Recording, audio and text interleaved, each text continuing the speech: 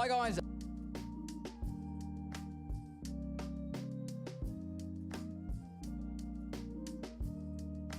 Sorry about that.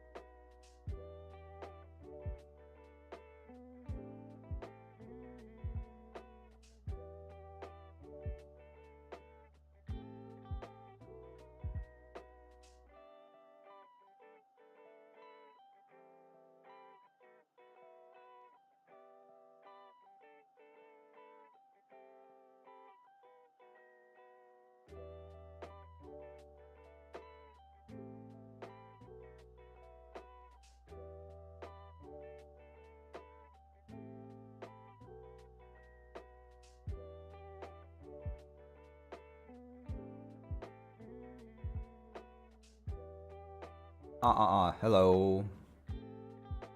Hello, guys. Hello, Sab. Hello, Firespace. Hello, Goggle. Hello, Boodoo.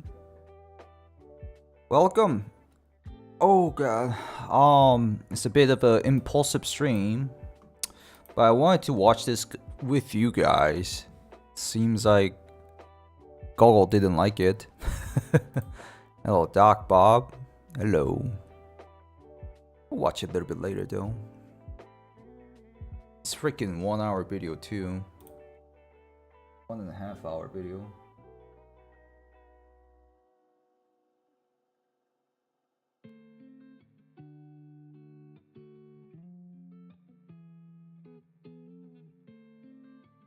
What did Nikita say?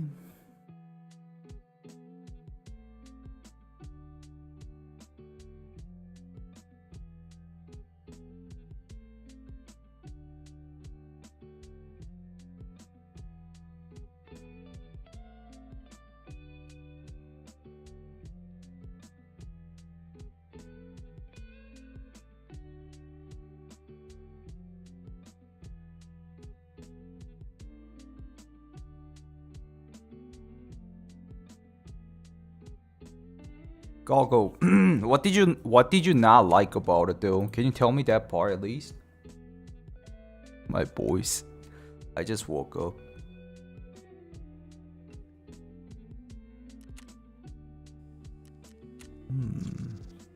Oh no, really?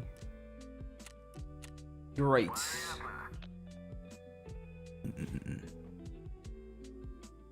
2-hour review video of the 1 hour interviewing. No, I don't think I'm gonna do it. I might, but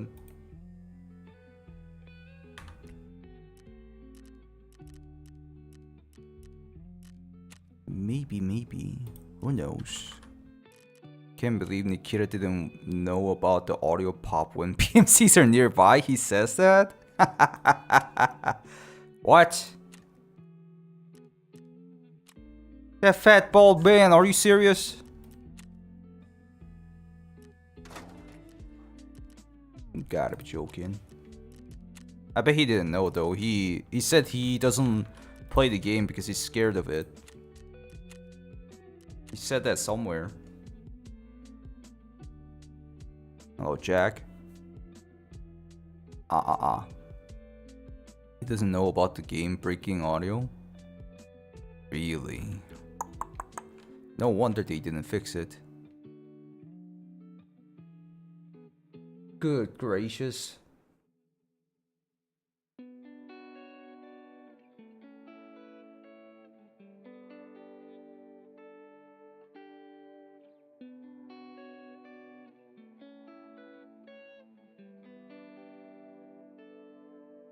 I'll watch a bit later. Freaking 1 hour though. 1 hour and a half. A lot of questions, eh?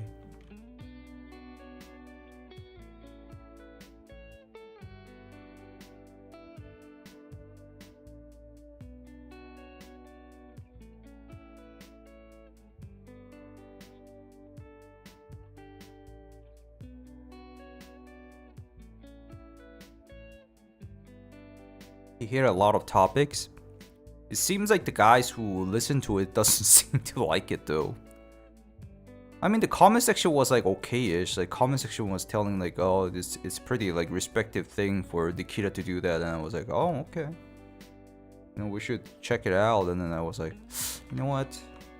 Like I watched like until here or something, like where Nikita and Pestley like meets up, and then I was like, you know what? Let's watch it with like my viewers, but my viewers seem to not like it. No plan for more intrusive anti-cheat due to the performance hit. Really, DMA cheaters will only get detected if BattleEye has the firmware detected. BattleEye has the firmware detected. Aren't all the purposes of DMA is to not get detected with the firmware or whatever it is? Hey, what can I do, bro? What can I do? Really? But I know a lot of people does not want like intrusive anti-cheats. And that part is understandable, I think.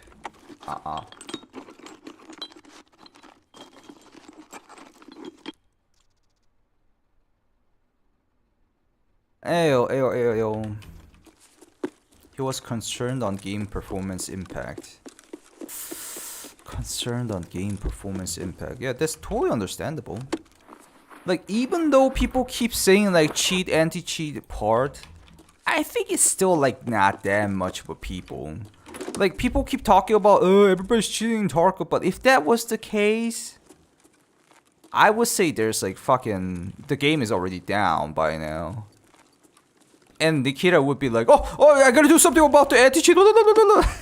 But they're not doing that, so it's kind of obvious they're not on that position. It's just like there's some cheaters and then it's some problem, but not that big of a deal. Like, I don't know. That's my thought.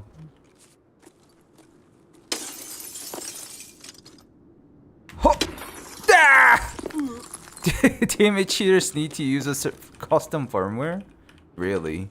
They usually pay someone to get the custom ones so they don't get detected, but usually they use available firmware. Okay. Come on, really? But how do you know that well, dog sushi?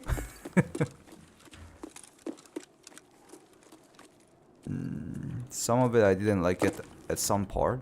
Of course you guys will not like all the parts. It's obvious thing. But I'm curious about which part you guys didn't like. Fuck! It's already open. Good. I wasted my whole time. Good. That's why I need to check here first. And then go to the freaking jumpy. Oh, you're in cybersecurity? Okay. Gotcha. It's such a big invasion in privacy, it was never going to happen. But aren't some games already are doing that? Like, I don't know, Valorant? I still don't know. I think it's better than it was before. I have a lot of good fights. Oh yeah, I think so too. Like the ban wave is effective, even though people are like, why are the obvious cheaters not getting banned? No, I think it's the ban wave and it's working pretty well, in my opinion at least. Oh, my bad. Only part I did not like was when he was saying he is coming out with another game. He got another game? Is it Russian 2077? I gotta watch this. Valorant in particular use invasive anti-cheat? Yeah, that's what I heard. Those games are known. What the fuck, bro? Why you suka yobu nashua, hmm?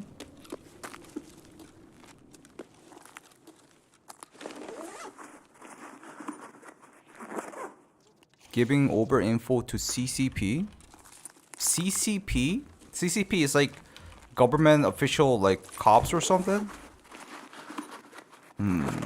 I guess Russia cannot sell that to like a really expensive customers, so they're not doing it. Tencent Ace and Valorant anti-cheat, easy anti-cheat are the best for detecting DMA cheaters, really. But why? Is it because they're intrusive?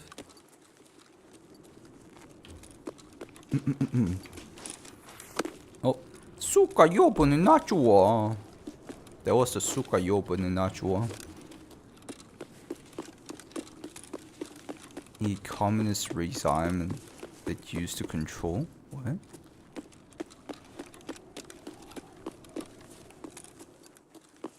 Running streets in daytime is no good for me. Yeah, you can see me on nighttime, but if I want fight, I go daytime. What is CCP? Chinese government?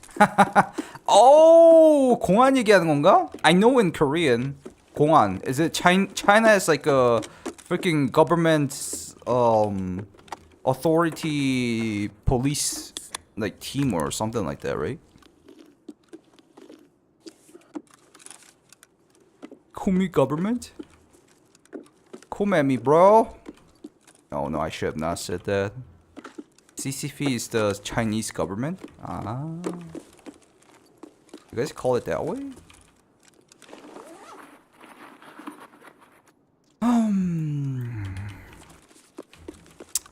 Well. Difficult things in difficult communist countries, I guess.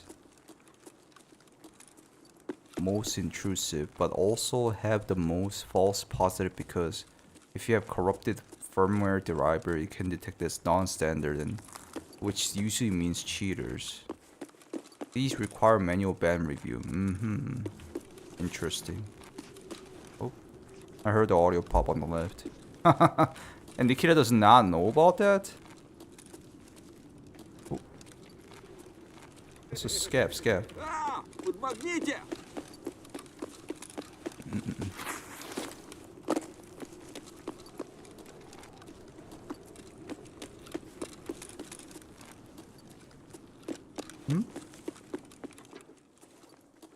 Is it time again? Time for what?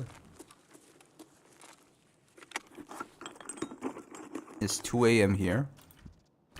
It's 10 a.m. for me. I don't know. This is impulsive stream.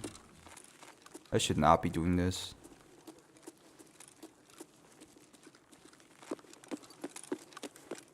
Nikita says the audio pop is definitely a bug. Yeah, obviously it's a bug.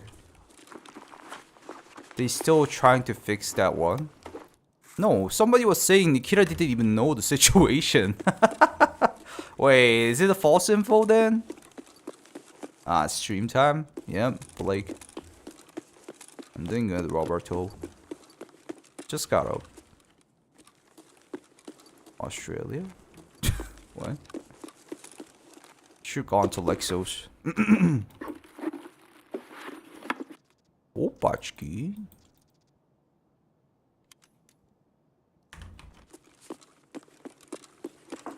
Nikita said they use Reddit as a form of seeing how community feels. Reddit? Okay. I mean, I think they should look into everything, not only Reddit. Reddit might be the worst, to be honest. I don't know, maybe I should look into Reddit a little bit more. Is Reddit like pretty... It does have the fastest info though. I think it is. It says 10 a.m. where you're at. It's Australia. It is on. I'm in Korea. It does have a similar like vertical angle, should I say? They said everything, but they said they looked. Huh? They look at the detailed posts the most. Oh yeah, definitely you should do that. Because those are the ones that actually are dedicated. Not like there's cheaters everywhere. one just one freaking sentence saying there's cheaters everywhere. Better than reading that, you would read, oh, there's like this situation happening, which is like happening on this location and at this time, and I'm kind of concerned about it. Maybe the possible fix might be this, like that, or like that, you know. Or would you read a comment saying cheaters everywhere? He said, oh yeah. He said he pays attention to a lot of places for community feedback, does he? I'm getting spoiled.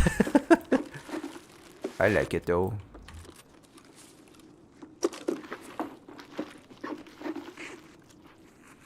You're being a smartass? No, not really. Can I have your bag, bro? Interesting. Definitely interesting. 인터뷰지가 프랙 찬스를 없앤다는 게 파편의 확률만 하는 걸까요? 아니면 아직 안 봐서 모르겠는데요? Frag chance? Somebody asked frag chance. Frag chance is definitely 파편의 확률. Fragment chance, not a demolition or like a bomb. No, I think it's definitely fragment if it's frag chance.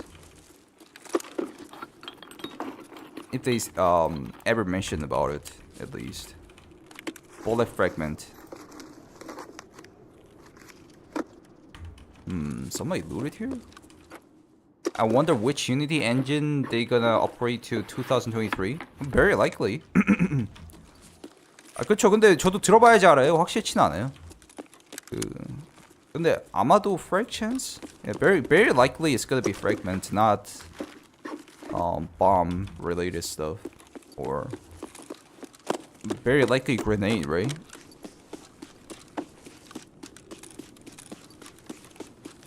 We gotta watch it quick. The wind is blowing so hard.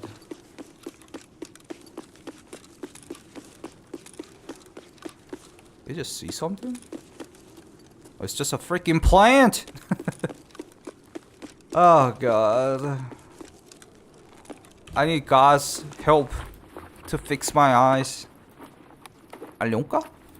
Oh, PP ammo. What was this ammo? Is that T ammo? Oh, bro, are you serious? What? Wait, give me a sec. Oh, that's the wait. I put the PPBS ammo there? Oh, it's FMJ.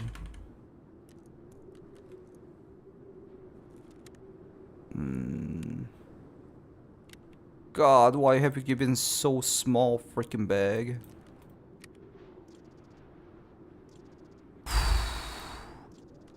Ah, so fun this game is.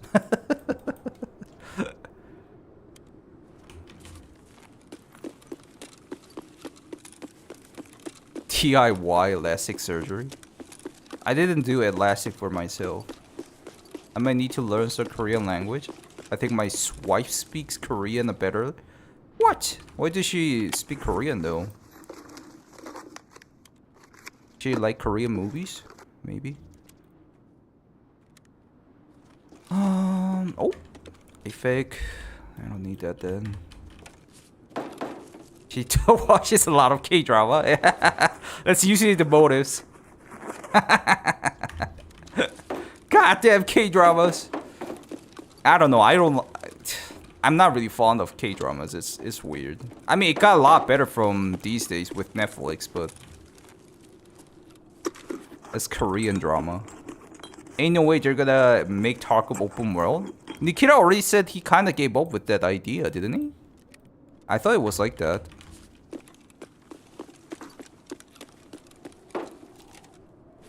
Are they still working on that? I don't think so.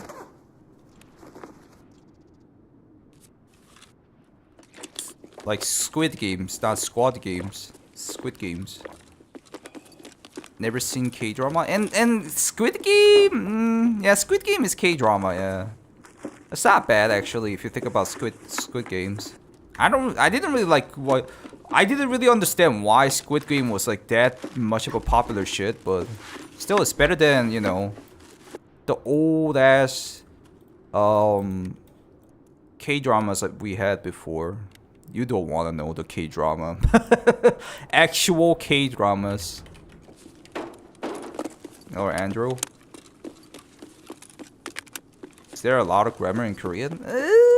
Yeah. There's like a upper saying a lot. Like, how do I say it? When you talk to the older person, there's like a older or higher authority person. There's like a way of saying it. It's pretty annoying. A little slap. In English, you just gotta say sir, but in Korea, you have to say it like in a different way, which is not that difficult, but nothing to loot really. You're not gonna make Tarkov open world, but I'm interconnected. I don't know what he by say that.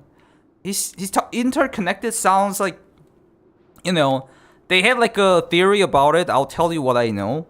The map right now in Tarkov looks like one linear line.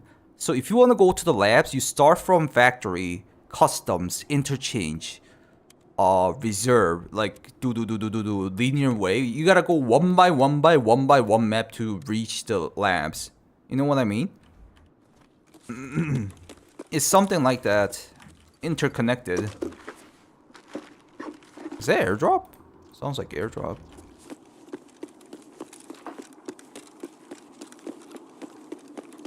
It seemed iffy. He said it was extremely hard, but it's possible for them to do a few maps together, and from how I interpreted it. I'll try to listen to it. I didn't listen to the whole thing yet. 인터뷰 영상 요약 영상이요? 요약 영상? 더 길게 만들 수도 있는데.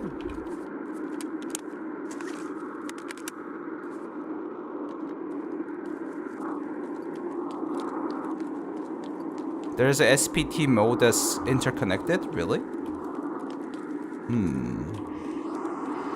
There's a drop-in. Oh, that is way too far. I'm not gonna go for that. Ah.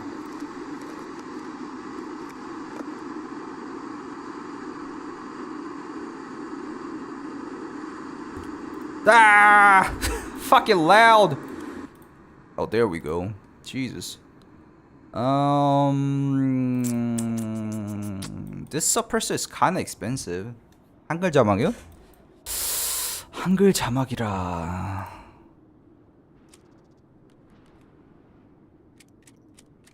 예.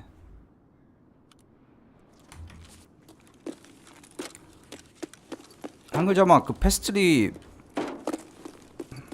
Does Pestily have subtitle? I bet he does. I haven't either. That's about where I stopped. Okay. Why did you guys all stop watching? I guess it's like too long for like majority of people to watch it.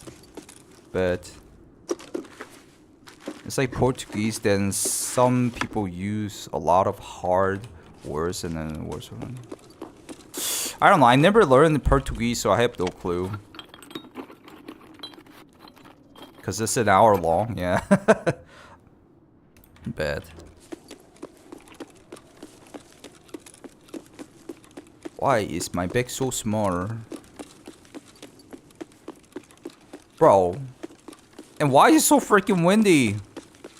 Every single raid is so windy. Or is it because it's nighttime? It's so loud. I'm gonna check some quarantine spawns and dip, I guess. You need the breaks in between? Oh, definitely. So, from what I heard, it's basically what people didn't like about is the anti-cheat part. They're not gonna go intrusive because it's gonna affect the game performance. And Nikita does not know about the audio problem. Funny, funny. Leslie ain't too most entertaining. I think he's a pretty good entertainer. It's just that you cannot make it into a freaking 1 hour half. And like after they get like bunch of like subscribers on YouTube, subscribers, it's kind of hard to say like, the kid fucking sucks. You can't say that. I think that's the main reason.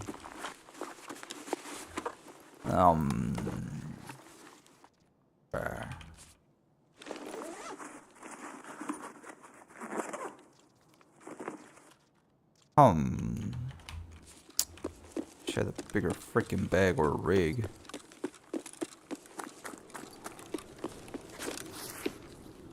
I have some tattoos. If I go to Korea holiday, I cover them. No, why would you do that, Drug? I mean, if you want to. I watched Noise Guys TLDR. I was thinking about watching that, but you know what? I want to see the like full context, at least for me. Oh fuck! It didn't spawn.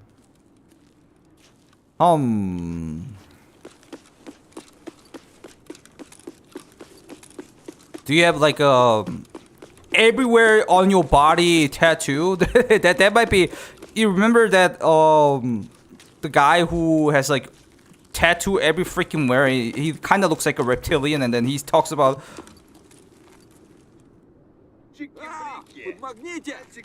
He kind of talks about he's like he wants to be like a teacher. If that's the case, maybe. Just saying it's not optimized to keeping the viewer's attention. No. Well, I'm gonna watch that though.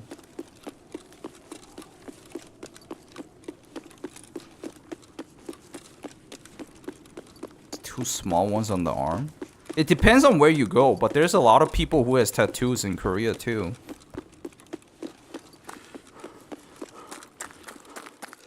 If you're gonna go Gangnam, no, not Gangnam, Itaewon. If you are going Itaewon, maybe you don't have to care about tattoo at all. But if it's like small ones, you don't have to care in the first place. Like what I just said is the only thing you need to matter, I think. If you have it like everywhere. I saw someone on TikTok saying that you should in Korea and Japan because of gangs. No. What?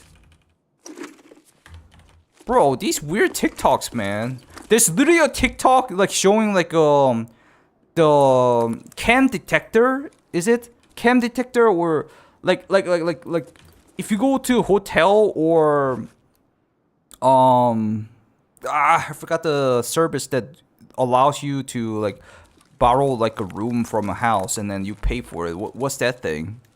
Guys, I forgot. It's not hotels.com. It's anyways, in Korea there was like a big rumor. Yeah, Airbnb, thank you, Emperor Bolo. Like there was a TikTok video. If you go to Korean Airbnb, you should have a cam detector and then beep beep beep beep beep. See? They're spying on you or they're trying to make a porn video out of you or something like that. I'm like, what the fuck is this TikTok video?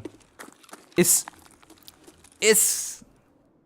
just my opinion. I think it's like one of the radical feminists making those TikTok videos and posting it all over the world.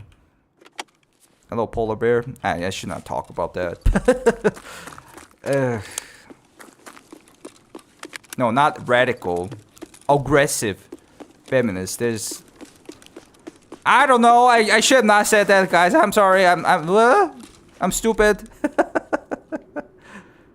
Always in a different country they have that shit. Fucking assholes, man. I mean, there must be someone who does that, who actually like plans shit like that and then be weirdos, I bet. But like, they named the freaking whole TikTok video Korean Airbnb. Be careful. And I'm like, what? That's not even Korea, like, as far as I can see. Making Korea look bad. That, like, I don't know, Drug Modes. It kind of sounds like it's something similar to that. Because, like, you have to hide your tattoo to go to Korea or Japan because of the gang. I mean, if you exactly have the same gang tattoo, I bet. But, like, except that, I have no clue why would somebody say that. I don't know. It's a bit weird for me. It's mainly because the anti-Yakuza laws, it's all? What?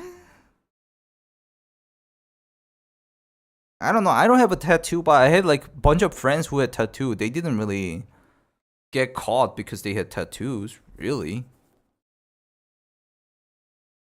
Yep, honk. Do check out the link from the chat command. You haven't seen Germany Airbnb? I don't have any tattoo that looks like a gang. I don't know. I mean, if you're worried, you should cover it. I guess. Like, to be honest, I don't ever go outside, bro. We gotta think of that part. But yeah, in my knowledge, it doesn't really matter. Let's check out the Pestries. Pestry, our good bald man. I should not say that. I don't know why I'm saying that. Bald people are funny though. What? Fuck! I didn't say that, guys. Let's go.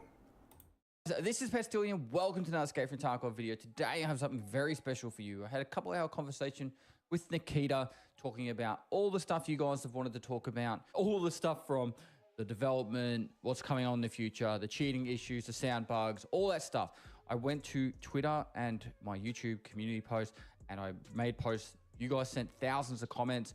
I didn't even know this. Like, this is really appreciable in my opinion. Someone commented on Reddit, and so I read all those ones too. I try to give everyone a voice. No matter, you know, if you were someone had never heard of before or a big content creator, I try to give everyone a voice to give as much, you know, opportunity for people to be heard. And that was really the whole point of the conversation. Very good. It's not really an interview, it's more of a conversation. So some parts of the interview, it's literally just Nikita writing notes. And you'll see him write a lot of notes. And we had a little bit of a discussion after the recordings just to go over, like, was it worthwhile and all that. And he said there was a lot of great points brought up. I think itself, like what Pestily said, that like if Nikita is actually doing that, it's already like pretty good, really good thing compared to like all the other games. And he took lots of notes, which you'll see. It's broken up into two parts. It was getting quite late on the first night, so we decided to take a break and then finish the second half. That's why it's recorded in two different parts. And so, you know, there's literally two different recordings. And I'll put some of my thoughts at the end if you guys are interested or not. So, without further ado, let's crack straight into it. So I wrote out on Twitter and YouTube, and then also people came out on Reddit talking about this chat. So I literally read thousands of comments. There was similar hairline. I want to emphasize right now that why do I keep doing this? That were saying that they really love the game, and make sure you know that. And a lot of these comments were just coming out of, like, you know, things that have pissed people off or upset people over the time, or just like the questions about, like, they want to know what's going on and stuff. So there was a lot, and I've tried my best to streamline it all as much as possible. I think what we've seen in the past is we've had every time that Escape from Tarkov is like going through highs and lows and all that, Battlestate games kind of all of a sudden, like, they'll start off with really great communication, and you guys, like, you will take stuff with really great communication. And then I think what happens is you end up getting really busy with work. Yeah, obviously. So focused on making the game that people kind of forget, or they feel like you guys forget about the community. Yeah. People always think like, Goat uploaded a video and then it blew up. So they're only talking about they're talking about the cheat and anti-cheat for like a couple of days after that, or a couple of months, and then they do not care or something like that. It's kind of true, because like they did start reposting the ban waves recently, after like Goat's video. Before that, they didn't really post it. Or actually, come to think of it, they actually did. They just posted it on Twitter. So no, they started to post on Twitter. Before that, they didn't post on Twitter. They posted somewhere else or something like that.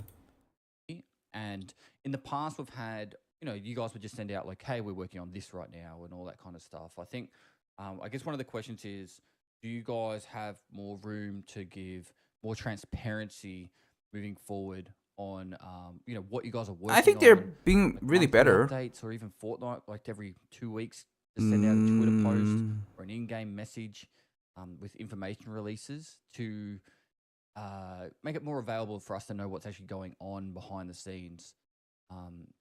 Because I feel like This video sound really low. Oh, increase it. one of the biggest grievances, I think, is people feel like you guys just take the community for granted and that there's not enough communication coming out of Battlestate games. Of course, they're not taking it like this, because literally it's all about, so everything, single thing that we try to do and we plan to do it, everything revolves around the community, what they want, the quality of life things, the additional, I think, for example, we plan starting to release the big like tutorials about the game. Like they done really great for those who are still struggling, for the newcomers and everything.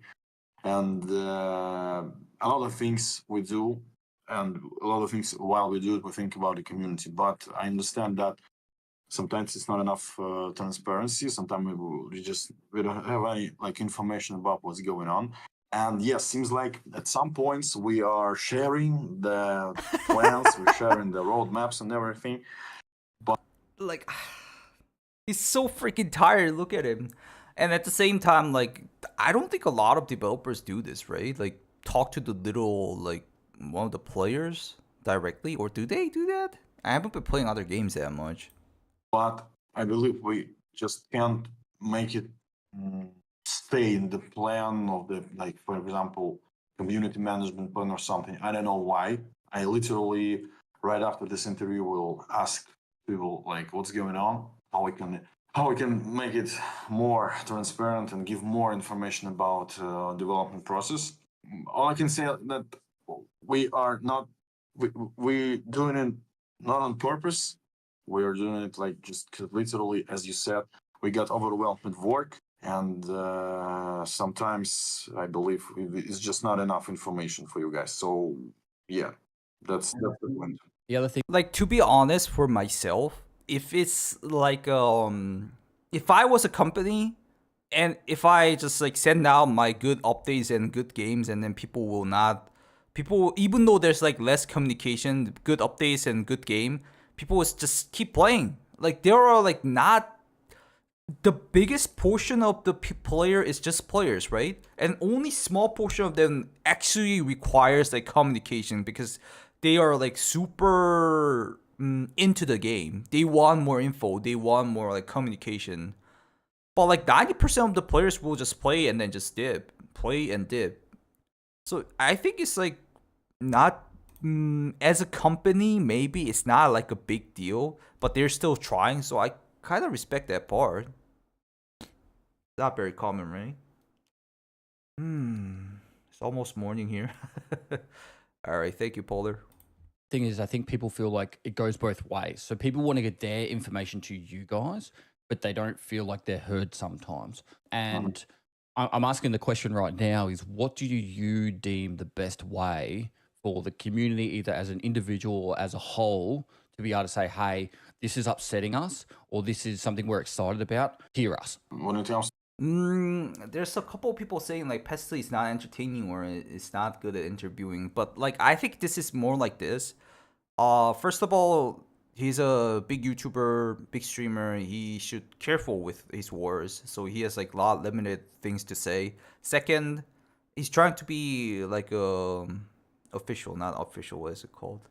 Formal about the situation and ask the most question out of him, because he literally had like so many responses from Reddit, from Twitter, from YouTube comment, or whatever, like the source he got. There was like tons of the comments that what people wanted to ask Nikita, and then he needs to ask all of them. Like, it's gonna be difficult for him to interview. He's not an interviewer. He's just a dude who streams and YouTubes. I know a better interviewer might be better or whatever, but I think just doing this, like, I don't think there's a lot of people who has a chance to do this position. Maybe Noise Guy. No, I'm not gonna do an interview with him. I don't know. I don't think Nikita likes me anymore. Anyways, is it cheap to visit Korea? Not really. I think. Honestly, I think the only communication everyone wants is the anti-cheat updates. That might be it on our community, Bolo. Maybe because I make a lot of cheater exposed videos. But like the majority of the people, or am I exaggerating or am I being biased? But I still don't think there's like really a lot of people who cares about the cheaters. Like I know there are a lot of people, but compared to the whole player base, I don't think so. That's what I'm saying. So some problems in the game or some imperfections or some like broken stuff, usually it's pretty fast. So the signals go pretty fast. So literally we know about like something is really bad pretty quick. Because literally there's a lot of people in the community, there's a lot of chats, there's a lot of places where Really, Nikita, but what about the audio pop and also the invisible players? He just said like he knows it very quick. Let's listen to it more. Maybe he can't solve it right away. people can say about like what's going on, and also the support. So some information is getting through. It's like the crucial information about some broken stuff, like 97% of the information goes through, and it seems okay. So I'm not sure how we could make a thing. So literally all of the community have an option to speak it out loud and like send the information with a 100% chance that it will be received. I don't know how we could do it because literally the community is millions of people. Yeah. So I've got a few points to bring up that might help, but also reiterate stuff you've said in the past. So you've said that when people do like detailed Reddit posts and stuff like that, you guys read it. So like say someone writes a big Reddit post on an issue within the game, and if it's well written and detailed, you guys hear it and you read it. Is that something that you like obviously still use and stuff like that, or YouTube videos and stuff like that? So people that don't have a voice normally, like they're not a content creator, but they use Reddit. Is that still something you guys pay attention to? Of course, like we pay attention to Reddit, we pay attention to YouTube, and we try to react pretty hasty, because literally again we're not doing it on purpose. Like we are sitting there and just like doing stuff. Of course, we're trying to fix as fast as possible, but sometimes we got overloaded, and sometimes I mean constantly. Actually, we constantly get overloaded, and sometimes it's just like unbearable amount of work. And when it comes to some kind of big problem that got like away from us, but it kind of popped in the community, of course, we instantly trying to recalibrate our priorities and everything. So yeah, like still like the voices can be heard on the like popular platforms. We are like we see it instantly, like the links going through, and we use that for sure. Yeah. Do you know the game? I mean, I don't know. Nikita babbles too much. Babble or like, how should I say it? Like he talks the same thing over and over too much. 17% goes through. Wow. No, was he saying 70%? He says like 97% or something like that. I thought he was saying that. Or was he saying 19 to 17%? It's kind of hard to understand. I'll read the chat real quick. I was really hoping Pestly would ask about the Steam release. They don't plan to do it as far as I know though. So that might be the reason why Pestly didn't ask. No.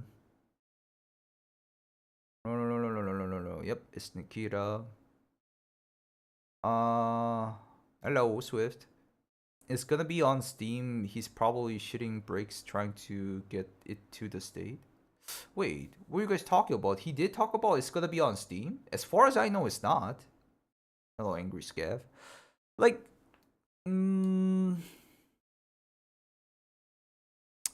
anyways, The part we just listened is that Nikita just listened to the Reddit post, which is more normal, more general audience, not like a content creators. I think it's really good they do that. It's really good compared to listening to the content creators. Like content creators, they have big voice. Like for example, I'm not that big, but like I do have like bigger voice than like normal people. It's normal. Like I don't know why you guys don't like the normal term. Like I'm just saying that in majority of the people, the general audience. But anyways, they their opinions are more important actually. I know content creators play the game for freaking 5,000 hours, 6,000 hours, but that means they're freaking they play 5,000 hours and 6,000 hours. It's really small portion of the gamers, and their information is valid and important, but maybe like weight them as same as others. It's gonna be difficult, but anyways, so, as far as I know, they've always maintained they were going to. Really, he said a long time ago, but we already know he's a wisely liar. You can say it's a liar, but like he does change his mind a lot. Yes, they could have changed. I don't think they're gonna post it on the Steam, but if they said so, I guess it might happen. I don't know. I don't have like a clip of them saying it's gonna be on Steam. I never seen it, or in my memory at least. All right. RuneScape. Yes. I've never played it, which RuneScape. is a shocking thing to a lot of people. But inside that game, they actually have a polling system for the active player base. Oh, and wow. I always thought it's a very interesting thing that if you guys could put some sort of polling system from within the game, Yeah. you would be able to We hear the planned that. voice of the people that are actually playing the game. They're not someone who hasn't played the game in 3 years who's like pissed off about the game or whatever, or they've they don't have the game installed anymore. You could literally ask like, are you happy with the boss spawn percentages? Are you happy with like, and very simple questions, and people can just do it on the main menu, and it's just a yes or no. You don't have to keep them really.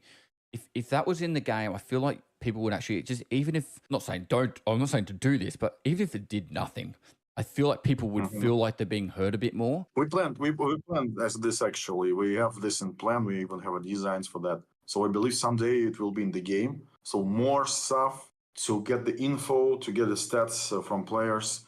So it's plan. We plan the polls in the launcher. We plan the polls in the game. So eventually, for the release, we will increase the amount of tools which will allow you to share your information easily with us and our information easily with you too. So yeah, it's planned. Like just to mention, still what's going on right now, we are working on a release, and it means that we are polishing the game, we're adding stuff, we're polishing stuff. It will not be something that the game changing stuff and everything. It's more like about the actual completing the game, making it like stable, solid, and this is it. And that's why some of the tools are still not in the game, so we will need to push it through this year. So yeah. And This can be shortened a lot, the interview. Like, Nikita keeps on talking about completing the game. He's obsessed with it right now, so he keeps on talking about it. But what the point was is that Pestily asked, can we have a poll in the game? And Nikita said, yes, we might. That's about it. I don't think there's going to be a lot of point about doing it. They do a poll, and then the result is shown, and then they don't change or people whine about it. I don't think the poll will do that much. Maybe it will be interesting to see at least. And the reason why I'm discussing this in such detail is there was a lot of questions about communication. And so that's why, like, I'm not trying to be like annoying and be like, Nikita, talk to us more. But if I don't bring up this stuff, I feel like this is the backbone of like probably a lot of people's either, just thought processes when it comes to Escape from Tarkov. It's like, oh, we don't even know what's happening. So I don't know if it's possible, but if you could organize a way to even just have like a monthly breakdown of what's been going on, or even just you just do like a Tarkov TV but less formal, just jump on a Twitter, like there's like those Twitter things where you can talk and no one else can talk. and you can just talk about what's been going on. I think that would probably go a long Basically, way with just community helping manager. people feel like they're being heard, or at least know what's going on, because this community is one of the most passionate communities of video games I have ever heard of. It they love it, but they're very passionate. Let's use that. Yeah, I understand that. They love Passionate, it and they hate it, and it's like aka one a step bit forward, negative. one step back. At first you love the game, then you hate it, then you love it again. I totally get it. I'm 10 years already in that, so I can feel that. This is how it works. This is how it was done, and of course, not everybody will be happy, but hopefully we will decrease the number of unhappy people by adding stuff what you need, fixing stuff what is needed, and everything. So yeah, as always, we will try to do it, because literally the release is not one of the important things. It's the most important thing actually, and that's why we need. See, he's keep talking about the full release. He's so obsessed with it. Look at his freaking face. He's not in the status to do the really like Q&A. To be honest, I think. I bet he's busy, so he couldn't make a time. Or like he's the best person to talk to, right? Like, no, he's not under substances. He's definitely on the coffee too. He's definitely drinking a lot of coffee. My man is tired. Yeah, like the guy is like, I don't know. Like personally, that's what I'm thinking about the interview. He's so obsessed with the full release, and he's so tired. I don't think it's the best timing for him to do the interview, because he keeps on saying the same thing over and over again. We need to do the full release. The full release is gonna do something. But yeah, let's watch him more. It's kind of getting repetitive though already. Only 10 minutes. I mean, I'm not saying like it's a Pesti's bad, Nikita's bad. It's just like the situation, it seems. Autopilot mod. I played OSRS and it was super helpful about the poll. Even with the updates, we didn't want pushed. We can just shut down the poll and the majority would win. And did it actually end up being updated like that? I don't know. I never played OSRS. To force a lot of things in, really like a lot of stuff need to be done, and okay. It must be good. It must be good, because we need to point the exclamation mark after the escape from Tarkov, not like the comma or something, or like it must be done like really good. Yeah. Moving on. Roadmap. So, what does 2024 look like, and when's the wipes? This is a big question. I've got a lot of points for this. So, the wipe will be in summer, and the next one will be in the end of the year. So wait, really? He's gonna wipe at summer and the end of the year? That's not that far away then. Very likely they're gonna wipe on June and December. Huh. Okay. I thought the wipe will be longer because they want to fully release the game. I guess they're gonna wipe multiple times and then full release the game. They talked about they want to full release the game this year. All right. So this year is more about the inner stuff. So literally, we do a lot of stuff for the release.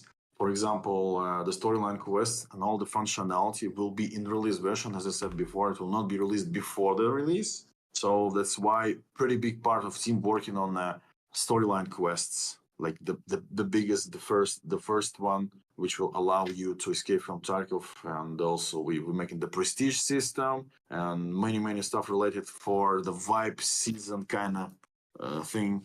And so big part of work is related to that. Also the graphics rework will be released earlier just to test it. Other than that, there's a lot of features and polishing, but not as much as it was in the last year, the year before. So mostly it's about polishing, I guess, fixing and adding something to the game. I cannot disclose everything right now, because literally I plan to do it on the Tarkov TV. Yeah, but something like that. So we are focusing on the release, and there's a lot of stuff purely for the release only. So that's why you don't have you only to wait for the release. Yeah. So yeah, it sounds like people are gonna whine more. Because it sounds like summer and winter wipe, but definitely they're not gonna add too much stuff. They're gonna do the inner stuff like graphics upgrade and like the full release preparation, not an actual like oh, we added more boss, we added more map, we added more updates. It's not gonna be like that. And people are gonna whine about, there's no content, bruh. I can't really see that's gonna happen. Oh, my back. All right. Will we get another roadmap, or could we get another roadmap for what this year looks like? Cool. Yeah, we'll definitely bring in the new roadmap for sure. What new features and game mechanics are meant to be released with or before 1.0? Again, you will see that. I will show you. Okay. I cannot disclose. Like, literally, it's not too much, but still, I cannot disclose them. So okay, I'm gonna keep pushing you on everything. So a lot of people are asking what the finished product will look like. So one of the big questions is, will the maps be connected, and or will it be open world? Yeah, they will be connected for sure. Open world is not the thing for the release for sure. It's too much. Yeah, so they will be connected because literally the first connection that we're like actually doing it for the last location, for the terminal location. Yeah, and it will be just so everyone at home knows. So, like, this is what I was talking at earlier, and I think it was from Noise Guy who talked about it, or maybe from Nikita himself. So if you go to the map, you can see it became linear now, right? It used to be like spread out like a web, but now it's linear. So what the idea of the full release is that if the game is full release, if you want to go to the lab, you need to go from terminal to shoreline to lighthouse to reserve to and ground zero, and then finally enter the lab, something like that. Like so you cannot like choose the map to go right away, or if you want to go to lab, you gotta go like consequentially or sequentially. What I'm just got a hunch is that you start from ground zero as a maybe the subject or like the PMC in ground zero, because below level 20 you get to go ground zero first, right?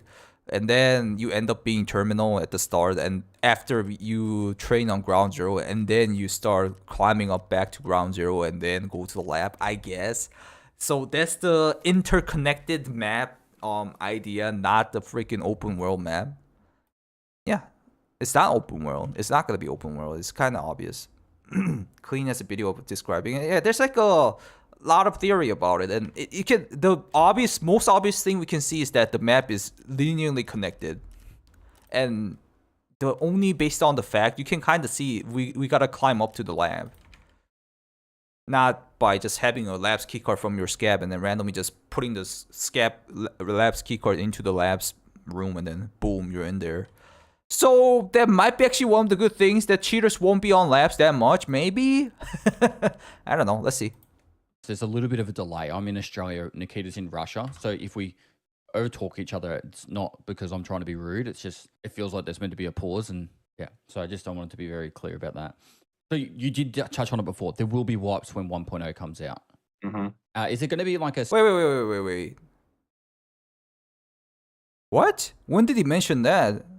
I thought there was going to be no wipes. Wait, what? Because Nikita last year said he's gonna close the full circle thing, the wipe thing. And then just now, Pesley asked after the 1.0 release, there's still gonna be wipe, and he said, Oh yeah, wipes are gonna be seasons. That's what I was thinking too. But he clearly said he's gonna close the circulation or something like that. So I thought he was also mentioning that wipes are gonna be gone. So I was a little bit confused, but I guess they're gonna do the seasonal servers like Diablo or Path of Exile. You have like standard server which never wipes, and another server which does like a seasonal wipes. And maybe the seasonal thing is based on like actual seasons. Wait. It's just my random thought, but is it like 4 months season? Is it gonna be like that? Because 4 months wipe, because we have summer, winter, spring, fall, like that's ambient things going on the game right now. If you go into the game, there's like snow, or right now we're at spring. Are they doing that? Are they gonna do that? We'll see. 3 months wipes. Ah yeah, 3 months, my bad. I suck at math. 3 months are short. I completely get it and manual, but like at the same time they might be if you are fed up with 3 months wipe, you can just go to the standard server, which never wipes. You know, I would like 3 months as a dude who does content creation. You know. All right, let's watch more. Seasonal, like there's the standard There will Path be of several Exile. profiles. There will be several profiles. There will be main account without wipes and the seasonal account with prestige system. So the prestige system is pretty big thing actually, pretty big. It will give you not only like the count of number you escape from Tarkov, you completed the wipes, but also it will give you a lot of unique stuff, and that's why we're forcing it also for the release. So the prestige system will be pretty big thing. Yeah, and there will be wipes. Prestige There will be system. wipes, and we will like wipe for us. Like it all will be connected with the prestige system. How exactly it will be connected, we are still thinking about it. But I think you will need to escape from Tarkov every single wipe. If you are escaped, completed the whole mission, the quest, and you like. I think I know where they're getting at. Give me a sec. You got one of the several endings, by the way, and you will receive like the point. You will receive the prestige point, and you will receive a lot of bonuses, a lot of cool stuff that will keep with you during wipes. So it's pretty interesting stuff. Are they Guys, I've been saying that Path of Exile and Tarkov has a lot of similarity. I might be still wrong, but it kind of sounds like if you guys ever play Path of Exile or even Diablo, there's X, right? There's like a full storyline. Oh, maybe already somebody has said this, but like it sounds like Nikita is trying to do like an X or storyline quest first, and then after that you can, as an end game content, you can go everywhere. Like in Path of Exile, there's like a storyline X where you go from like Act 1 to Act 10, and if you finish that, you can start doing like mapping. It's called the end game content, and from the mapping is the actual game start. And you gear up like super high, and then you go to like super dangerous enemies on the end game on the mapping status after the whole storyline is done. And I think Nikita is trying to mention that he's gonna do like a whole storyline in Tarkov, escaping from Tarkov. And then after that, so for example, at the start of the wipe, you need to start from terminal and then finish up to the lamps, finishing escaping from the Tarkov. Maybe a lighthouse though. Isn't Lightkeeper supposed to be the like extract of the Tarkov? But anyways, after you escape from Tarkov, but you can get back in after the game has ended, the whole storyline, and then play more for end game content. And there's gonna be like a lot more component into it. Literally, Path of Exile only had Act 1 to Act 10 storyline only a long time ago, and then they started to add like more content, and it became a game like this, the current status, like bunch of like new contents after the end game. And I think the kid is trying to mention that. I don't know. I should have like organized that thought a little bit more and then say it, but kind of sounds like that. No? No, Blake, I should read that actually. I never read the Tarkov books. Brief synopsis of the books. Is it? But is it needed?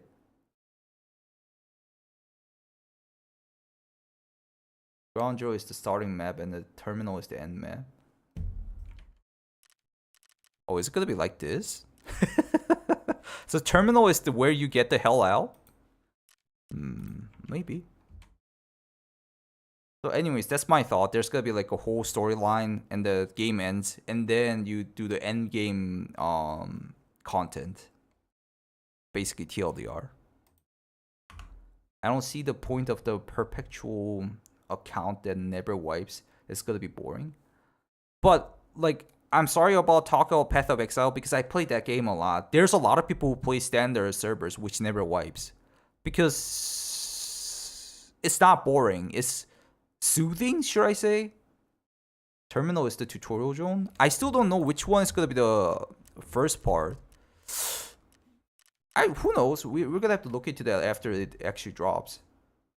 That makes the most map sense wise. Yeah, I get the logic. The terminal is gonna be the extraction of Tarkov, but at the same time, the labs is the end game part. Like the very last part. So it kind of looks like climbing up and going back down, maybe?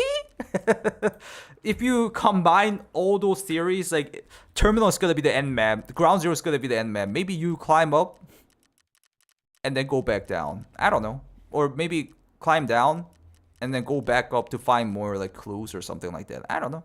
We'll have to see.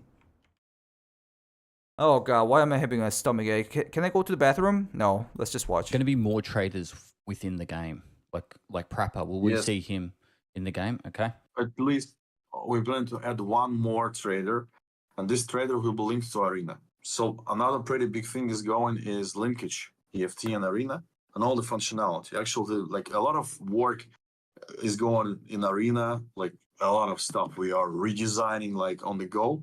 And one of the main features that we want to add pretty soon is the linkage for the EFT and the ability to pair stuff between accounts. So it's also a pretty big thing. And we will add special trader for that. So we'll need to earn special items, special like credit thing. I thought it was Lightkeeper. Something like that. Okay. And we'll be able to spend it in EFT. All right. So it will be another source of income with a unique trader. Wait. That sounds like there's gonna be a trader which can go over around Arena and Tarkov. So we already got Lightkeeper, but there's gonna be another trader who can go around the boundaries of Arena and Tarkov. It kind of sounds like that. I think like maybe the Arena owner, maybe. He also said there is a multiple endings. Yep, he did say that. Maybe he said terminal is going to be the single player zone. And oh, really? I didn't hear that. I don't know about that part. Shut up, Cat. The reason they could get away without wipes because they were adding the permadeath. I don't think they're gonna talk about the permadeath. Or can I link you a video to watch? I know you gaming's video. I'll check it later, Blake. But I don't think it's gonna be that important anymore. Cause like that's like a long time ago, and they changed a lot of things by now. And then they're gonna release the whole storyline based on the game, not from the Tarkov book. I don't think it's gonna be same. It's gonna be a lot different. Just watch. All right. Also, I should have said this at the very beginning. I forgot another discussion going on with Arena and Battlestar Games and Escape from, and Nikita and that. So I'm going to keep this focused on Escape from Tarkov because otherwise we will spend the rest of our lives talking. But it's good to bring it up. It's good to bring it up. I'm not saying not talk about it, but if there was a lot of questions about Arena as well, and I've got that separate for another conversation at another point in time. Okay. So yeah, the map terminal. What can you tell us about that? No. It's just it's just like it's ending location. It's not like the raid location. It will be kind of single player mission that we need to complete. That's it. Pretty unique functionality will be there. So we are trying to make it like dynamic and stuff. Again, to add something new for the EFT, to have such kind of mission. Again, every single thing that we do in the game, we plan to reuse. Like to add something like that in the future. For example, we will add BTR for the woods, and it will be pretty soon. That's cool. Now, somebody what BTR for what? What did he say? I heard him, but I don't understand what he said. BTR for woods? They already added that though. Wait. Is this interview before the BTR woods update? It might be like that. Oh, that kind of makes sense, right? Cause like, but like what I heard from him, it sounded like I don't know, influence. It sounded like Terminal is gonna be a single player map, and then you get to do like PvE. It sounds like it's gonna be the starting, right? I don't think it's gonna be the ending map. It's to be surely, and I'm not sure. Oh, this interview before update, yeah, it seems like he said end. Let me listen to it one more time. He said just then it's the ending map. I'm pretty sure, like 10 seconds ago. And that's it. Pretty unique functionality will also. talk about it. But if there was a lot of questions about Arena as well, and I've got that separate for a minute, what can you tell us about that? No, it's Nope. just the It's it's just like it's ending location. It's not like He says ending location, okay. the raid location. It will be kind of single player mission that we need to. So it's ending location but a single player mission? What? Really? I mean, huh? Isn't single player location sounds like most tutorial zone? He does says it's ending location, but it kind of sounds like it's gonna be the update at the last, so it's gonna be ending location, or maybe like the whole storyline ending location. I don't know which one is indicating. It's where you escape. That makes the most sense, but why would it be single player? What? Let's listen a little bit more. To complete, and that's it. Tricky unique functionality will also be there. So we are trying to make it like dynamic and stuff. Again, to add something new for the EFT, to have such kind of mission. Again, every single thing that we do in the game, we plan to reuse, like to add something like that in the future. For example, we will add BTR for the woods, and it will be pretty soon. That's cool. Now, some of the I don't know, like it sounds like he's making this place as an ending place. Yeah, overall, but I'm not 100% sure. It makes no sense. There's like 20 different PMCs to try to kill each other when they are all trying to escape. Oh, that kind of makes sense. Like what just said, I guess, yeah, that makes sense. So it's gonna be a bunch of like people who stops me from getting out from Tarky, who is like basically like the enemies, like the PBE. Yeah, I like the video. Let's watch. The other things that I'm bringing up is stuff for you brought up over the last few years, and just seeing if it's still coming. You don't have to go into too much detail if it is or not. It's up to you. But clans, alliances, corporations. I know in the roadmap of 2018 you said it was coming soon, but then you said later on it would be coming out after 1.0. Is that still on the? Most likely, yeah, it will come after 1.0 as a DLC, and yeah, like so, like again, the big functionality for that, because it's not like clan tag or something. It's like a lot of things in there. DLC clan. That's why we wanted to pack it up like a DLC. Unconscious state and the use of a defib in game. Still, like at the state of R&D, like a lot of stuff, like animations, like additional kind of stuff, advanced animations that were being done constantly. But I don't know when exactly we should actually implement it, because it's a game changer, okay. and it will bring a lot of testing, a lot of bugs and everything. So I think we'll add it someday, I guess, but we will see. So right. So he does have the unconsciousness state and the defibrillator like mechanics ready up to go, but he's just worried about it's gonna change the game whole mechanic.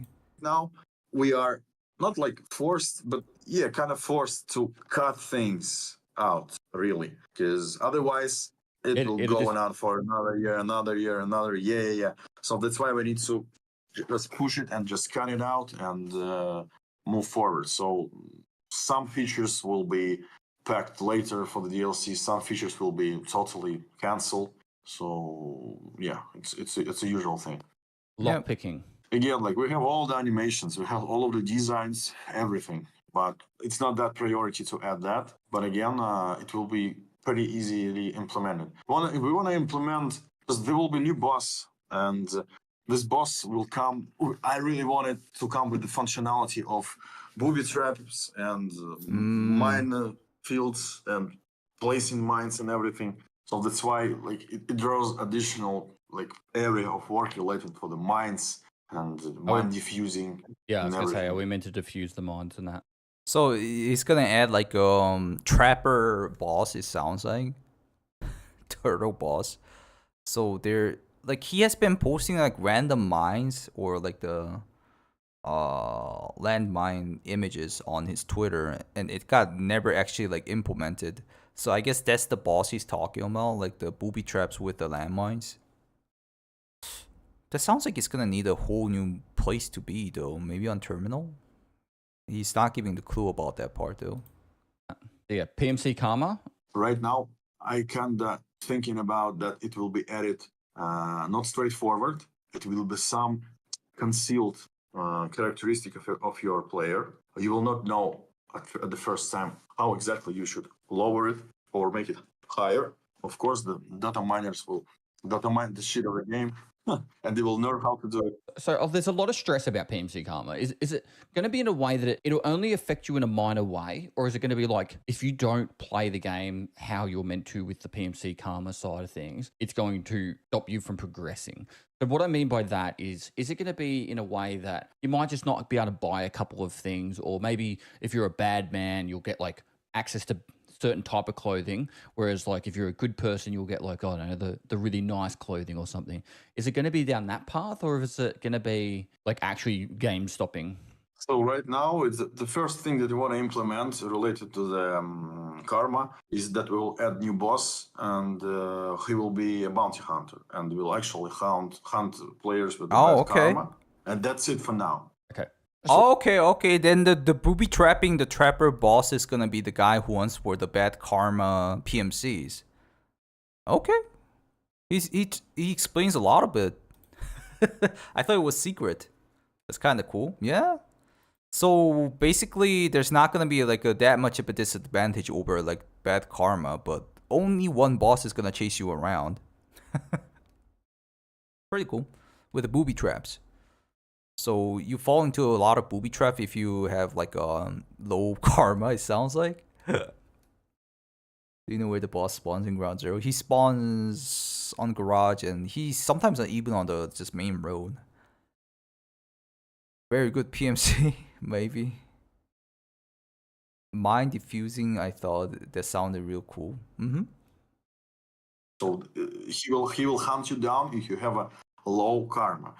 Like for example, if you will sit in the bushes too long at the extraction, it will count the negative karma. And what? For example? But it sounds like it's the biggest example. What? So if you're a rat extract camper, you get minus karma? That's kind of funny. So if you rat, the boss will chase you down and put on booby traps around you? I can kind of imagine what's gonna happen. Give me a sec. That's funny though. He's saying like, for example, it's not actually gonna be like that. For example, but I think he might actually do that. It sounds like So if you're a dude who like extract caps, like exit is right here. Exit. And there's a car right here. The car. And you're extract camping from here, like Immercom, yeah? And then all of a sudden, after like 5 minutes, the booby trap boss will come over and be like, you're a bad PMC boyo, and then he starts putting the freaking booby trap around it. I guess, right?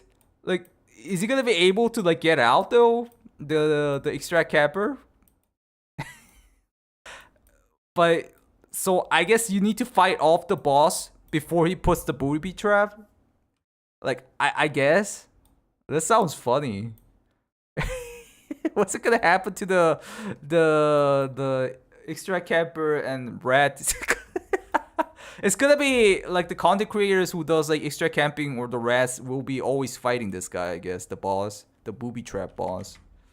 Maybe he has like a hunter feather on his head. Take D2. Oh my god, D2. Bad karma zone stars. That's funny. I like this part the most. I mean, I already said extract camping and ratting is like a method in the game. Obviously, it's fun. It's fun for people to do, or it gets angry if I get caught. I mean, if I get killed by the extract campers or rat. But this sounds funny. I would like that. We will have different things like that to lower it or get it higher. So yeah. Okay. We will test it out. But it will not be shown yet, because we will test it, we will see how it will go, and then we will implement it fully. That's all I've got for the roadmap side of things. I want to move on to the Unity update. What will it bring, and when are we going to expect it? This year for sure. We're still shifting it because we don't have time for like big chunks of work and big amount of testing related to that. So it's still planned for this year. I don't know the exact date, but it's planned for this year for sure. I'm not a game developer. I'm not a game developer too, but because of the Unity update, I think they're gonna delay the full release, in my opinion, because I think it's gonna be like that. Personally, imagine how many people are gonna read so they could do Jaeger quest. Oh, maybe people might have to do that to push yourself to fight the booby trap boss. Sounds funny, but what about PMC who that gets into the booby trap? Better system is just throw a flare and like maybe the pet karma just gives me a lot of questions. If you move around, you avoid bad karma. Who knows? I don't know about that detailed part, but like yeah, they don't test.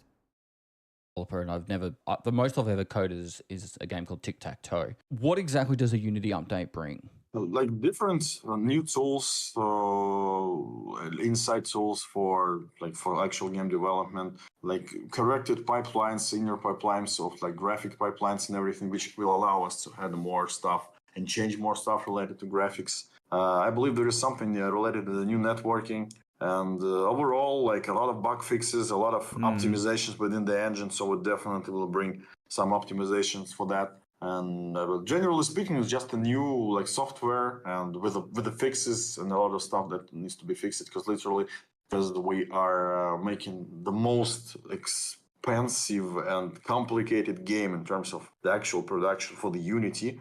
It's always a struggle for us to keep all of the scenes together loaded to work with it in the engine. And the new version, like eventually and logically, they fix stuff, they optimize stuff within the engine, within the editor, and it will run faster and it allow us to build faster, work faster. And generally speaking, it's just like an updated tool for that in general. Like I said, I'm not in development and I don't understand a lot about it, but I have an idea, I guess. If it brings a lot of optimization, like there is people out there at the moment that still can't play Streets, for example. Why, and I'm not trying to be rude, but why isn't getting to the latest version of Unity like the thing that you should try and get done first? No, it will not. It will not give like the huge impact. It will not give us like the huge performance boost for the Streets because Streets still getting optimized with our own hands, with our own tool that we built, and it's just about it. So it's just a really complicated, really big location that needs to be additionally optimized, like manually. And the new version of Unity will not give some like the big amount of optimization for that. Like I think it will be something like noticeable, but not too much. Because literally, we still need to do a lot of stuff by ourselves to optimize it. Okay. Like I said, I lost my words. I was gonna say something. What was it? God dang it. Let's just watch. I'm probably not the best person to be asking the questions, but it's probably also a good reason why I'm asking the questions because I don't know. Like, I don't understand how easy it is to just change to the next engine. So It's that's not easy. Yeah, I wouldn't deem it be easy, but I at least need to ask about it. So I'll move on to the next topic because I have a lot of things to talk about. I just remembered what I was trying to say. Pestly asked about why not use the latest engine. Like, it's kind of obvious that people don't use the latest engine because latest engine usually ends up having a problem, and a little bit like older engines have like more optimized like usage or it has like less bugs or something like that. That's what I thought, like in a quick manner.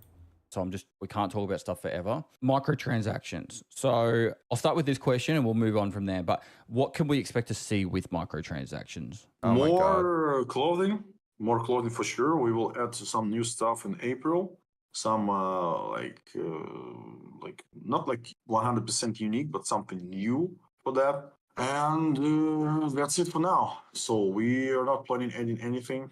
So we will add more clothing.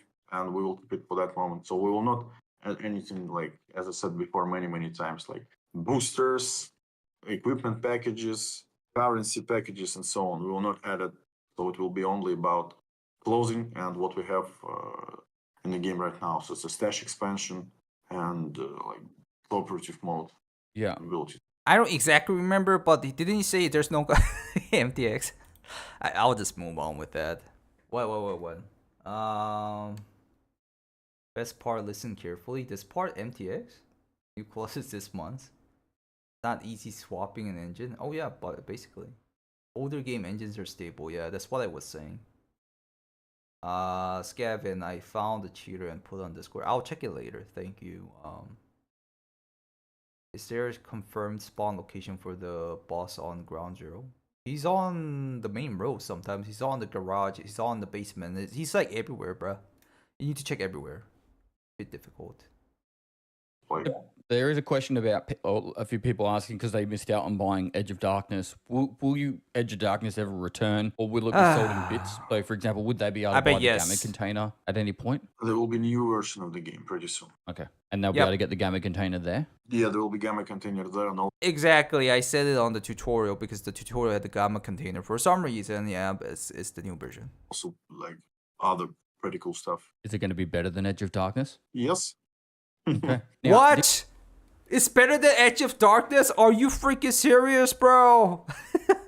The old freaking awesome supporters, you abandoned them and upgrade the better version? Better version means cheaper and more stuff, right? I don't know about that, man. You should have not said that, in my opinion, even though it's like that. This is what I don't like about BSG and Nikita. They kind of like ignore the like old good supporters. They're only looking for like new players. I understand it. If you're like a businessman or like a company, you gotta look for new players, you know, new players, new general, more players, broaden the player base. I get it. But saying it directly like that, I don't know. Maybe he didn't think that much, or like it's not a big deal. But like personally, I don't think that's a good thing to say. Let's watch. I'm going to buy it again. I might too. That's the problem. We are the problem, man. We keep buying it for him. A bigger version that EOD is coming to. Okay. Etching the darkest edition. I'm buying it.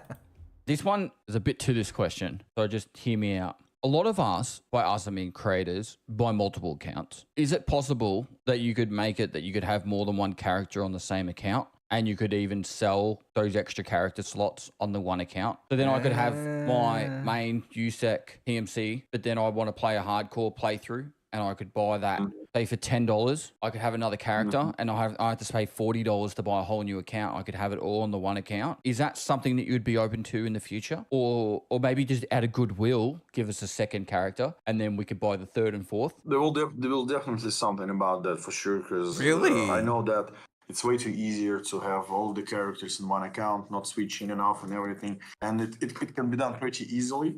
So yeah, most likely there will be additional characters. Like for example, Edge of Darkness edition will receive one character for free. I don't know, like something like that. Really? Okay. Again, it's not that we are doing right now, but we are planning for sure. I know this is me just venting, but every time I have to switch account, because sometimes I'll like log into my main it's account freaking annoying to do my Bitcoin farm, and then I go back to my hardcore account. I have to do the capture, and I must be a pure fucking robot because I can never get the captures done. So it's actually really agitating when I get locked out of my account because I can't do a capture.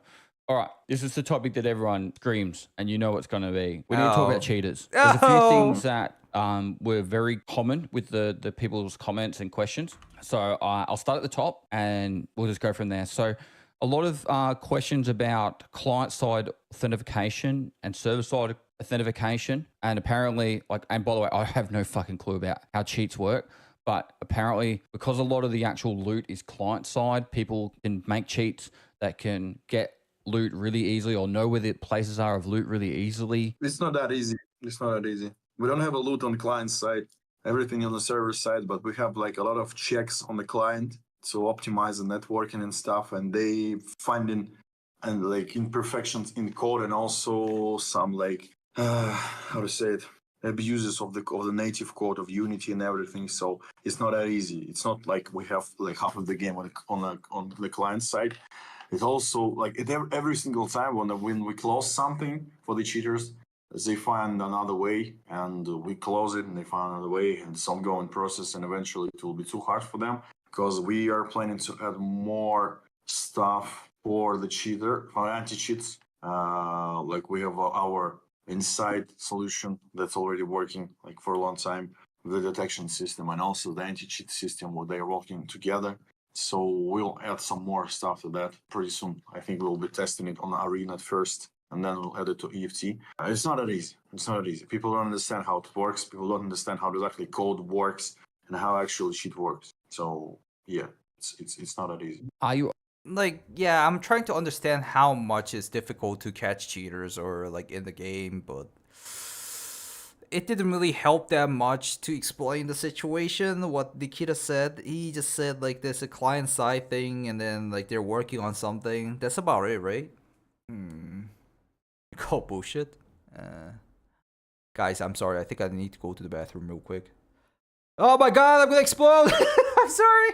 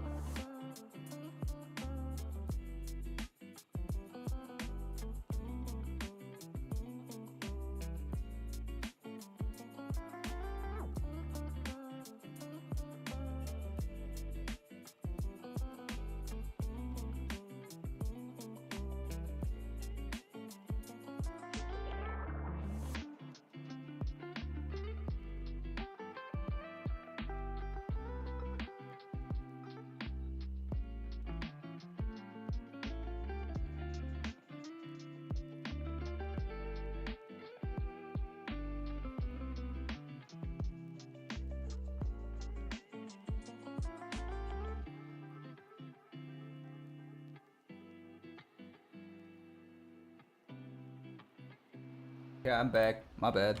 That was pretty quick though, right? Alright. open to more invasive anti-cheat? We're thinking about it, and literally the only thing that bothers me a lot, it will draw a lot of FPS, and people will start struggling playing on other locations. And of course, somebody will say like, oh, it's okay, better play without the cheaters, but I cannot ruin player base with that pretty far decision just to install invasive anti-cheat. But still, there is some kind of not like invasive techniques, but some technical stuff that can be done, can be switched on, and it will not allow cheats to run actually, and we will see how it will go. Yeah. But the invasive anti-cheat, like it's not like it's a no-go for us. I don't get it. Like, why would the invasive anti-cheat would cause a performance drop? Is it like common knowledge about that? I have no clue about it. Like, this is the first ever time I heard about. Let's listen more, I guess. But right now, due to our architecture, due to Unity and overall complexity of the game, it will ruin the performance. Really? A lot. Yeah, I need to just emphasize, because and I'm just going to stray away from the questions for a moment. If there's one thing that makes people quit this game more than anything, is when they feel like they've died to cheaters. If I were to say there was one thing they'll go, I'm not playing this game anymore, is if they've had multiple instances in a day where they've just gone, you know what, I think these guys were cheating, fuck this game, I'm out. And as much as like it might take an FPS hit, I guess with every year that passes, we get better computers and all that. So hopefully people can eventually get to the point where they've got a computer good enough. But I think if there was one thing drawing people away from this game more than anything, it is cheaters. And so I've got a lot of points and questions to bring up on this cheating topic, but I just needed to emphasize that right here because, yeah, you can't even open up Reddit without at least 5 out of the fucking first 10 posts being about cheaters. And what do you think of these stats? Mobile phone authentication. We have this authentication for the 3 specific regions, and it doesn't work. Because literally all the cheaters mostly use like the virtual SIM cards and everything, so it's pretty like easy for them to change their numbers and everything. So yeah, like again, it's not that easy. Like literally we would implement it a long time. He does mention about the mobile phone identification is not gonna do that much. They could just get another phone. Like I was thinking like it would do a lot for a second too. Because in free games, the mobile phone and identification is pretty effective in free games. But if it's gonna be Tarkov, it's an expensive game already, and then they will add the mobile phone identification. I don't think the guy who already is cheating in Tarkov with that expense he used won't try to do the phone identification. I just thought of that, and I think he does have a point about it. It didn't have much significant effect. Like for like free games, it's gonna be pretty significant. Pull up the server resources. Going off my knowledge. Start cheating them. Much more. Time ago, but yeah, like there is like options. There is options for like to have additional authentication, and something will be done for the release for sure. Like we need to add something for that, and maybe even to start forcing players to make some changes in the system. If you want to play like in the cheater-free environment, you need to make some changes with your PC. But again, it will hit the player base because literally not everyone understand how exactly he should go there. He should go to the BIOS and change some things in BIOS, for example. And yeah, it's not that easy. Again, like to make some kind of changes on the go, and it needs to be. It's not a simple solution. I understand that. Yeah. We need to look into it. We need to gather the statistics and everything. So I think another thing people would really like is a way to report people besides being from death. Particularly, I know on OCE servers, but also around the world. So this is before the update they did. So it sounds like after this interview, Nikita is gonna decide that you can report anyone on profile, in-game profile. See people in factory just loading in and dying over and over again to tank their kill death. Yeah. And it's very obvious. Like they just go in there, they're running around, they've got like a macro to make them run around in circles and all that. So would it be possible for to get something implemented into the game where we can report just literally via someone's name? And it doesn't mean they're going to get banned, but it just means they get looked at by an actual human. Because obviously if someone's got like 1,400 raids and they've got 1,200 deaths, but they've got like a 40 kill streak, 40 survive streak, you know that like they went on a 40 rampage and then they went to factory to tank their KD. It gets pretty obvious when you see these people in factory. So I think, and that would also incorporate people being able to report suspicious people on the flea market. You know, someone who's got a 40-hour account but has like 80 flea market rep and they're selling 100 graphics cards. People want to be able to report these people because they're frustrated when they see them. They're like, how obvious is this person cheating? And is it that this person is cheating, but we can't even fucking report them? Yeah. And that pisses people off. So I think it would go a long way if we... So they had that option, but they disabled it because I think Nikita and BSG got sick and tired of it, getting like reports from like the not even obvious ones. People will just report everyone, to be honest. I know there's obvious cheaters that start getting banned. You can report that guy. But if somebody is just angry at someone, they will just mass report another guy or something like that. So I think that's like the compensation we got. Or, yeah.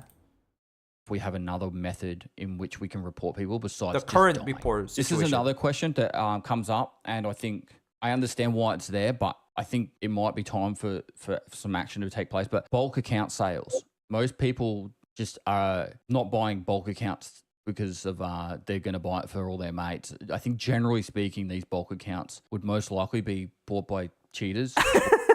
I bought it once to do the giveaway and never bought it again. Like, Pisty just mentioned that it can be bought for the friends maybe, but basically for the cheaters, yeah. I've seen one idea would work against it. If you play with the one player that gets banned for cheating, you will also get like 1 week ban. Second time, it should be like that manual, but I don't know if BSG's gonna do that. I definitely agree on that. Bundle state games. I bought an account for a friend. Yeah, that's possible. Or people with stolen credit cards to buy in masses and shit, and less likely that people are buying an account for their friend. I've bought bulk myself to give away on for events and stuff, but I think most people don't like it. Just even it being there. I'm just being honest, telling you how it is, how people perceive it.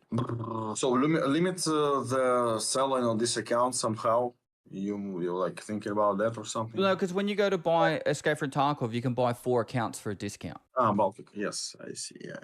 Okay, I get it. There's a few people asking, is it possible for you to sue the cheat developer? Bro, what's happening? My PC dying again. No. Anyways, it sounds like sorry guys. Anyways, it sounds like Nikita doesn't answer that part. Why does he not answer that part? And was successful. Oh, no. Oh, the Tarkov died. I had my Tarkov turned on. God dang it, what am I doing? I should have turned off Tarkov. Give me a sec. I'll restart the video at this point. Give me a second. Ask. No, I think it's just my PC being. What the hell? Fade out. Do I have to restart the PC? Kind of looks like I need to restart the PC. God dang it. Give me a sec. Should I just watch it like this? Can't hear shit though. 33 minutes, right? Sorry guys, I'll restart the PC real quick. That looks sick. Sorry.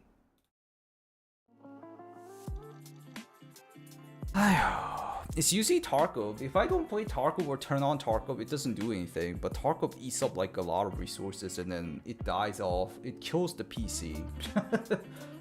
Like literally. I mean, I haven't been playing other games for so long these days, so I'm not really sure about it. But I think it's Tarkov. Whenever I don't turn on Tarkov, the PC doesn't trip around like this. Only Tarkov makes it. I gotta restart the PC.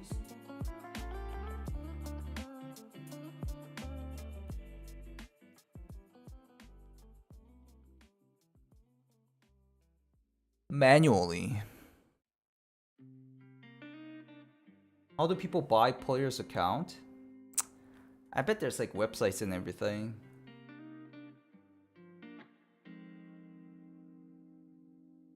Overheat his PC.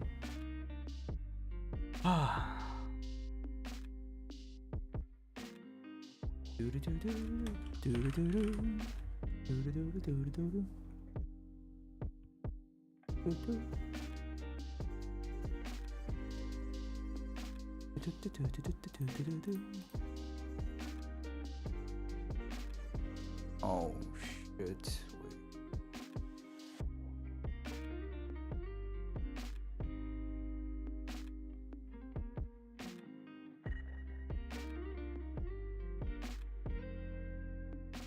Okay. YouTube. God, I need to uninstall these freaking OSRS launcher and the once human launcher.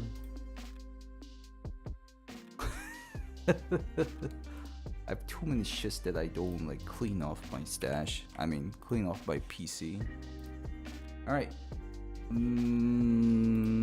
It was 33 minutes or something. Oh, it's like this. It's bookmarked there right away. All right. Launch it from here again. 1 human is weird. I mean, it looked pretty cool game to me. It wasn't that bad. I didn't really play it that hard though. All right. You know, most people don't like it. Just even it being there. I'm just being honest, telling you how it is, how people perceive it. So limit the selling on this account somehow. You're like thinking about that or something? No, because when you go to buy Escape from Tarkov, you can buy 4 accounts for a discount. Baltic. Yes, I see. Yeah. Okay, I get it. Doesn't really a few people answer asking, that. is it possible for you to sue the cheat developers? Apparently Halo did it and was successful. So can you go out and find them and sue them? Is that possible? It's possible, but it's not like the speedy process. Usually it takes up to 1 year or half the year or even higher to get them into a legal perspective. And we are working in that direction. But it's not easy to do again, because literally it takes a lot of time if it comes to the legal processes and everything. Yeah, and like what I can understand is that it's not that big of a problem for them. Like even though there's like a lot of people who saying, "Oh, everybody's a cheater," but it doesn't like completely impacts their like incomes. Maybe the situation of cheaters, so that's why they're not like fully ascending it. I've been saying this like multiple times. I know it's like it's boring. I said it's the same thing over and over again. If the cheater developers are impacting the game like too hard, cheat situation is like too difficult, like everybody's leaving the game or something like that. If that was the case, I think Nikita will be full ascending to like sue the cheaters or make a lawsuit, but that's not the case. That's why he doesn't really work on it that much. I think that's what's happening. Is there any plan to implement the kill cam from Arena into the main game, either post-raid or in any shape or form? Because I think that also would help people understand that it didn't die to cheaters. They died to being outskilled, or they did die to a cheater and they weren't outskilled. So this either is important for post-raid, me. kill cam, when the server's finished, like everyone's out of the raid, can they go back and watch it? I think that would help also people being more accurate with reporting of cheaters. It can be done, but we will need a lot of time to make it right. A lot of time to make it workable, like to store this replay somewhere with that amount of like the raid and sessions that we are having right now. It will be like too hard for us if we will try to make it, like start to make it.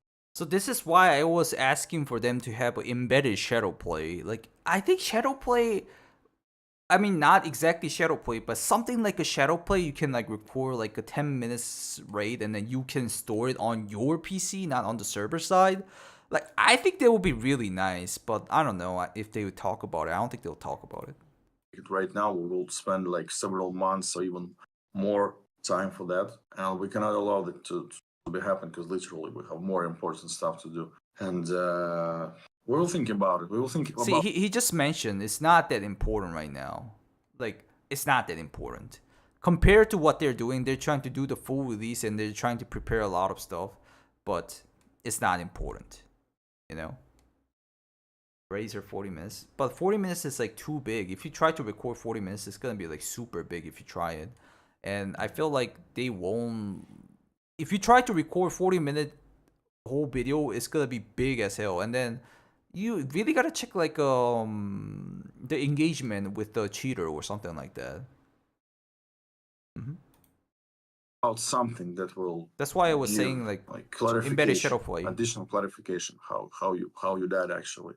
We'll think about it. Okay. And the last one I have is, and I know you said no in the past, but I'm going to ask again. Compensation. So when you get a successful report, if someone just get like, I don't know, 100,000 rubles, it's not that much, but it makes them feel like they got something for it. Or are you worried about people mass reporting every single death in case they get some money back? If people will start mass reporting, right? And another thing that we should know, like if that particular guy were reported by several people, we need to find how to share it between people. And, no, you just give them all.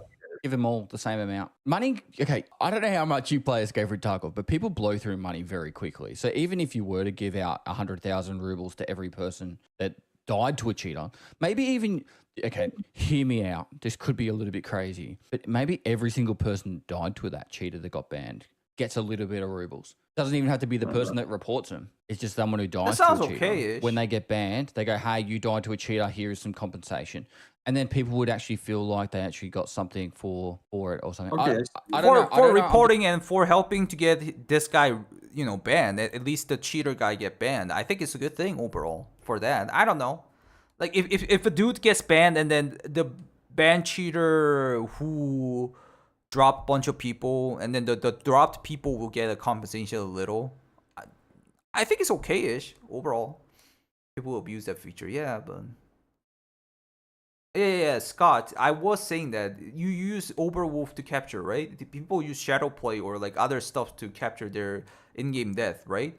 But it will be a lot more universal or everybody to use if it's in the game. Because like you need to download the whole thing and then start capturing yourself, set up the things. Not a lot of people do that, but if it was in game, the whole feature of seeing your death screen, like at least you on your probe, it would be a lot more used. That's what I'm just saying. Just give the kit back. Maybe, but like I don't think they have that like thing set up. It's gonna be a lot of issue. Maybe always get an insurance if die to a cheater. Oh, that's not bad. That's not bad actually. I don't know you're the brains. I'm just handing out the cigarettes. I'm the instigator. But yeah, I think people just want to feel like they're not being as punished as bad from dying to cheaters. They want to feel like they can report people that they know are cheating, but some motherfuckers will go into a raid, fly around someone, be like, ha ha ha ha, you can't report me, and then they'll fuck off. Like that shit happens, And if you double tap, people that don't know this, you double tap Y and you go report VoIP, it actually shows their name, I'm pretty sure, or it says reported there, it reports them or something. So there is a way to actually still report those people, but it's frustrating when people can see a cheater on a flea market or tanking their KD and they can't report them. And I'm sorry I'm emphasizing this cheating topic so much, but there was, out of all the comments, there was pretty much two things that were stand out, which was the communication and the cheating. So yeah. I'm just trying to really nail down the point that people... So if you're going to do like communication or like the community management stuff, you need to listen to that part. I know it's not a big deal. Nikita literally mentioned it's not the post-raid cam or the replay system is not a big deal. So for them, the cheating situation is not a big deal. I get it. It's understandable. But in the community side, it's not. It want to get heard that they're frustrated and they want more ways to be able to help eliminate as many cheaters as possible, and also if they can get compensation, that'd be great, but at least help just fuck them off so then they don't quit the game, so then the play base stays strong and less toxic. All right, that's all the questions I have for cheating. Let's go back to the more fun stuff. There is a lot of people that are really excited about the achievement system, myself included. The tracksuit for killer achievement. Could this actual achievement be changed to, once you have the achievement, you can buy it from that point onwards? Because killing killer 100 times is actually very difficult. And if someone goes to the effort of farming 100 killers, they want to be able to buy it without having to farm them 50 times again each time. So would that be an actual option in the future? Instead of, when you go to like services on Ragman, just says, instead of having the quest complete, could it have the achievement of killing killer 50 times or 100 times? And then that way they could buy it at the start of a wipe and be like, hey, I'm one of those people that have, killed killer 100 times. I don't need to, I get my my tracksuit or whatever. You mean like it will be persistent through wipes? Correct. Okay. And I'm an achievement fiend. Okay. Back from my World of Warcraft days, I was like a fiend on them. Kappa achievement. There is no achievement for a Kappa. I feel like that should be the base achievement. Like there should always be that Kappa achievement in there. Because a lot of people, that's their end goal. Hey, I got to do the Kappa container. And that's a very big achievement for a lot of people. People like me who have no life, playing Escape from Tarkov all day, I can get it in a week. Whereas a lot of people sometimes never get it. And when they finally do get it, it's just nice to them to have that achievement for getting the Kappa container. And then this is going back to my World of Warcraft stuff. But in World of Warcraft, there's feats of strength. So what that means is it's an achievement that's specific to an event. So for example, you got the Kappa in patch 0.14.1 wipe, you get like an achievement for that wipe kappa. And that could also unlock stuff like a certain armband or something to say. And this could work for some of like your Halloween events and all the other events you got going on. Having those feats of strength out there, you could do a cool event, you get an achievement for it, but it's not like stopping people from getting 100% achievements. It's just kind of saying that, hey, you did something cool in the game. Would you be open to doing those in the future? It's possible. I could talk about achievements all day.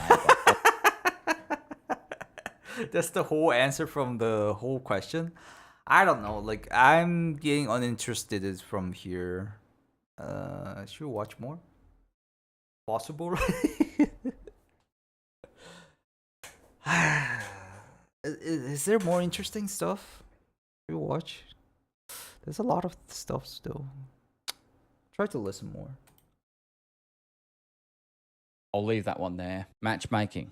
This is probably one of the things that was talked about a fair bit. Do you have more things in place to help improve the time to load into raid or streamline the process? Yes, because again, like the matchmaking in arena, it differs, and we test new stuff for matchmaker in arena first. And of course, if we'll have something that will boost it up, I believe we already have it, but we need to test it on arena, so we will implement in the EFT too. So yeah, it's also going. New Well, matchmaking. actually, I'll ask it anyway. So with the addition of Ground Zero, will there be new features or more features added to help new players over the hurdles starting the game? You did talk about you're in process of doing the tutorial. Yes. Yeah. Can you elaborate more, or is that more for Tarkov TV? It will be YouTube clips, YouTube movies. I know how to say YouTube Video. YouTube videos. Yes, I'm starting like to losing it. YouTube videos, like describing like in a visual way with the commentary how to play the game. And it will be several, I think 4 or 5 big movies related for the like tutorials. I believe it will give a lot of information for the newcomers and for those who are already playing. And I think we will integrate them somehow in the game, maybe in launcher or something. So it will help people start playing the game. Quality of life stuff. So I've got a few. They on did this upload list. tutorial. In arena. You've got more decimal places on sensitivities, and you've also I think you can type the sensitivity you want. Is that stuff going to get switched? It's switched over to the main game as well. Yes. And also like stuff like showing the pen and damage of ammo in the main game. Is that coming as well? Yeah. When you're loading into a raid. Presley added a lot of part which has been already updated. Maybe because he wanted to show that his opinion actually got implemented in the game with Nikita's Q&A, I guess. I don't know. Read the chat real quick. You can tell Nikita really doesn't like getting asked questions. I don't think I would not like it too if I was in his position, but he looks more tiring than like liking the question or not. He's really tired. The boss that will chase the rats. Yep. We talked about that like long time ago. Labs does have a Vertex spawn, but in my personal opinion, Vertex didn't spawn like that much high rate. The highest rate for Vertex spawn was Lighthouse. That's why I was saying it. But you will find a lot more if you started to finding it. I don't know why, but it just happens to be like that in Tarkov. Selling accounts should be banned right away. That's what I think so too. Right. I know you can't make it so you can change stuff within your stash, but would you be able to make it so we can at least view our stats, our teammates' stats, potentially start crafts or have something, a game of Pong with your teammates or Tetris? I don't know, just something that when you're loading into a raid that you've got something going on. So it's not just a matchmaking. We're thinking about it again for the release to add some. Can we usefully mark it while getting in? Something like that would be nice. Particular time to have some options to make something in the game, and most likely we will add some features for that. Dash container locking. It's also planned. Like it's actually even down in some branch of the development. It's done but not tested. Very good. And I guess it's pretty difficult. I don't know why it's still doesn't have it in the game. Yeah. But yeah, it will be in the game one time or another. Would it be possible for us to understand the weather better? And what I mean by that is the forecast sometimes says it's like cloudy, and you get in there and it's like pissing down with rain or it's foggy. Is it like that? I think the I didn't realize grievance here that. and the comments here were based around you would load in with a sniper off or planning to do a sniping mission because there's a lot of them. You get into a raid and it's really foggy, and it's like, well, I can't even snipe now. You know, I'm trying to get my shooter born in heaven done or my Tarkov shooter quest done, and I've wasted my time loading into a raid, getting in there and going, hey, I can't even do the quest. It sounds like it's people loaded in while in the transition or something like that. I wanted to do. So people would like to request better understanding of what's going on with the weather. Okay. And then either a way to save or something. The weapon, when you make a gun, being able to make sure it starts on fully automatic with lasers on or laser setups in a certain way. You know, when you go into the firing range and you change how your gun like looks and all that kind of stuff. You know what I mean? Like how your presets are on your gun. For example, you know, you want this laser on or whatever, and set to full auto or the holographic. Say, for example, using a Cobra sight, a way to save it so that way when you go into a raid, you don't have to change it every time you go into a raid to have it exactly how you want. A lot of questions about the armor system in the new, and it's just him asking this. Does Nikita even answer it? Doesn't seem like he's gonna answer. 번역이요? 번역은 안 하는데 딱히. 그냥 간단히 말씀드리면은 새로운 보스가 추가될 예정이고 스탠다드 서버랑 시즌 서버가 나눠지는 거랑 그리고 그 정도? No answer. Yeah, I don't think there's an answer. I'm curious to the state flea market will be in the game is released. Nikita has said many times in the past that he doesn't like the flea market. Did he? Being able to do the inventory management while loading in. Yeah, like I don't know why we don't have that. It looks like Nikita takes notes on some topics, like the last one he didn't answer. Oh, he's actually taking notes? Is that what he was doing? I thought he was like typing to someone. Like at this point, he's like, maybe you guys are right. Setting it up at start of the raid is part of the game.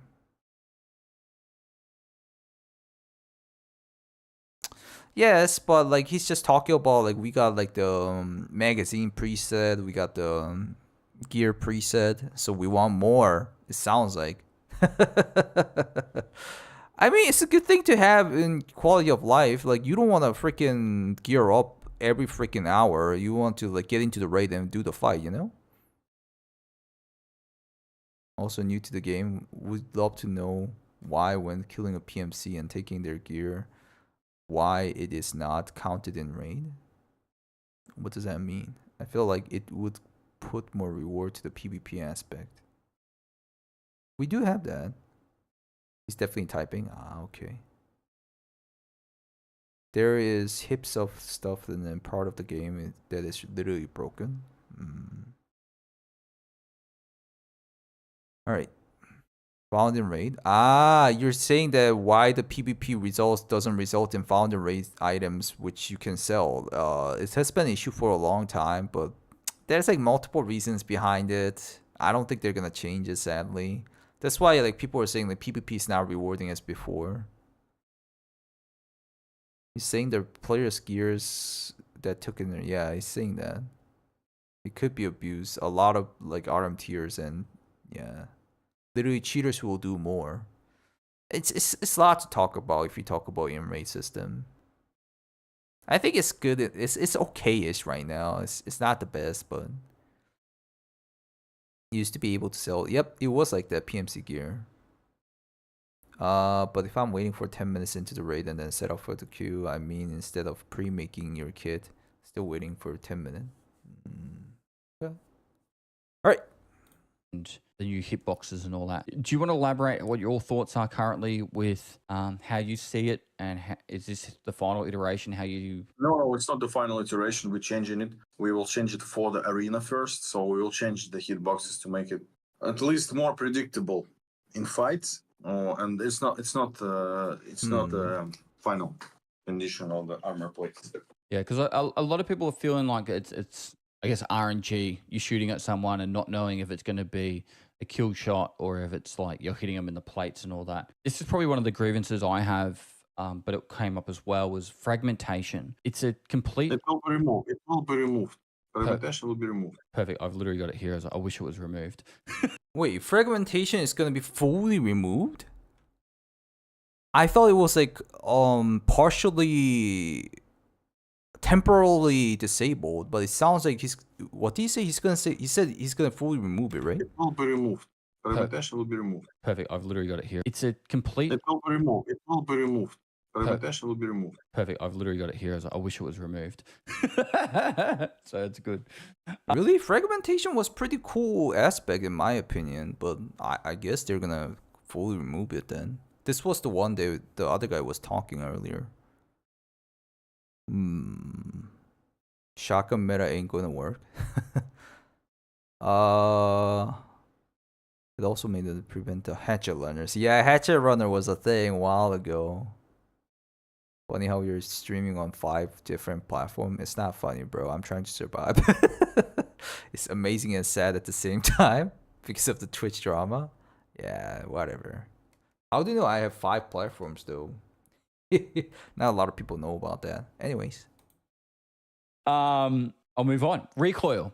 Modifications, like so forward grips and stuff. At the moment, it gives a base percentage. Is it possible, are you going to change it so instead it goes a percentage to horizontal recoil and vertical recoil? Or is it going to be a flat percentage base moving forward?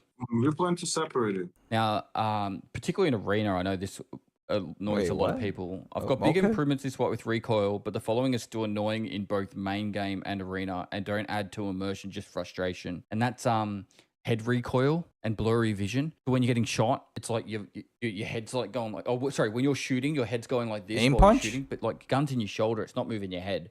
Like your head's, you shoot like lots as well. The head recoil when shooting is annoying, and also blurry vision.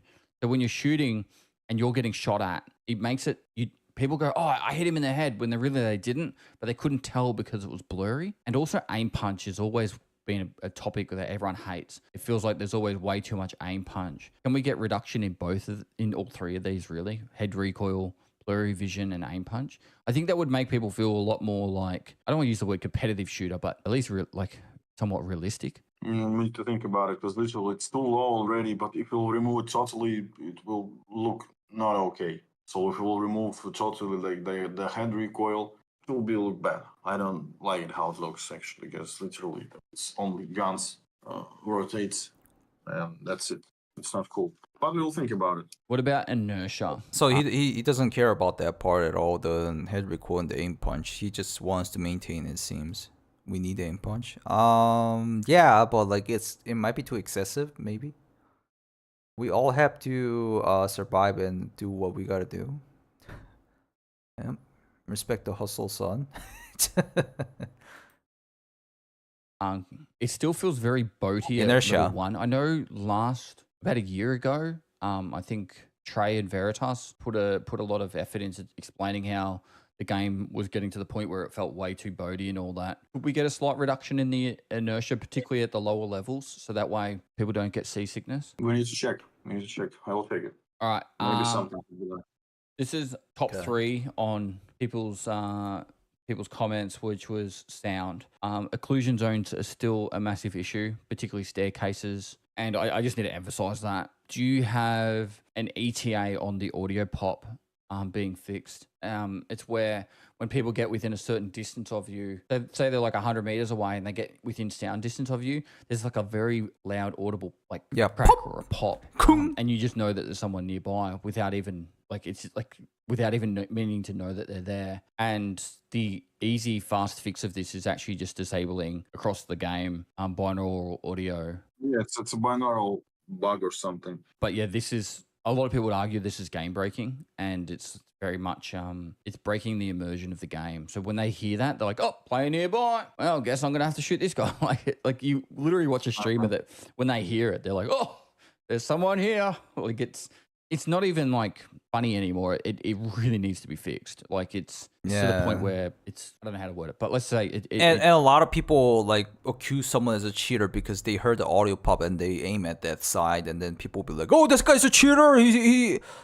just detected someone, but it's the audio pop, but they didn't hear that part. The guy who accuses it, it's like super annoying for me, at least. It's annoying a lot of people. How close to the final iteration of Oculus Audio are we? I don't know actually, because Wait, Nikita doesn't mention about he doesn't know the audio pop or anything. Why was that other guy was saying that? God dang it. Hello, KB. I don't believe that everything is going with the Oculus right now. I need to check it.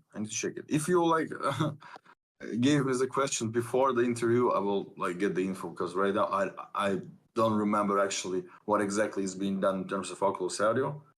So it needs to be checked. Yeah, and I should actually bring that. Yeah, it would have been better if he got the question first and then do the interview. I mean, yeah. Up. A lot of people, not a lot. There was some comments being like, Castilia is only allowed to ask certain questions. And they vet his questions before he gets into the interview, and he's not allowed to ask about certain things. Nikita and I haven't spoken in like a while. And I've just been like, hey, you want to have a chat? And he's like, fuck, okay. So we don't vet the questions or anything. I ask him whatever I want, and he tells me to fuck off or not. That's on him. So why did you change headsets to have different hearing ranges? Why? Yeah. Because they're different. We need to change it somehow to make it more obvious, differentiate one to the other. I feel like it's brought a lot of issues. Like, in all seriousness, it's brought a lot of issues across the game. So, for example, Comtac 4s, you can hear 140 meters away someone running at you. And then, like, you know, other Comtacs that you can barely hear anything, and it just makes everything loud and annoying. Mm-hmm. And I think ever since you changed the ranges on the headsets, I think a lot of issues started to I don't have the best word, sorry. A lot of people have had issues with the fact that headsets have caused the game to become more... A lot of people are under the assumption the games became more ratty after the fact that headsets had their ranges increased and changed. Because people can sit still and be like, there's someone coming from 140 meters away, and there's no way to like avoid that now. It's actually, it's not about the distances of hearing. I didn't think it that way. Audio compression effect, which brings up the quiet sounds more, and it feels like you hear sounds from a bigger distance. But it's more about the compression level. We can balance it. I think. I've definitely tested it, and I can hear people from further away with certain headphones and that. Like I've used the in-game rangefinder, and we took in all the headsets and that. So at least have a look at it if you could, because it's a thing of contention between people. And the crouch walk no audio bug, that one's driving people insane. It's still there. Like I thought it was fixed a long time ago. Okay, I will not. What? You didn't know that?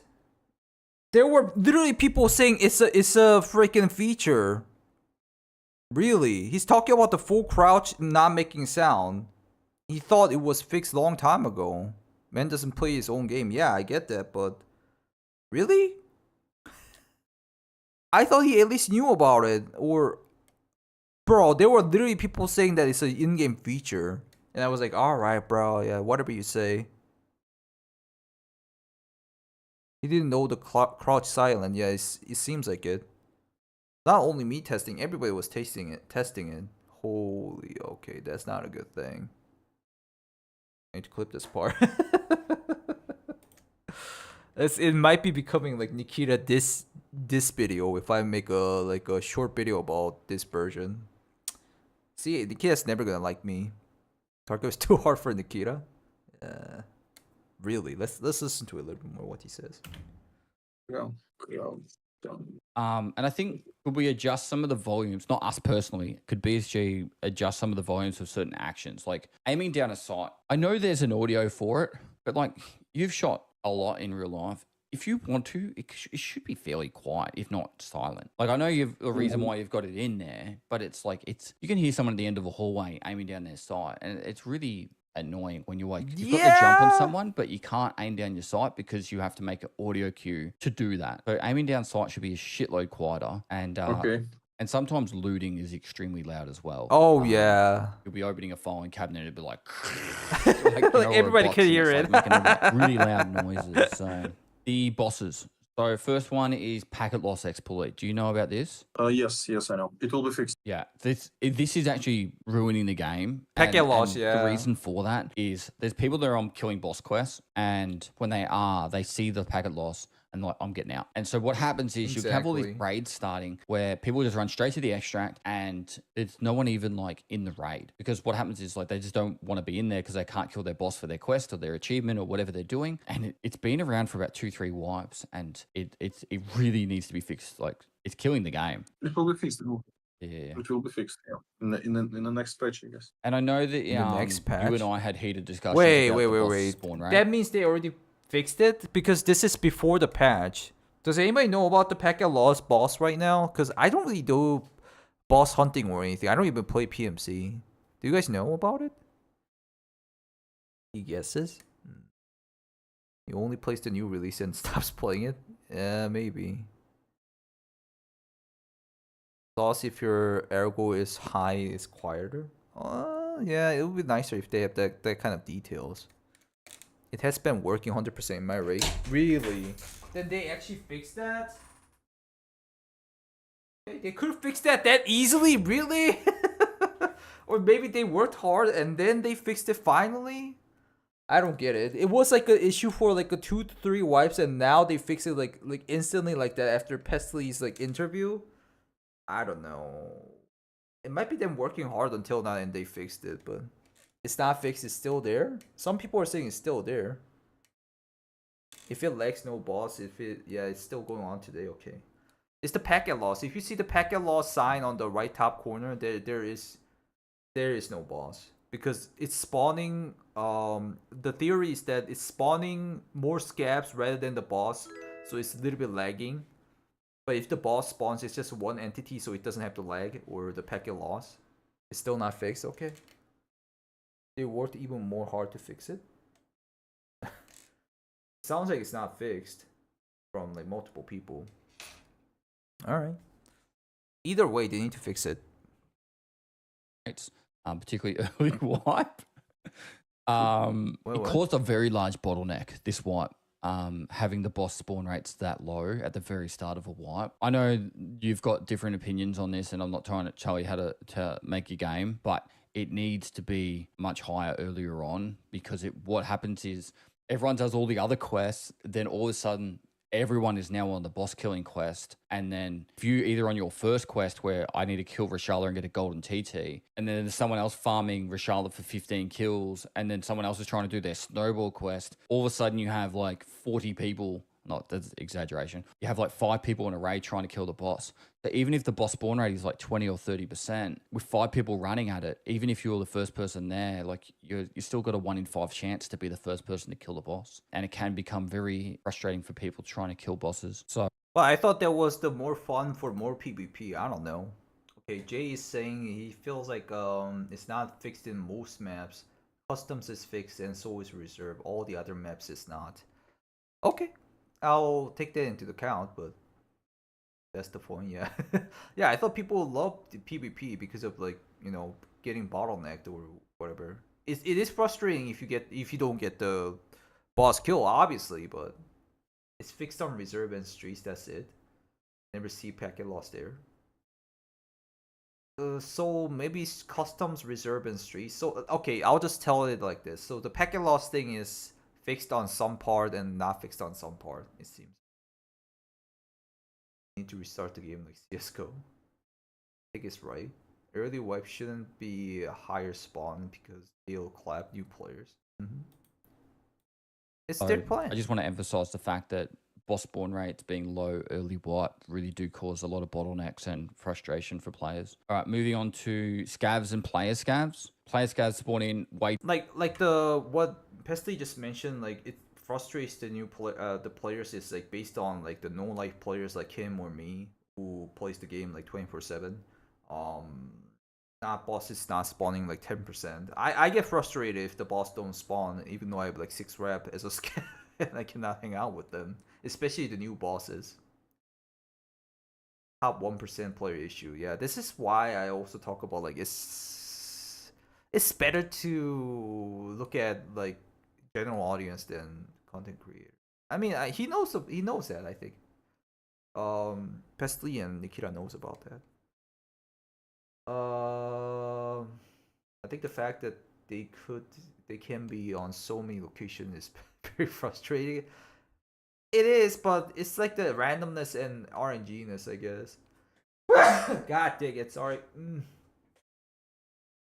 For players. All right, moving on to scavs and player scavs. Player scavs spawn in way too early, particularly on the map Streets and Lighthouse. And like I literally saw someone tweeting, on Reddit saying, someone's upgraded their computer so they could play Streets, and then they were like, oh, I scavved on Streets for the first time, and it was amazing. And then people were like, welcome to our map. Like Streets is more scav players than there are like PMCs most of the time. Yeah. They just overwhelm the map. So can it just be like a base, like make it so the first 15 minutes there's no player scavs, or just very small amount? Because even Lighthouse, you're trying to kill the water treatment plant. Like you spawn into Lighthouse, you finally get over to the water treatment plant after killing a couple of players. You start clearing the water treatment plant, and then all of a sudden you've got 5 player scavs like, charging up on you. And they can run straight up to the rogue, hack the rogue in the back of the head, take the rogue's gun, run over to you, and they've got a pretty decent loadout. And it gets very, very frustrating when you're trying to do a quest on Lighthouse and then you've got like 5 player scavs ruining your day. So the player scavs on those maps are really painful.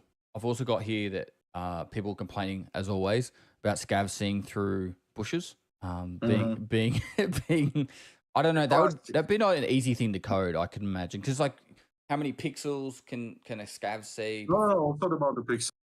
So I think what Pesley is saying is all true, but at the same time, isn't that the point of player scavs? I know it's gonna be like frustrating in a PMC perspective. I don't like it as a PMC too, but whenever isn't the player scavs that kind of thing to be like to fight the PMCs, the scavs who are like the locals and fighting off the invasive PMCs, and then it happens a lot more in Streets and Lighthouse, because Streets is basically Streets of Scavs. It's not Streets of Tarkov. You guys don't understand. And Lighthouse is a lot more like that. I agree. They do spawn too quick. It's a bit too much. They might have to delay it a little, but I thought that was the whole aspect, Like, that's my opinion. Any PMC kills as a player scav is fun though. It's too early because people who are questing. I know. That's why a lot of people go to the nighttime for questing and then use like MVGs, and scavs don't have MVGs, so they don't go nighttime that much compared to it. Invasive species. Yeah, PMCs are invasive species. Get the hell off our city. I don't even buy the Lighthouse, but Streets is bad. I know. I definitely agree. But at the same time, it's the part of the game. If Nikita decides to not be like that, I would definitely agree and then just move on. But if he thinks the game should be like that, because it just doesn't make sense if the scavs are like the locals and gets into the raid later. I mean, for the game perspective, maybe it's better. You get the point, anyways. I can imagine, because like, how many pixels can a scav see? No, thought about the pixels. We have approximate colliders for that. The view collider, they approximate is something like spheres, like cones, boxes, and that's why we cannot make it precisely correct in terms of leaves and everything. Because if it will make the actual like colliders based on the model of the vegetation, it will ruin the performance, the server performance. So that's why it needs to be approximated somehow, interpolated. So that's why somehow they still able to shoot through bushes. But we can check that. Maybe we'll increase, because we can. If we will try to increase these colliders, they're invisible. Yeah. But they're visible for AI. They could be too big, and you will start complaining that AI is too stupid. He Exactly, he can't see me like in the front. because literally he can't hear, he can't see because there's a collider in front of him. But we'll check. With the So like Nikita kind of skipped the part. Can we have like player scavs more delayed in the later raid? But he kind of skipped that part. It seems like he didn't answer. Now they're talking about AI scavs have like too small collider, which I think Pesty was talking about. Is the player scavs or the scavs being in the raid too many, or is there an issue them spawning earlier because of the pixel issues? And then he talks about pixels and colliders. So the answer and the question kind of didn't match, right? That's what I understood. I don't know. It was a bit weird. The game design, yeah, I thought it was like that. They put player scavs 15 minutes later. There's no way to loot and enough time to extract. 15 minutes later? So I sometimes spawn in streets at 45 minutes and 30 minutes. 30 minutes is good enough. Getting stormed by a bunch of the health though. What? Yesterday I noticed the street scav timer was less. Overall, I'm feeling like it got less. I used to spawn in freaking 45 minutes, but nowadays I spawn in 30 minutes. Jesse did say he's all and he's doing is asking question. And it's up to Nikita to answer. Oh yeah, definitely. I understand that. That's why I mentioned that part. Scavs are insane spotters. Yeah, they are. Even though you can't see them through the bushes, they'll be like, Suka, what a Suka! That just splash you off. PSG needs more communication with the players. Nikita needs an actual good community manager, not himself. He has like too much to do. It's literally like the Apple CEO talking to a random YouTuber, you know? I mean, it's not that big difference. It has a big difference, but like the situation is. Spawn in like 35. Yeah, that's what I was thinking too. PSG created the game you all know and love, and if they listen to everything you want, the game will be sucking. Oh yeah, obviously, Jay. I'm not saying they need to listen to everything. I'm just saying like, oh, he answered to this, he didn't answer to that. I'm just pointing that out. I'm not saying like, why did he not answer that? He's an asshole. I'm not saying that. It's not too much feature. Why is it bugs? No. There's 4 Bitcoins in Fence shop for 2 million each. Don't buy from Fence. Pesty, make Pesty the community manager. Kind of feel like he's using YouTubers as a community manager. Like you can see, like Pesty uploaded a video. All right. The map Ground Zero, beautiful map. I love it. It's a lot of fun. What are your plans moving forward with Ground Zero? I know you spoke earlier, or when it first came out. This about is how before you the want it to be update, available guys. to higher level players as well. What are your Yeah, current plans for Ground Zero? Two separate matchmaking for that. So we will add more additional matchmaker to play on this location if you are higher than the particular level. So yeah. Is there any plans in to adjust how the fog works in Escape from Tarkov? I'm not trying to make Pesty look bad or anything, but I kind of feel like there's like unnecessary part which has been already updated. But Pesty wanted to show that I had a conversation with Nikita and then it actually impacted the update and then it's better or something like that. He talks about the Ground Zero being two different like matchmaking, and it's actually been patched recently. And then he talks about Pesty talks about like the ammo stats change shown in the game. Will it be adopted? And then Nikita says yes, and then it's been patched recent update. Like that kind of thing happened a lot in this interview. And then like to be honest, it can be removed, to be honest, right? I guess I'm gonna remove it if I'm gonna like re-edit the video and then make it into a short version, maybe 8-minute video. I kind of feel like that as a YouTuber guy. Like if I were to like talk to Nikita and then it actually implies into the next patch, I want to talk about it too, you know? Just saying. Ground Zero needs to be expanded. No, it's good enough right now. A layout was supposed to fix this every 2 weeks to show that they are working. Fixing would be great. Oh my god, that's gonna be a lot of work though. I think it's especially showing that Nikita and BSC are actually listening. That might be better answer actually, Rat. I don't know. I sided too much to the YouTuber side. I think what the Rat just said is the way better answer. Like Nikita is listening. Okay, let's change that. Pesty wanted to show that BSG is listening. Ask Pesty to join the interview. Size is fine. It goes to show. We have all been asking these quality of changes, and then they were never listening until Pesty brought it up to Nikita. You can think it that way too, actually.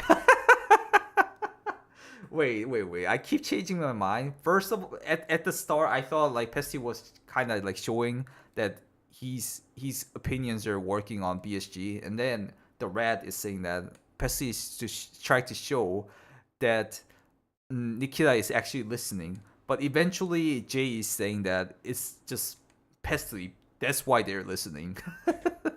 I don't know which one is right, but you know, it's the cynical and the optimistic view. Yeah, you can say it like that, I guess. Yeah. Is there any plans in to adjust how the fog works in Escape from Tarkov? Because I feel like sometimes you're in a map and you're trying to snipe, and after like 100 meters, it just always seems foggy. Or like you're trying to kill Sturman on woods, and like you can't see through the fog, even though it's like a clear day. Because we have like the minimum amount of fog. It will be there 100%. Because literally, if you will remove it, the picture will be bad. But because we are remaking the whole visuals of the game, it will be a totally different fog system. So most likely it will be fixed with the new visuals. Lighting, particularly inside buildings, interchange. The fog issue was a big thing whenever they did, like, you guys remember they did a re-roll. They did a rollback on the update before once. It was pretty recent. And that fog was dropping the FPS like crazy. I guess he was mentioning like those kind of stuff. Most likely it will be fixed with the new visuals. Lighting, particularly inside buildings, interchange, dorms, resort, and the bunker of reserve. If you look at old interchange to new, I think most recent wipe, it was actually a big improvement, but it really, I guess the best way to explain it, Nikita, is daytime interchange looks pretty much exactly the same as nighttime interchange. It doesn't really feel like there's too much difference in the darkness, even though there's, you know, like it's so bright outside. There's a really cool, I've forgotten his name, a guy on YouTube that like he makes the most insane YouTube videos. And he did like, if Tarkov had ray tracing, it looks so good. It's some of the maps are just, particularly during the daytime, it was way too dark. And I feel like a lot of these things are coming into frustration where people are like, no one ever moves anymore. And it's all like people just hiding in corners. And if it was a lot brighter, it would be a lot harder for people to hide in corners than that. So I think this is where a lot of the frustration comes from. And inside buildings it feels very dark. And I know there's like the part of Escape from Tarkov that's meant to be it's like almost a horror game, you know? It makes you feel scared, but at the same time, people want to still be able to see what their enemy.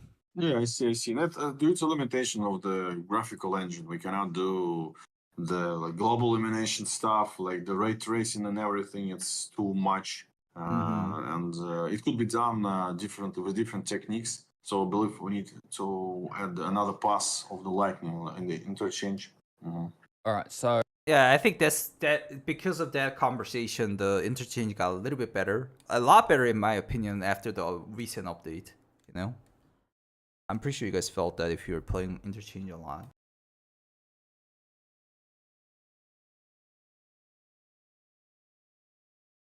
I'll read some chat real quick. The interview seems pretty interesting.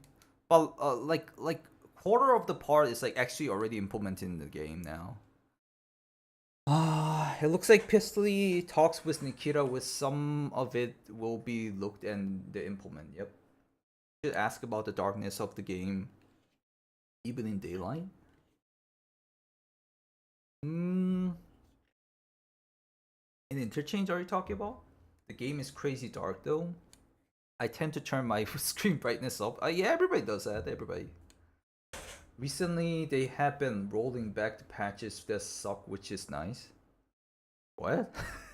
They did roll back once only, as far as I remember. They talk about the cheating issues. Yeah, quite a while ago. There wasn't much though, much to talk about. Nikita just keeps on talking about the cheating issues, like hard to explain, it's difficult, and I completely understand. And they talk about like the post-raid cam or the death cam, but no. Very likely not. All hail our Lord and Savior Nikita. What? I thank you, Iwi, for the resub. I don't know how you're still doing that though. But anyways, thank you, sir, Iwi. He's just using the old like, so you sub before and then you use the notification later, something like that. You're an interchange Scav main, and I've gotten like 70 to 80 GPUs. So it looks way better. Is it? Magic. Did they say anything about the Gamma kits? Oh, they did. They did. They're gonna add a better kit. They're gonna add a better version to Tarkov than EOD. Nikita said yes. There's gonna be a better version. he said it proudly. I don't know why he's saying it like that. Cause like EOD should be like most valued, supported, most valued stuff in my opinion. But yeah. 아이고 안녕하세요 비가니 소라님. I don't know. So I'm gonna add that part in my like edited version. But this is a long ass video. I don't know if I can like edit really. Inside the buildings really. Yeah, it is pretty dark. I don't have EOD, so I'm jealous. No, you get to buy a better one. Nikita mentioned it's gonna have the Gamma pouch and it's gonna be better than EOD. I think the better version of EOD is free Kappa case. I don't know. You know, it's a long video, and when you say it's long. Good point. So, labs. Some people asked, could you put a level lock on there or a quest lock? Is it something that you'd be interested in doing? So, you know, like instead of it just being get to level 15, you get a labs key card from the flea market, you can jump in there. But maybe around the same time you get the samples quest where you've got to get the stims. So at least that way... It would be better in my opinion too. Is they don't want that level 15 account that's a cheater to jump into labs and ruin their game for them. They want people who are actually going into labs to be legitimate players. And so therefore, if they have to do some questing first... I think that would be better. Less likely there's a cheater in labs. I think that's where the frustration or this question comes from, less than they want labs to be harder. Because I think primarily they want everyone in labs because that's where the PvP happens. But at the same time, they want to reduce the chance of a cheater being in there. I'll put that into the universe. Do what you want with it. The map Lighthouse hasn't really had much touched on it since it was released. It's probably one of those maps that caused a lot of frustration for people because of how linear it is. Do you have any plans to do any rework of Lighthouse, or is it on its it's pretty much where it's at? Well, we didn't plan to add anything to that still, but I don't know, maybe in the future. This was like 3,000. So he asked about labs, he asked about Lighthouse, but no answer. It's perfectly fine. Nikita has like his enclosed or disclosed things. But I think Lighthouse itself is overall okay. Maybe because like PMC fights are not that fun in Lighthouse. They talk about it a lot. Right. Comments, messages I read. And I tried to just focus on the ones that made people that stood out the most. And so they just want to be heard, Nikita. That's the main thing I'm trying to emphasize here is like if I was to put everyone in a room and you know how you have someone stand up and put their hand up and say, hey, Nikita, if you know, favorite breakfast cereal, like this is kind of like I went through all that shit just to find these questions and yeah, pretty respectful. So it might be getting a bit dry and I do apologize for that, but people just wanted to be heard and that. So it's up to you. We can call it here and we can go through the second half next week if you want. We can do it this week. I don't know. It'd have to be like a couple of days. Thursday, maybe. Thursday, yeah. Our favorite day of the week. All right, guys. So we wrapped up the first half of the recording. Yeah, and then they do it on the like other day. I'll read the chat between that. He's asking like 3 out of 4 questions at a time, so he's not really giving Nikita a fair chance to answer everything. I think he caught off some answers that are not supposed to be, you know, shared or like, you know, like Nikita won't answer everything also. I think it's just that happening, or maybe I don't think this is being unfair. No, I don't think so. Lighthouse is fun, but a big area. I love Lighthouse. I love Lighthouse too. I like free 6 ref fans. I was thinking about a DLC that you can scab in as a boss or a guard, or a DLC of a scab only account, or DLC of a scab storyline, or DLC of a scab. Even though I kill another scab, I don't get minus rap. Where the comments saying. It usually says good stuff. Yeah. Yeah, it just talks about like good stuff. Then Nikita, and you can see the likes and dislikes. It's like overwhelming liked. Nikita is giving very low energy answers to most questions. What do you mean? I mean, it's his YouTube channel. He should be appearing the most. He seems to be able to read whether or not Nikita is going to answer. He knows Nikita pretty well at this point. I think it's too much assumption for that, but all right, let's move on to the next part. Sight and scope.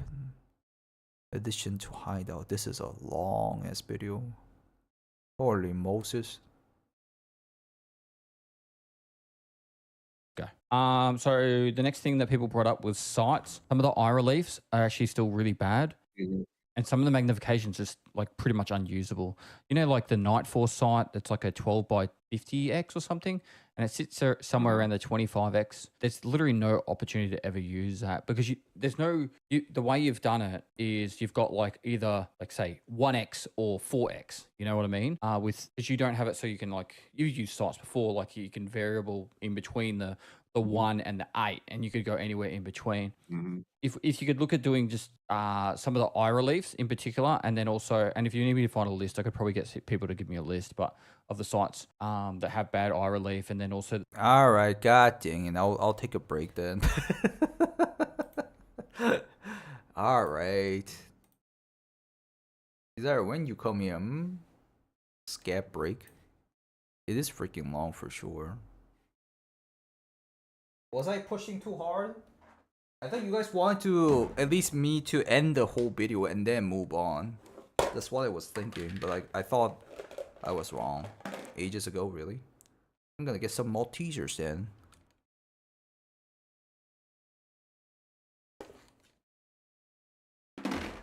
Scav update where you can scab on labs as a row.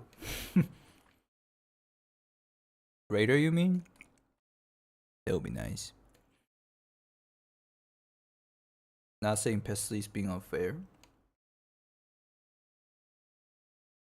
Just said Nikita is only answering the question as a group of 3. But you're right, the answers could be edited out.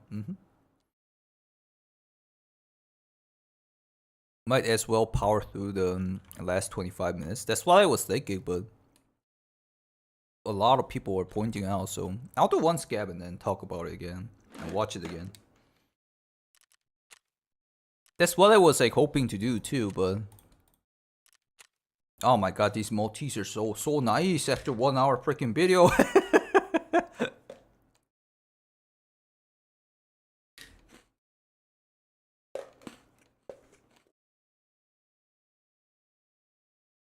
Like all player in labs are real people. But one of the good thing about labs is that there's no scabs.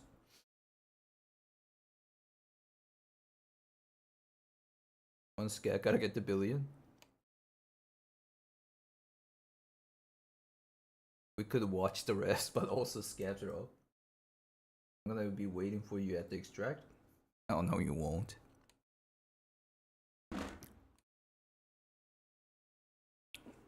I should stop saying this, but I'm pretty hard to stream snipe because I only play scab.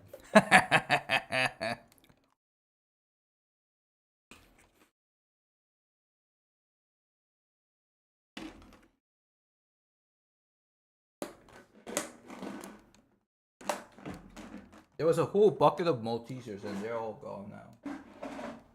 I'm being sad. I'm sad.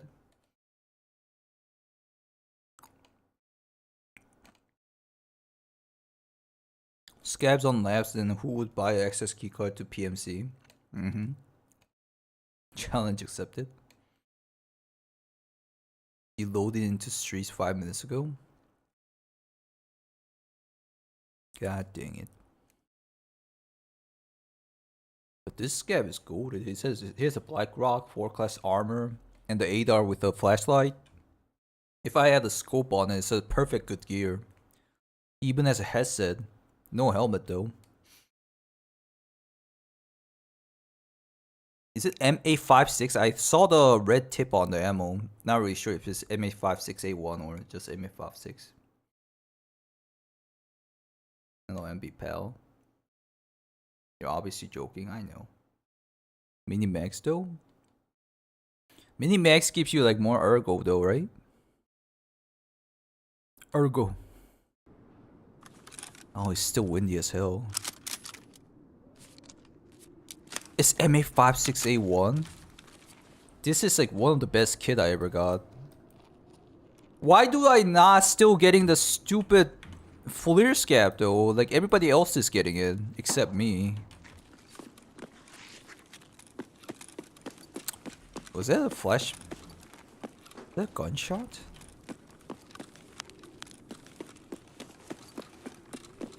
If it's locked to 5.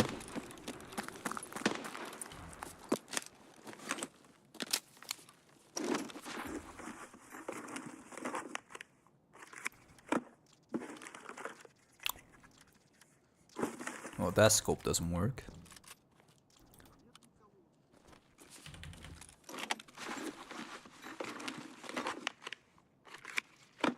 I just decided to cook dinner at like 10. Woo!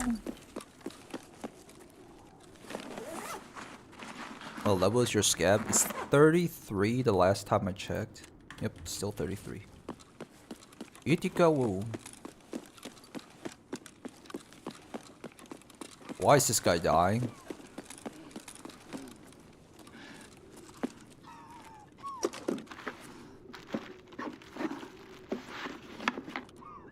I'll go and repel. Ah.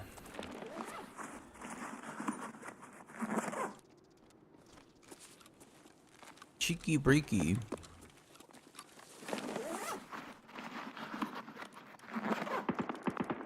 Oh!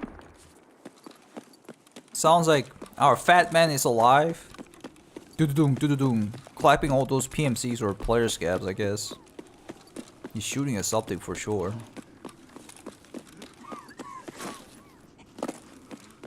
That PMC? Possible? Somebody's getting bombarded at least.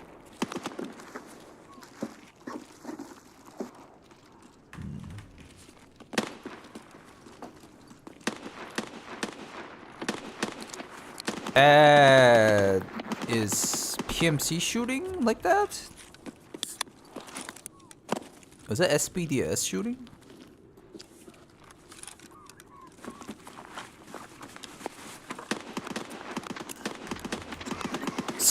Somebody's definitely fighting hard, the mountain machine gun guy. I gotta know which part it is though. Is it this side or that side? Because I wanna approach to the safe spot and then fight the PMC or whatever. SPT.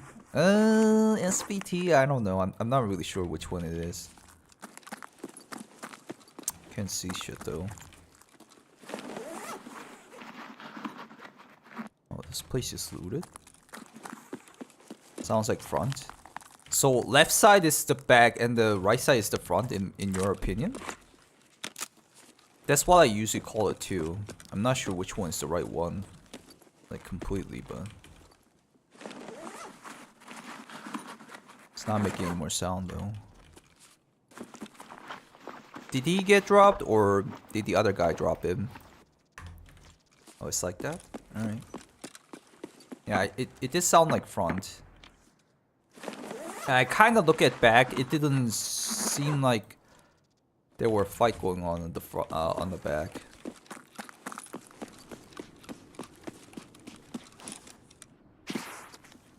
No hidden stash.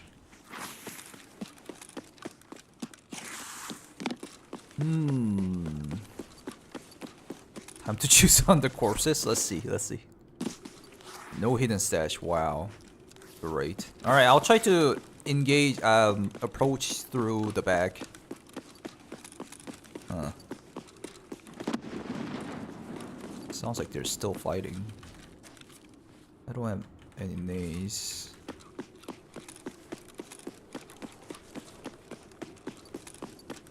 You guys want to see more secret way to get in? One way is to just get in this way. But there's a not this way. could go in this way. Oh, that's one of the bugged AIs running on the container. I know that. I'll show you guys cheeky bricky way to get in.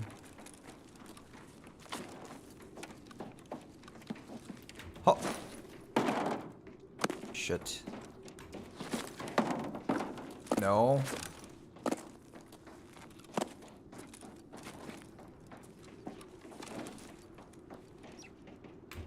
No. God dang it. I should practice more. Ah! This is not the place I wanted to be in. You know what? Let's just get in. I'm reaching too hard.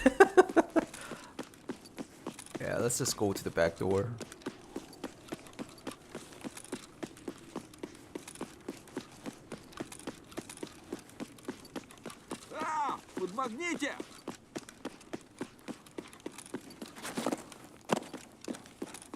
Okay. Where did the mounted machine gun guy go? What the hell is he reaching at? Bro, you don't hold it like that. I'll save him from the eternity. This is how you save him. Yep.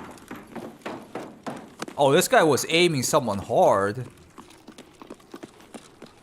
Where are you aiming, bro? Is it something juicy? Someone juicy in here? Maybe? No? Wait. Where was this guy shooting at then? He was shooting at this side for some reason. I guess outside the gate.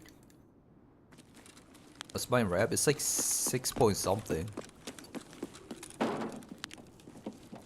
There's one dead dude there. Oh, that kind of looks juicy. Kind of scared a bit, but this guy looks juicy to me. Oh, pachki.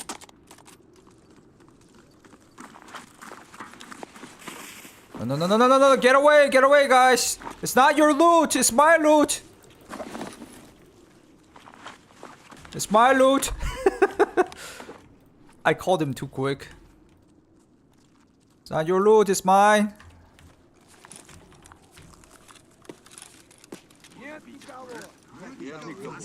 Oh, pachki. No, no, no, it's mine, shut up. Ah! He took the damn fucking gun! Who took it? I hate that.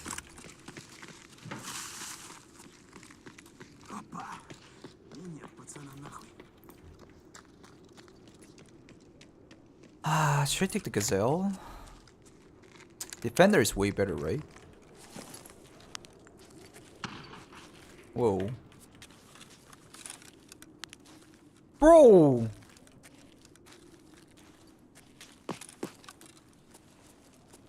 You asshole! This guy took the damn bag. I have no clue what's in there. Can you show what's in there, bro? Take the place? It's gonna be hard to take it out, though. I mean, it's not hard to take it out, but where to place it?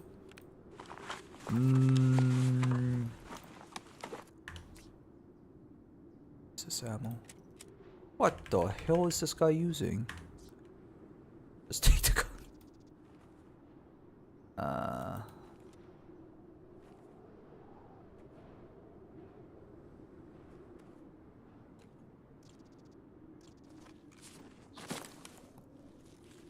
Rotate the rigs. Yep.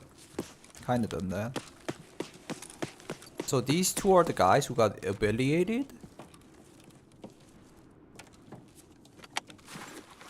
Not bad. Not super good, but not bad.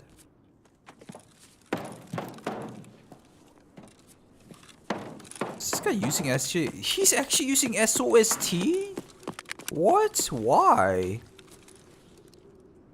His gun modding is not that bad, and his level was 29. Huh? I don't know, it's a bit weird. Pretty sure the other bag had 2 GPU. What the hell is happening there? Did you drop another guy? Can I loot another one? I love this game. So juicy. Did you drop one? You drop one? Make me juicy.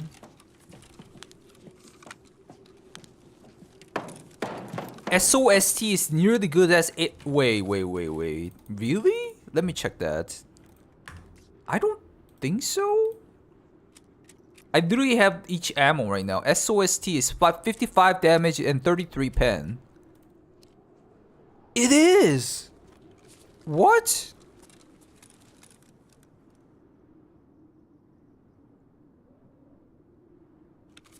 I thought it was a shit ammo. They made it decent this wipe? Yeah, I guess I have the older knowledge. What? Okay, I guess I'm gonna try to collect that then. So RRLP is the shit ammo and SOST. Like, even after the update, there's like a shit ammo. Which is RRLP, is it, guys? Or SOST? Oh no, I dropped it all inside him.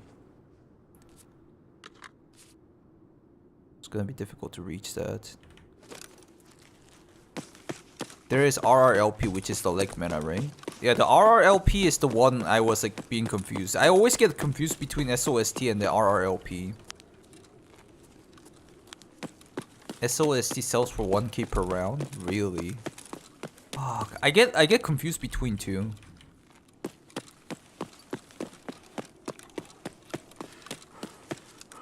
Wait, somebody fought here?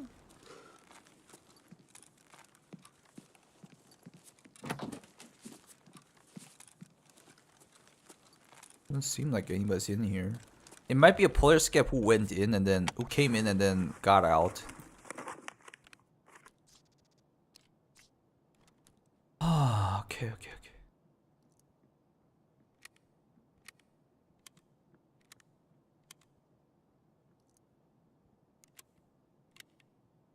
Let's do this first.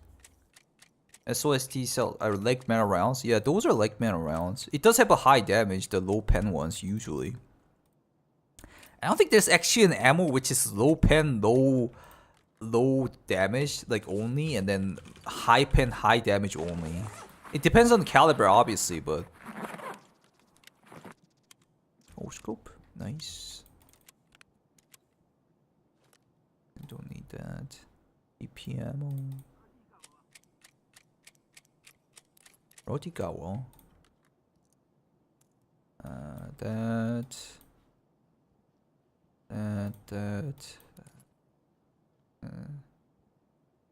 Swordin? Is Swordin better, guys? I think the helmet is not gonna cost that much. I don't know why I keep picking it up. It's like my bad habit.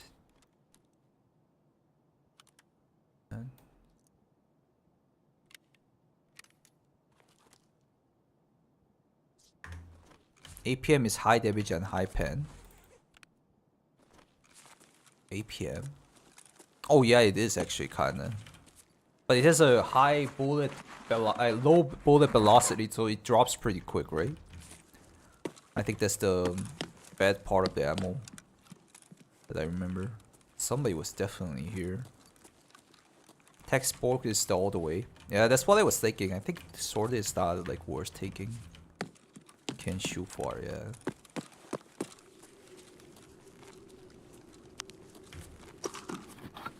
Guys, I just thought of something.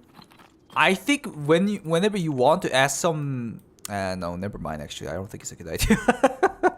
I was randomly thinking it would be nice to ask somebody if he's a cheater or not by asking like ammo knowledge, not like asking for their stats. The stats can be tanked easily. It's good enough for 150 meters. Yeah, 150 meters is already like pretty far enough.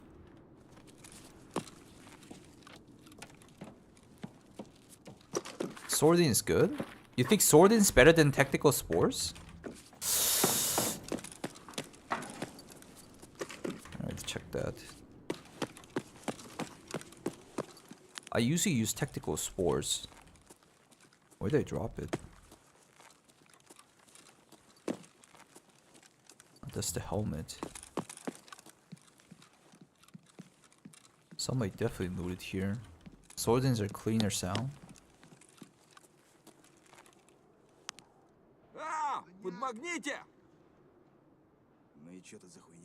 There's a player scav. He's gonna die though, I think. Because this guy was aiming at him. Where is he? Oh, he's a good scav. He is not. Let's see how he dies. No, no, no, no, no, no, no. Ah, I couldn't see him. No. Thank you for the loot, bro, though. Oh, Pachki. He did all the looting just for me. Let's see what he got. Oh, okay, thank you. Oh, Pachki. Oh, nice, nice, nice, nice. Oh, nice. Thank you, sir. What was your name? Nobody cares.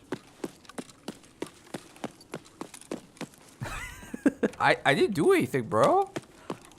Like, literally, I didn't do anything. That guy was gonna die anyways. I just took the chance. Yeah, let's drop the grizzly. Man. Oh, I wanted to see the scene of him dying though. Kinda sucks. Well done, sir. You aim very good. The mess spawns. Rain's pocket. Oh, Patrick.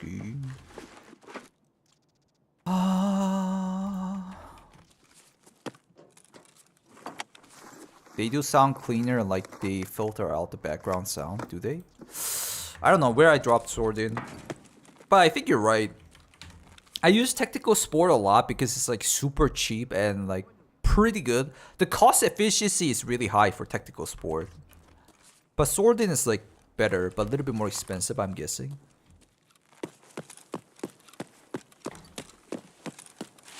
God dang it. Tactical was the best for 2 patches and then they nerfed it. Okay. Nobody got dropped. Literally no one got dropped. I mean, amongst the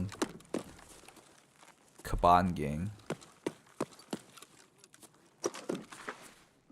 Oh yeah, it's gonna be like them around. Shrimp. Oh, Pachki.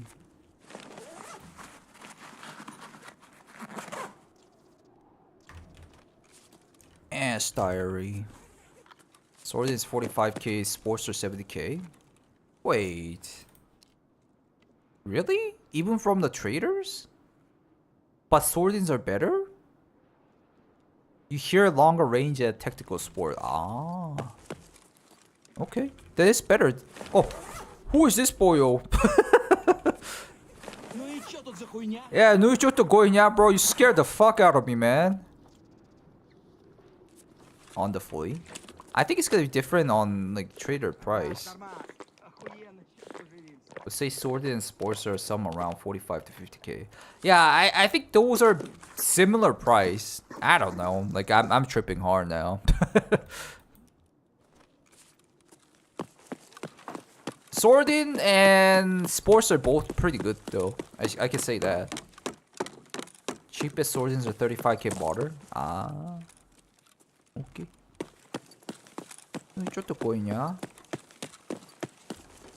Time for chicken rice? No. I need to starve hard recently.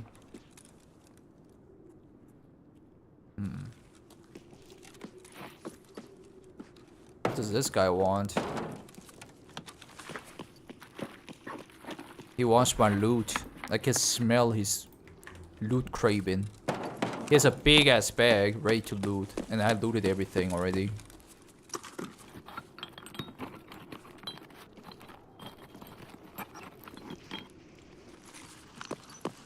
How much time in the raid? 13 minutes. Why? Are you in my raid? Is there any dead bodies anywhere that you haven't like looted up? No, I sucked everything in, bruh. It's all mine. I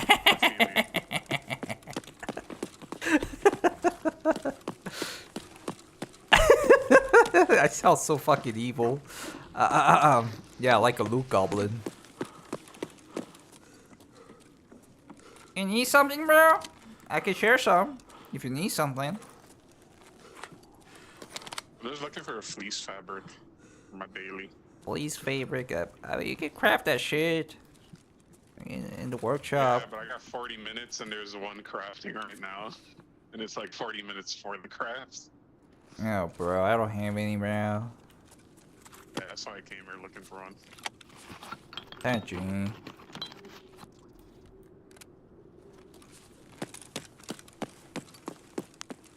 It sounds cool.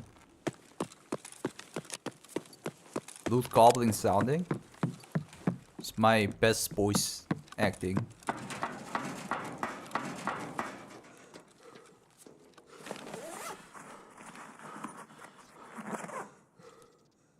Why am I making space?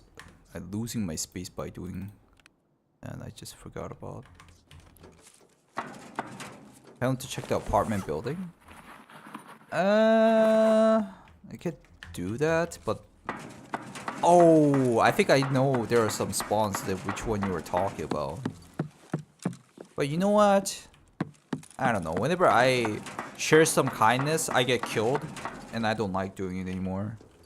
Where's my extract? Swordman hole. Let's go swordman hole. Boom! Baby boom, boom, baby boom. Oh!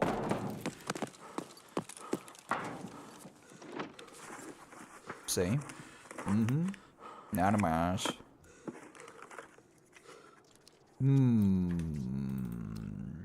That's pretty good plate. Ah. And HPC for some reason sells pretty high.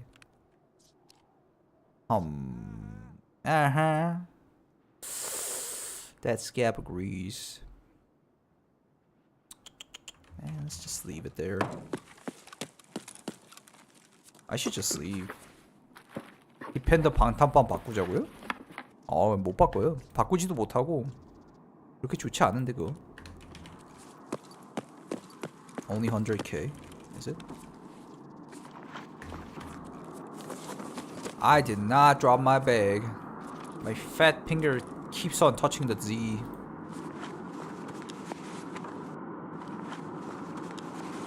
Yeah, 100k for 9 slot is not like super good. It's good, but let's get the hell out.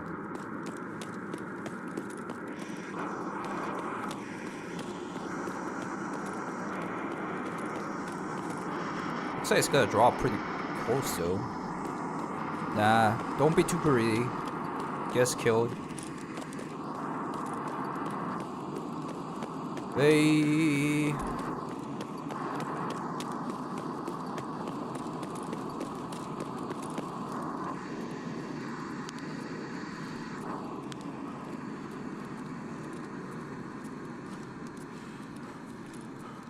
Ad break. Why you keep saying ad break? It sounds like advertised break or something. Loot is loot. What the juicy loot? I don't have space, bro. I mean, maybe I should just drop the this one. Gazelle is not in raid. So is it Gazelle the top tier right now to use?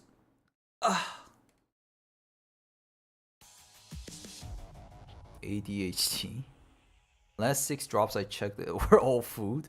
But food means med, and med means lytics possible. Food crate is good. If it was all food, well, it's your RNG being yucky. But yeah. The guns should I just offer to fans all the gears I got. It's 30 PMC gear anyway.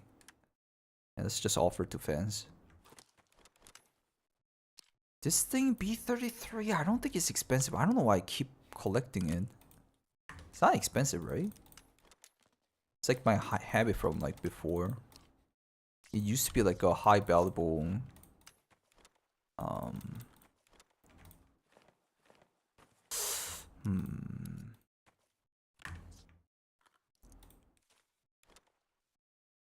Ammos. What? Liar. He mixed it like that? God dang it. That.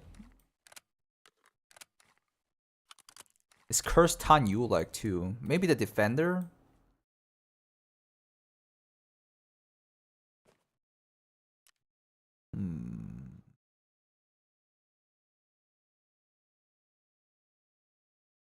So I probably missed the main discussion about the interview, but I really enjoyed hearing directly from Nikita. Yeah, he does it a lot, surprisingly. You can see how much he has to juggle and how complicated running Tarkov is. Definitely. It's not easy to run a game. I mean, even though people talk bad about Nikita, and I do it too sometimes, but I respect the guy overall. Like, the guy is being respected by me at least. What just happened? What? Oh no, you didn't. What is this? Oh. What? What did I do? No. Let me at least sell it.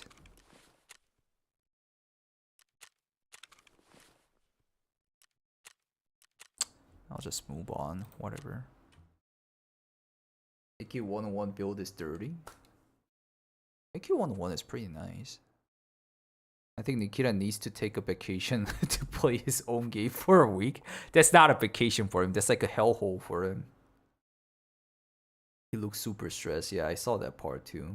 I'll restart the game. And let's watch the rest of the interview. We got like 20 minutes left. Oh, Pachki, why did Pesley became red? He suddenly became red. He was like super white here, but he suddenly became red. Anyways. Yeah. So the next thing that people... Did he drink? Or maybe he went to summer vacation? He made the PMC very mad. Very good, very good. Brought up with sights. Some of the eye reliefs are actually still really bad.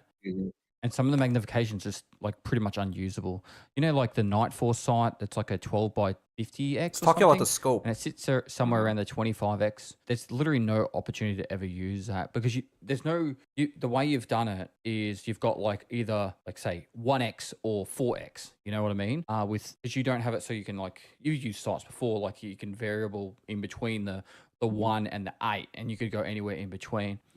If you could look at doing just some of the eye reliefs in particular, and then also, and if you need me to find a list, I could probably get people to give me a list, but of the sites that have bad eye relief, and then also some of the magnifications are just unusable. So at least then it'd be cool to have one of those big sniper sights and actually be able to use it, or at least have a variation in there.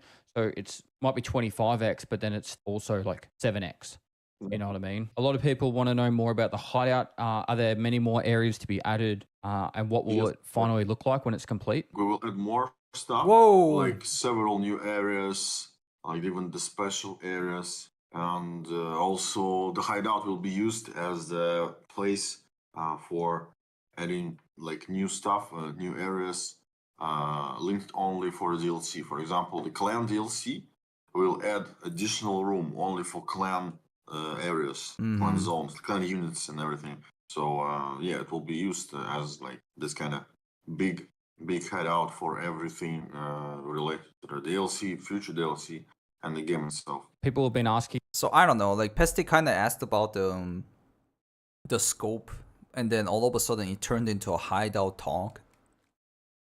Clan hideout. Well, he has been talking about that a long time, so it's not like super special info. What? I think turning red when drinking is the only thing for Asian people get? No? Isn't it like a general people thing? Like all humans get? I get it looks more like sunburn to me after like a little bit watching, but don't people become reddish face whenever they get drunk? Like, huh? What? They should add a 3D printer? That would be kind of nice. Can we just power through this? No.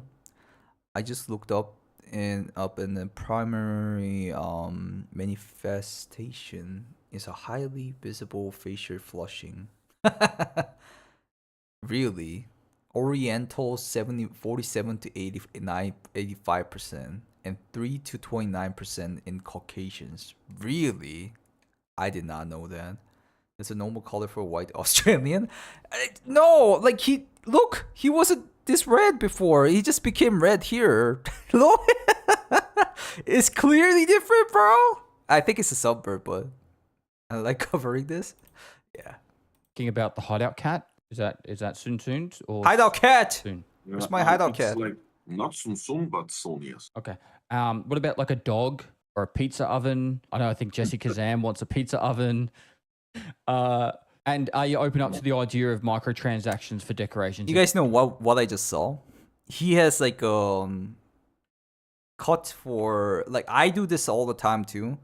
He has like a cut for like clips. So he doesn't have a full 1 hour 24-minute video. He has like a 40-minute video, 40-minute video, 40-minute video. I have something like that. That's why it overwrapped twice, like here. What about like a dog or a pizza oven? It does I it think Jesse Kazam two wants times. a pizza From here. oven.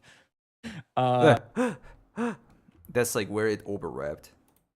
And are you open up to the idea of microtransactions for decorations in your hideout? We'll see actually, because we didn't plan to expand the hideout for adding like really unrelated stuff. I don't know, massage. Massage? Massage? What? This is actually an actually It's a kind of, joke. I think it's kind of a cool one. Is can you increase the wall of fame so it holds pretty much all the items needed for collector? Because like the Doctor Disrespect's armor or like the That's actually a pretty good idea, and it would be so nice, man. People will get Kappa like a lot easier if they add that. I don't know. I like that idea so much. DLC for happy ending massage. Could be the lighting. I don't think it's lighting level, but you see the plague mask whiskey. or the food like General Sam's soft drink or can, whatever it is. Just because a lot of people when they're collecting all the items for collector, for the Kappa task, they'd like to be able to just keep putting them in there, so then that way they don't accidentally use them. But that kind of contradicts with the idea of the quality of life feature people buying the stash expansion, because like stash expansion is happening very likely because people want to collect items more like convenient way. Like for example, for the collector, if they don't have stash enough, they will tend to sell it, and then they accidentally sell the items they need for a quest. I don't know if they're gonna do that. Now for spawns and exfills, adjust some spawns on some maps on maps so there's no clear line of sight. Reserve has a lot of issues with this. Probably one of the big ones. Reserve's got a lot of issues with you pretty much can take like 2 steps and you can see someone. And I thought potentially an idea just to put that forward is, you know how on Streets of Tarkov you've got some spawns like literally inside a building? So then that way you've like, it's kind of like a divot away. So then that way you're not sure if someone's in there or not. And there's so many different things like that. I know Reserve's a tricky map for that, but people kind of need it's very predictable to know where people are on Reserve when they spawn in. And there's a lot of frustration. I know, just to bring Jesse Kazam back up again, I know he was showing some clips recently. There's nothing more frustrating than waiting 3 or 4 minutes to get into a raid and you literally take 4 seconds to move and you're dead. They at least want to feel like they have a chance to fight back. Reserve has a lot of issues with that. Another idea a lot of people were putting forward is about reducing the player count on some maps. So then that way it's not as predictable. There's so many people to be at all the spawns when you spawn in. More instances and less put that in the universe. players. Use that information how you want to see fit. This has kind of changed a little bit because of what you've just done on Woods, but drastically increasing the exfil areas on some maps and increasing the amount of extracts. So, for example, with this one, I'm talking about Emicon extract on interchange. Instead of it being right at that truck, having it like behind the tent and a little bit further out. So then if people are extract Mhm. camping, obviously realistically you would have to go up to the truck to extract, but the reason why people can get away with extract camping so well is because they know they have to go to a very finite section of the map. And if they've already Mhm. traversed through the whole map, looted the entire map, what difference does it really make if they're within that, say, 30 square meters compared to being like 50 square meters, and they've gone over to that area, and it just makes it a little bit more difficult for people to extract camp specifically. And like a good example is like outskirts on woods. So that extract is quite wide. Like you don't have to be right at that truck. There's actually a fair bit of room left and right of that you can actually extract. So, and then woods extracts, that if you spawn on one side of the map, you have like 5 extracts. If you spawn on the other side of the map, you really only have outskirts or the car extract. So potentially just opening up the idea of, if there's more extracts, there's less chance of people extract camping. And this is what it's coming down to, is people don't want to die, go to all the work of going through all the map, getting all the loot, battling out other players and scavs, and then dying right on that exit line. So there's either more options to extract from a map or bigger areas in the extracts that are available. It just takes away some of the power of someone camping an extract, reduces the chances of them being able to extract camp. And then for interchange as well, there's that one corner of the map that has nothing in it that could perfectly be an extract of a new proportion or type. One of the ideas that was thrown about a long time ago was you have to have a found in rag dog tag to extract from that corner or something cool like that. So then that way, at least you still have to do something in the map to extract. But then, you know the one that's along the road? It's between, like, you've got the power station corner with the car. You've got Emicon and railway extracts. It's the other corner. Just another extract in there just to help reduce people camping either Emicon or railway. So it's basically like Pestly's opinion about the spawns and the extracts, and like he wants, and you know, it's based on like what he collected, I guess, from the people, and then like he's telling Nikita like this is the issue, and would you like do something about it? It seems. Holy hell, Ground Zero Med gets scammed so hard. I know. More options. I preach that people should try and use the safe room extract at the bottom, but you can lead a horse to water, but you can't make them drink. But that's some ideas and a lot of frustration with people about extracts and extract campers. So use that how you want. A lot of questions about the rusted key for streets. You made that room that had the really awesome key spawns in there. And now no one can seem to find the key. It's very, very, very Yeah, rare. I just And then when found you get 2 in the room, yesterday. there's nothing in there now. So, or it's nearly nothing in there. People questioning what happened to the what the rusted happened key. exactly? People saying He that doesn't answer it, but I bet it was like because like I don't know, maybe a bug, or maybe like they thought it was too overpowered, and then like the magnetic loot cheaters were like yoinking it too much. That's my like imagination. that Streets is such an amazing map for loot that the other maps have kind of lost their charm when it comes to loot, and that it'd be nice if some of the Yeah. other maps just got a bit of a buff to loot. And a good example is how Shoreline's new area is actually very valuable, and people have realized how good that is. Yeah, Jordan, this interview was before the update. After the update, I found myself double key on one place. It's definitely buffed back up after this this interview. He posted it a little bit later. Is. And so like that kind of made Shoreline, so it wasn't just resort that was good or the village area. You had another section, but having extra like loot, more valuable areas Yep, on like all Spike the did. maps, or at least more valuable loot spawning on all the maps, would make it so Streets wasn't the money making map or the main money making map. Hideout crafts. So you've made it that I gotta mention about the Streets real quick though. It's not because like Streets is a money making map. It is, but at the same time, I think why it is such a good map for people to make money is that there's like so many places. The map is the biggest map in the game, right? Is Streets the biggest map, guys? I bet it is, right?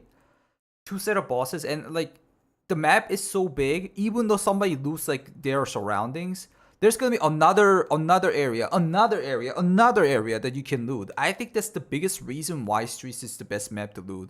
There's untouched parts from the other guys because it's just such a big map. That's my opinion. Because whenever I go to the place where somebody touched it, there's nothing. It's similar to other maps.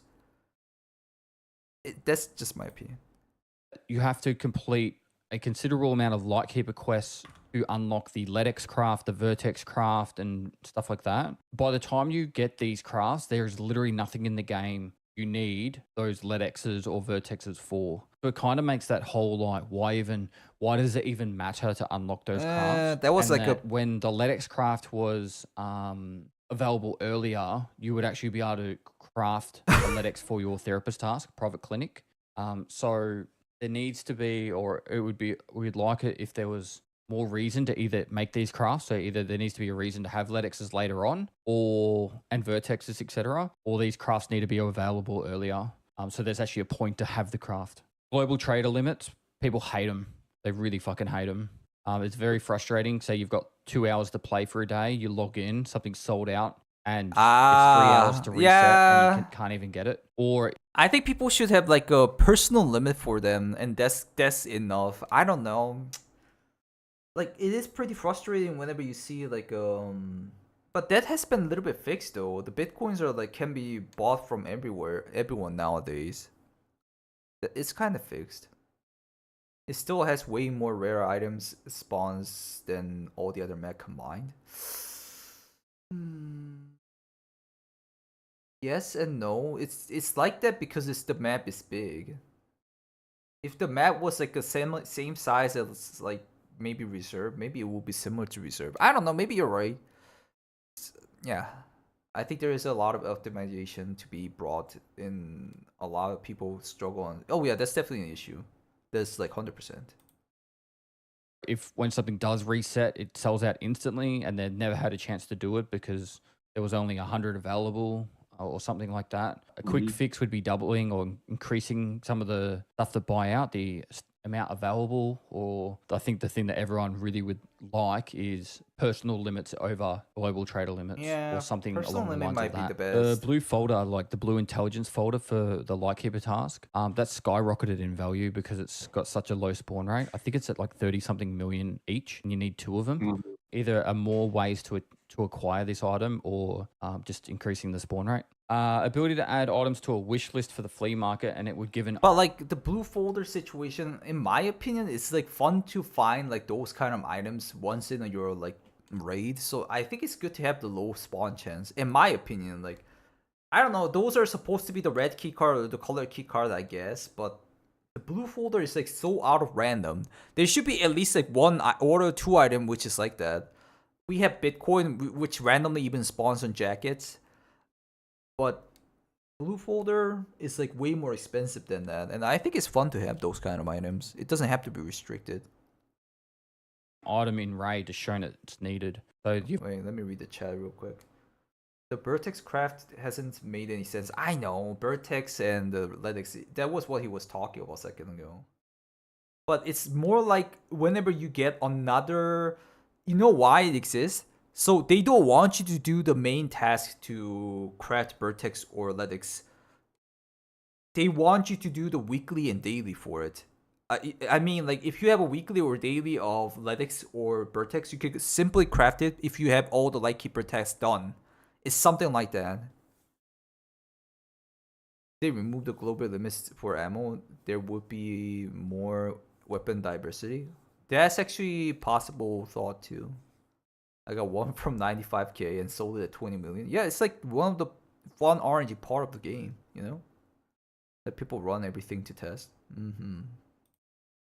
You've already got, in the current way the game works, is you can right click any item in the game and say add to wish list, and people would like it. If you did that, then when you go into a raid, it would have that item. When you find that item, it would have like a little icon to say this is on your wish list. But then people that are trying to find items in the game, say they're doing like they're trying to find an item for their hideout or for a quest coming up, that they can actually mark certain items that they want whilst they're running around and looting and stuff. Did you ever play any games like Fallout? Yes. Yeah, there's like options in like Fallout that are very similar to that. I think it was like markers needed, I think, in Fallout. Kiba and Ultra Medical seem to be very crappy loot now. They used to be amazing. People want to have the excitement of Ultra Medical and Kiba again. They would love more clothing option on Ragman. I'll just, you can do what you want with that, but... That's the plan. This was actually a really cool idea. Do what you want with it. Potentially reworking how you get colored keycards for... So it looks like the overall, the other parts are like basically Pesley showing like talking about like a possible thing they can do, just suggestions. Labs, like you can still have it. There's a chance to get one off a boss in a pocket or whatever. But they really like the idea of colleagues part 3, where you actually get that option to get a black key card if you want, or you can do the other, like by killing Senator, and maybe having some more quests in the game where, hey, if I do this option, I could get a green key card, or if I do this option, I might get a violet key card. And then that way it kind of gives you get the option of what path you want to go down to. It's like choose your own adventure, but you'll miss out on something, but you'll get something else instead. But they actually, there was someone brought that up saying it was a really cool idea. That's everything I got for looting and loot. You want a list of new guns that the people want to see? You like guns, don't you? I don't know, like there's a lot of guns already, and there's still a lot of things. People want to know what guns are coming, but I'll give you this. Actually, I'll let you go first if you want to announce any guns or say any guns that are coming. Just a second. Yes. People would love to see an M249, so a 5.56 like belt fed, because I think we got like the RPD in that already. M82 Barrett, your sniper. Obviously, all the British people would love to see an SA80. The Bison, PP Bison. I'm hoping to hear a planned one. That's all the people said. Some middle tier NVGs. I actually really like those blue ones you've got in the game, but just some more variations in NVGs. And there was a lot of people asking to smoke cigarettes. Like surprising amount of comments. Yeah. Smoking cigarettes and vapes. If you want to go down Why that not in the game? That's it for I've got 4 guns and stuff. Do you want to say that if there's any guns coming up in the next patch or wipe or whatever, I'll save that for Tarkov TV? Something is coming. I'm not sure what is coming. Most likely, I will show it in Tarkov TV, so I don't have any information what's going on. Cool. But I think some belt fed will be in their new one, but I'm not sure which exactly. New belt fed? I'll leave that for the people to guess. Servers, someone was asking for an Alaskan server or a server for Alaska. Alaskan servers. And then the people from South America are having issues with getting ping kicked, and they live in South America. So I think the server's located in Brazil, and I don't know where they are located in South America, but they're getting kicked from that server. I don't know if you are open to the idea of potentially like maybe increasing just the ping kick on that server alone, just so then that way it can handle the whole continent without issue, so at least they can play the game. Private servers and game modes. Are you open to the idea of the people paying for or organizing an event with you guys for private server events? I know Path of Exile does a lot of this stuff where towards the end of a wipe, they'll host like special leagues. Does Pesley play Path of Exile? He talks about it a lot. Interesting. Called gauntlets and stuff like that. And then, like they might be able to invite like a certain amount of people to be a part of the event. Maybe something that we can bring up with Dimitri or someone in relation to hosting events. We're definitely not interested in earning money from it, because literally it's nothing. It's just needs to be managed from our side. So that's the reason we are like, it's a good idea. Maybe we should implement something in the future for the release to have some dedicated guy who will work on these tasks especially, and it could be done. But it's not about the actual earning money or something like it, and it's not that simple. Like, okay, and you go ahead. No, we need like to build this kind of infrastructure, tools, and everything for that. So, but it's not done, and as you can understand, it's not important right now. I am in discussion with Dimitri about trying to host a hardcore event because there's a lot of interest in it at the moment. So hopefully we can work something out that will give some infrastructure there. Like the single cases are totally okay. Like if you need to do something customized for the single event or something, it's good. But to have like kind of open thing for not everyone, but at least for a wider audience, some kind of tools, some kind of like servers ready to go. That means that it needs to be done in many terms. Yep. We need to actually do that. All right. So moving on to events. He is an OG Warcraft player, PoE. I've never seen Pesley playing Path of Exile though. I don't know. Just wound after Vertex, another Vertex. Just gotta survive. Just get the hell out, bro. Why are you typing? They should add a level action all calibers. Lever action all calibers. It's just a bunch of like new things we can just think of. How do your in-game events come to existence? Do you have someone who plans and organizes them all, like a a games master that goes, all right, they're going to do these events over the wipe and it's going to tell this story, or people just want to know more information on how you decide on running an event? So basically, it's the same thing. Like every single season, we just select a really big like amount of different events, like a big list. Then we iterate them, remove what's like hard to do or just stupid, and we kind of lock this in, and that's it. Starting to work towards it is like there are like big events, like the events just before, and events which are kind of repetitive every single year. That's the Halloween and everything, and that's it. We kind of, because it's not like we are inventing those events on the go.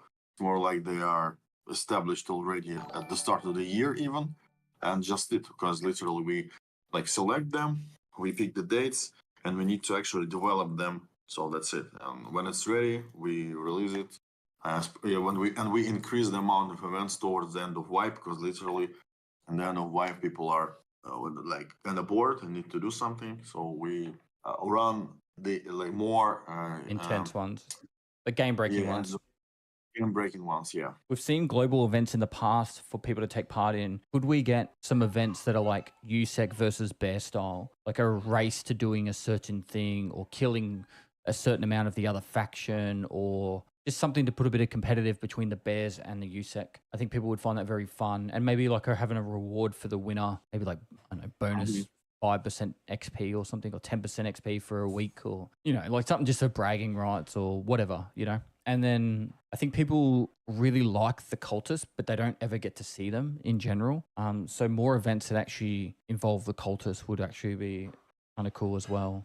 That's on my list of what people have asked for. The last 6 questions I've got are all just general questions. And you can explain as much as you like or as little. It's totally up to you, Nikita. What is the biggest technical limitations the game is facing and plans to overcome? The first, it's like visual, graphical limitations and different kind of stuff related to optimizing the game. So basically, it's because the game is too big, too complicated, and we started it without knowing some really specific stuff that we actually understood later, and that's why it's always a really, really hard struggle to actually change something on a go when everything is kind of established. And so the first one is the constant war with our own code, old code and everything. So it's a struggle. The second one is like the engine limitation and lack of tools, lack of like inner technological stuff within the engine, which already like kind of like a standard in the game industry, but still in Unity it's not even there. The third one, like really big amount of different kind of testing before the release, before the patch release and everything, because literally there are so many systems, functions, subsystems, and everything that needs to be checked. They're all linked together, and every single time when it comes to actual like final testing of the releases of the patches, we need to do more and more testing every single time, and it's like it's okay, it's like understandable, but still it's like kind of big thing that will draw a lot of time. But it's not like limitation actually, because yeah, it's not like limitation. I don't know why, but I cannot concentrate what he's saying at all. It's hard. Oof. You can get past it. It's not. It doesn't stop. Yeah, we can get past it. And how we plan to overcome this like tool limitation, like by upgrading the Unity version and like recode stuff, maybe refactoring the code a little to speed up the process. It's not like we don't have a final solution. Like, okay, we should do that. We should like close the game for half a year and make everything great. No, it's not working that way. Unfortunately, that it is what it is. You cannot rebuild like the big ship which is like already floating. Yeah, we will just overcome it with more work, more tools, more like methods of working and everything. So just will be some working solutions, some management solutions and everything.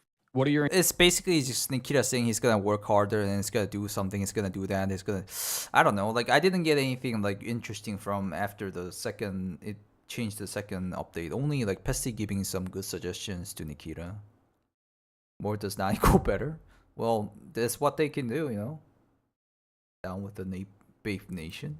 Your intentions for 2, 5, and 10 years from now for Battlestate Games and Escape from Tarkov? Release the game, make the release plan for DLCs, release the DLCs, and start making new game. Any hints on what that new game Start is? making new Something game. with candies, And little dogs. Candies Yeah. and real though. you get to crush Some them? mobile games, maybe mobile, yeah. Is he actually saying that, or is he just joking about it? He might be actually thinking about it. Like, he just mentioned about making a new game after full release. Trolling? But mobile games are actually still the goal for a lot of big companies. You made a Twitter post a while ago talking about potentially releasing an API for Escape from Tarkov. Oh yeah, a Is there long still time any ago. plans for that? Yeah, I need to remind this because the guys told me, okay, that's totally okay, we will do that, and something like left forgotten, so I just need to check. Kind of goes into my next question, so I'm sure you can answer Yeah. this at the same time. Is there an app still planned or in development, or is that once the API is released, you'll let other people just do it? It's still planned. We actually have a working, like, not the prototype, like working first version, but for some reason we still holding it. I need to check it too. I believe we will do that for the release, so we'll release this application. What's the plan for that? Is that more to can you use your hideout in that and craft, or is it like the functionality is pretty big? Like the plans for the functionality are also big. We'll start with something more simple, and then we'll add more stuff to do. Like at least you will see a lot of statistics, a lot of ongoing crafts and everything, the statistics of your matches and so on. And yeah, we'll add some more functionality to that. I need to check like what exactly we've done for this application. cool?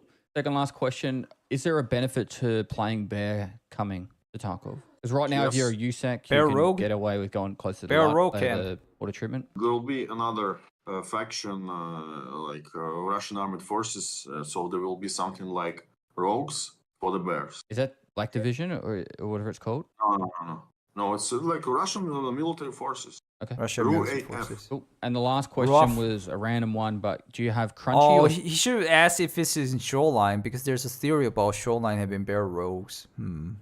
smooth peanut butter? I don't have any peanut butter. I didn't Why? eat peanut butter What? because I don't know. We didn't got used to it. Like it's more like Western thing. Really. Like we have sgushonka, you know? Yeah. Sgushonka, That's condensed milk. What? So What is we this? use that. We have like regular condensed milk and the boiled condensed milk. Yeah. Boiled condensed milk is like brown one. It's more tasty, and most of all, you can craft it in real life. Isn't just need boiled to condensed boil milk it. custard? Am I wrong with that? No, because it's a typical thing for Eastern Europeans and everything. So yeah, and we don't have like this like peanut butter or something. It's more like we saw in American movies, like everyone starts to like use this on the bread, like peanut butter with a jam or something. They call it Peanut butter and jelly. yeah. And I tasted it, like it's pretty good, but we didn't have that there, so we just used Gushonka and that's it. All right, that's all I've got. Thank you so much, Nikita, for giving me your time and everyone their time and hearing our concerns and comments and yeah, just taking the opportunity to talk to us about this stuff. Thank you very much. Good questions as always. You have anything final you want to say? Last remarks? Smoking is bad. I must say smoking is bad. Okay. They are Don't kids. smoke. I don't drink alcohol. Yeah, right. And don't play too much. Go outside, see what the hell is going on there, and instantly go back. I'm joking, of course. All right, guys. So that is No, he's not joking. He wants us to get out and stop whining about Tarkov, it seems. Thank you, Pestily, for all the interview. Yeah, I think he's gonna do an outro. Yep. Pretty interesting. I might try to make like an 8-minute like shorter version of it. It's gonna be hard. I'm gonna just pick pick the pickles or the cherries that I like and then just post it, which sounds like the important ones. Like I like Pestly's like suggestions and everything, but like it's still not like perfectly gonna be implemented. So I'm just gonna mention the part which is like super important from basically focused on what Nikita said rather than like Pestly asking. So yeah, guys, if you guys like these kind of abbreviated content from thank you again for Pestly for the interview. Please leave a like. And also, if you guys like to check the videos out as quick as possible, put on the notification button on. And also, if you want to check me out on live stream, check out the bio link on the description and on the screen. And if you want to check out the other videos, check out the video list on the screen. I'll see you in the next video, guys. Goodbye. Well, holy hell, that was long. That was freaking long. Interesting though. I don't know how I'm gonna make it to 8-minute video though. Holy. Delay? Yeah, YouTube has a lot of delay. In my opinion, I think that they could fix skills like immunity and meg drill surgery so you could reach elite in like 1,000 rays instead of 10,000 rays.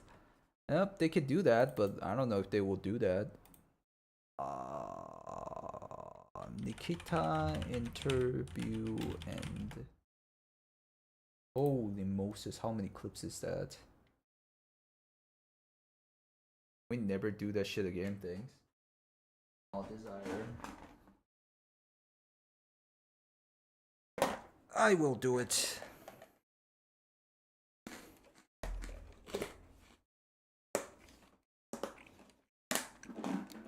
I never saw a guy with elite immunity. I don't think I've seen it too. Only. There must be someone though. Not me for sure.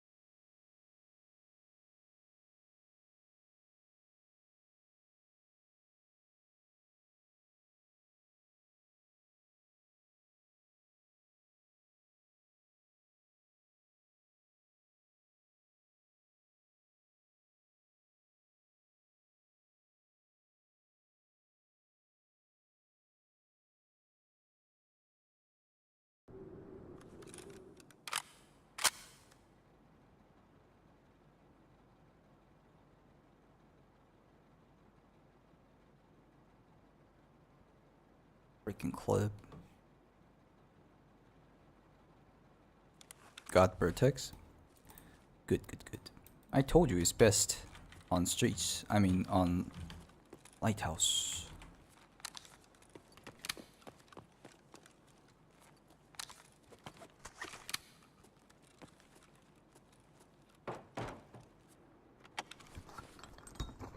You started the video 3 hours ago? Yeah. I mean, that's how I can actually deliver you guys like the essence of the info by looking into those kind of stuff. You know? I try to not give you guys the wrong random idea.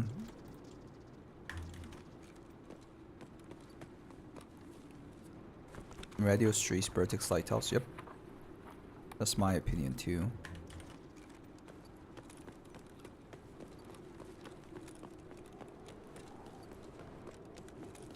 Yeah, look into it so I can deliver you guys the... It can be like random ass like 1 minute info between those like 2-hour video. That it was like, it's like super important. I mean, I can watch it alone, but you know, I don't want to be lonely whenever watching it. Yeah. Recap. What map would you recommend for the GPU? Interchange Streets? Streets has a lot of PCs too. Should I focus on PC this time? I don't really like doing it though. I haven't found that much GPU.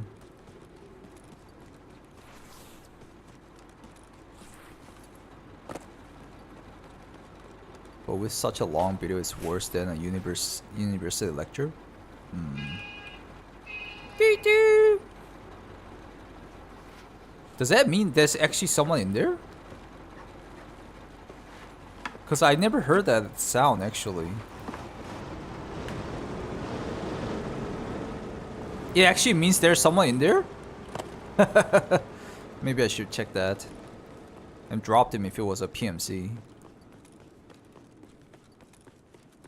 Like, doesn't it make the sound even though there's nobody in it? It's got, there's needs to be someone inside to make the sound? Fuck, I did not know that. You enjoyed it?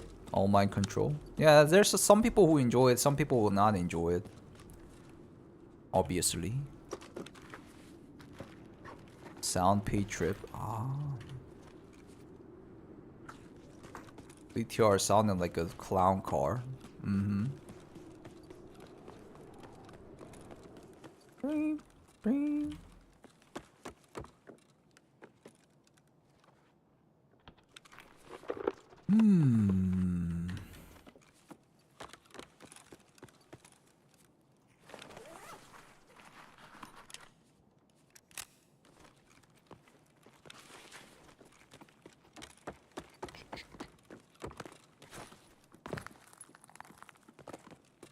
Maybe I should chase it down. Well, I learned something, so I'll try to chase them down next time. Whenever somebody makes a sound. I mean, whenever... What the hell? Whole toss just for me? TMO, US ammo. Can I touch it? Thank you.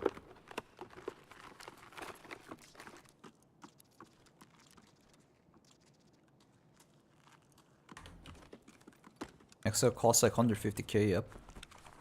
It started to be really expensive like after the update, I think.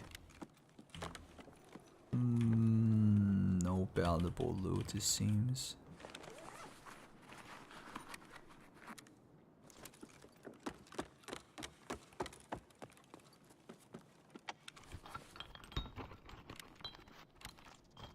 Thanks for the labs guy. You found the GPSA? Really? I haven't found it myself. Said G. Congrats, bro.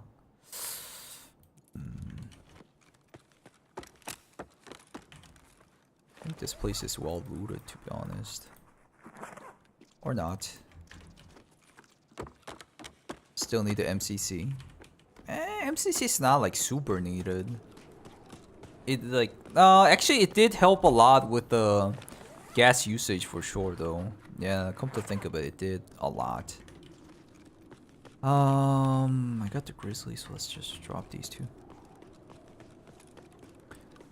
There's another nade box here. Nade box.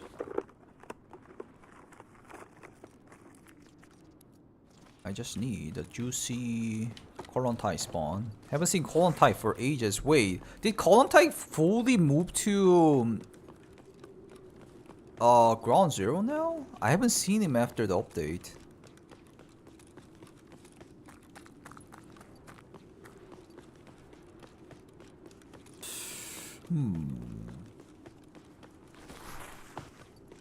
Did anybody see Kolontai in the race? In Streets race maybe? Okay. It's just 4 class armor though. Eh. You had him once, really? Okay. Like, I've seen him in Ground Zero so many times, but I haven't seen it in Streets. That's just why I'm asking. Okay. That sounds like Lexo side. It's all the way there. No. Hidden stash. US ammos. Touch. Opachki.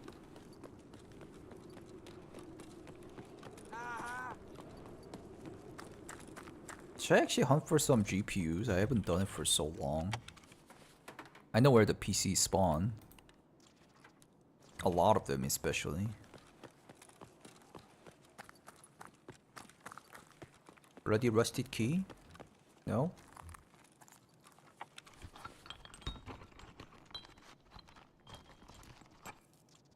We'll stop playing streets and moved on to ground zero. Just give it 1 to 2 weeks and everything will go back normal. That's what I experienced too. I tried to like juice out ground zero, but it's just, streets is just way better and way more fun. Ground zero, there's always like just a Timmy. Even though I've seen some like really heavy geared people too.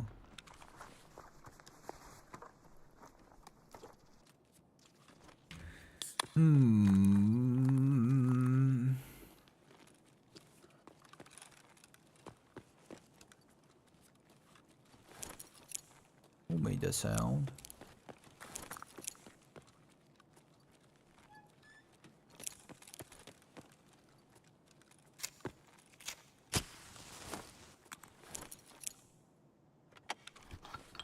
Good way to do quests like trophies. What's the trophy quest? I don't know the quest.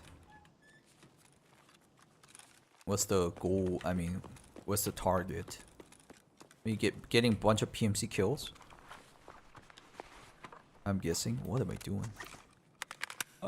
Now I found the BPMO. Great.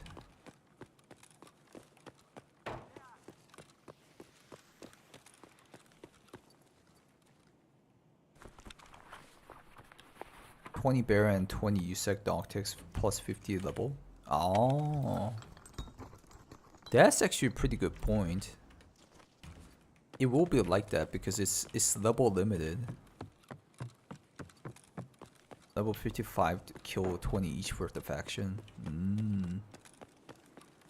But the Doctech needs to be level 50. That's kind of weird, but I get the point.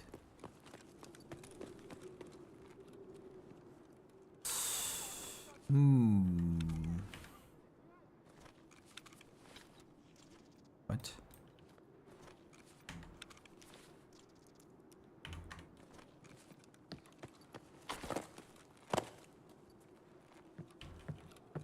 Your extensions? Like what?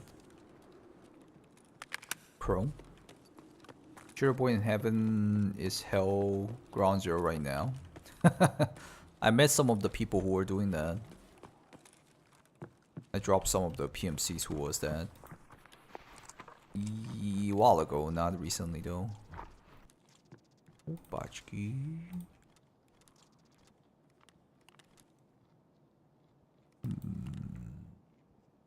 Wait.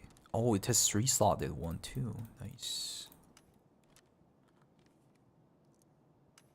That's all.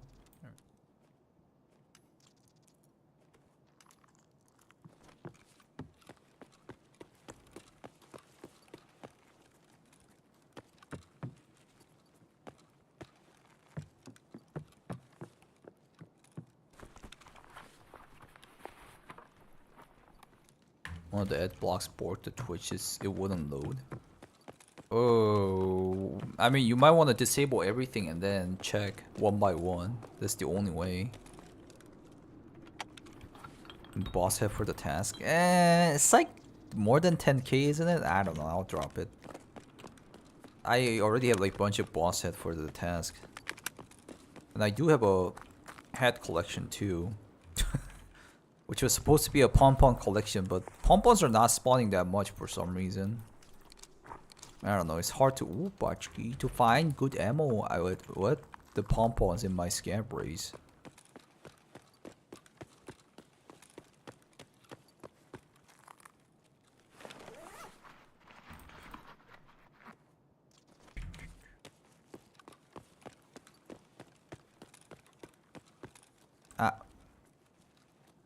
No.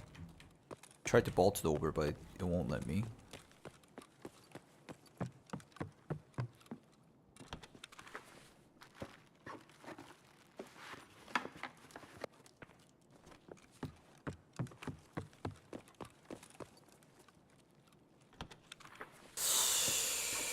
Oh.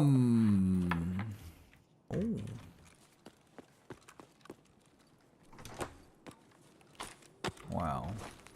I mean, not gonna lie though, that interview watching kind of drained all my soul.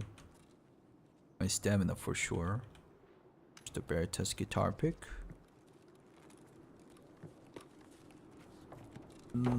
So I don't know if I'm gonna edit that one or check the Sussy Bakas more. There's more Sussy Baka reports I got from multiple people. I kind of moved on because I was focusing on the interview.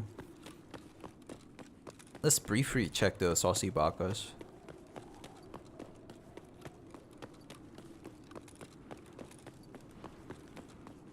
Stranger Soul, my god. Weren't you like on that side though? Please not do it or something. Yee.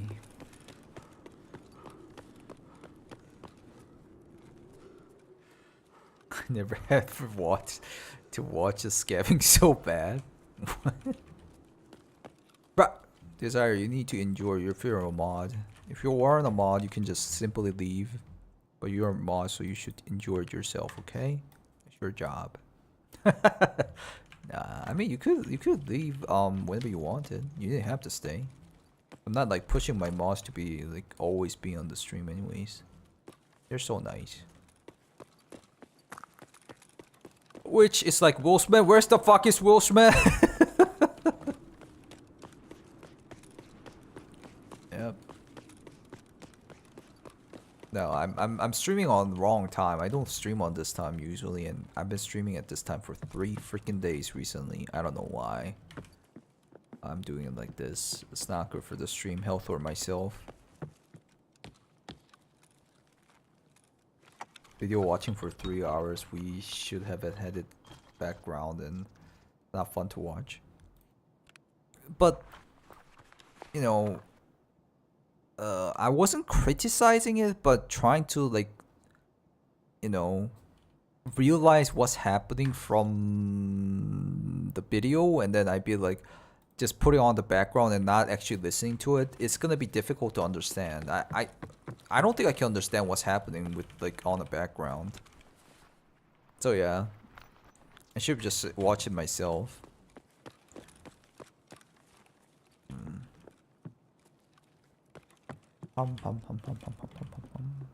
Wow, I never found the Tetris here for so long.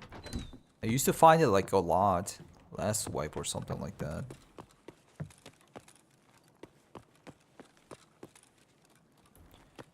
I don't know why they nerfed it hard.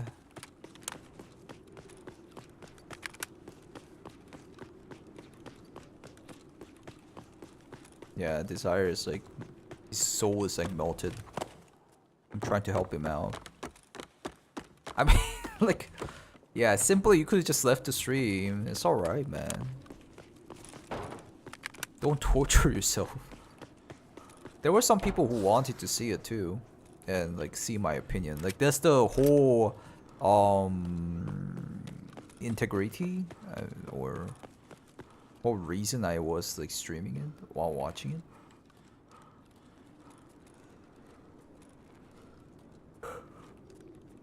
Oh yeah. Yeah, I should just stream on normal time. I was like imagining if I react to that thing and then, what the fuck?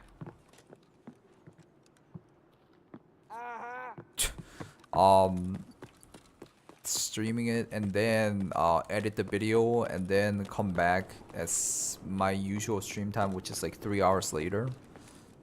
I don't know if I can do that though. That's the reason I watch. Yeah, exactly. That was the reason for it. My mod has ADHD. Actually hard for me to concentrate. You don't have to concentrate on it.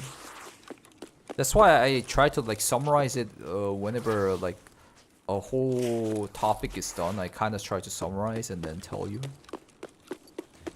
Which is a little bit more difficult than I thought. But yeah.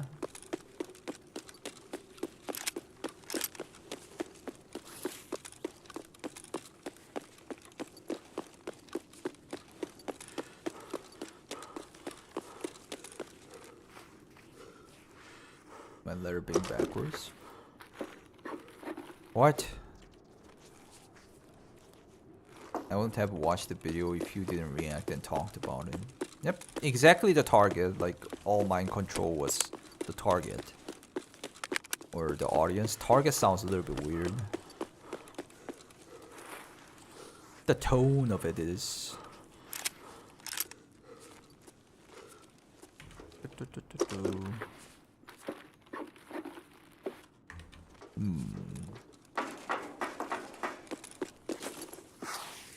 Glorious AK.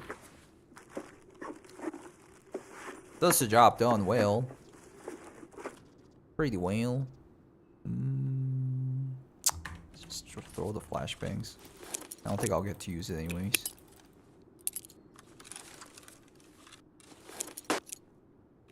There's still like a sound bug on it though. See? Poop! Poop! Under durability is not jamming. It might still jam. I enjoyed the video watching even after I had already personally watched it already. Good lord, you watched the whole 1 hour half video and then after watch me again? Thank you. So what I'm thinking is I'm gonna check Sasi Bakas real quick. The people have been kept sending me. There was like 3 reports. One is from yesterday guy extended, and another guy and another guy. Do. It's my Discord. Where is it? Here it is. Okay, let me actually move the items first. Did I? No. Okay, I mean, yeah, let's just do it. So many items.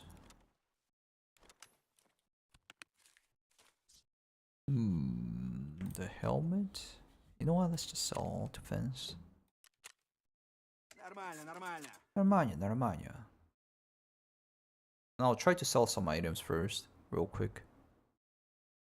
Gas mask were 4 for 50k. Yeah, that's why I I took it on and I forgot to pull it out. I just do multitasking too much. I keep forgetting why I even took it. Oh well, it's gone.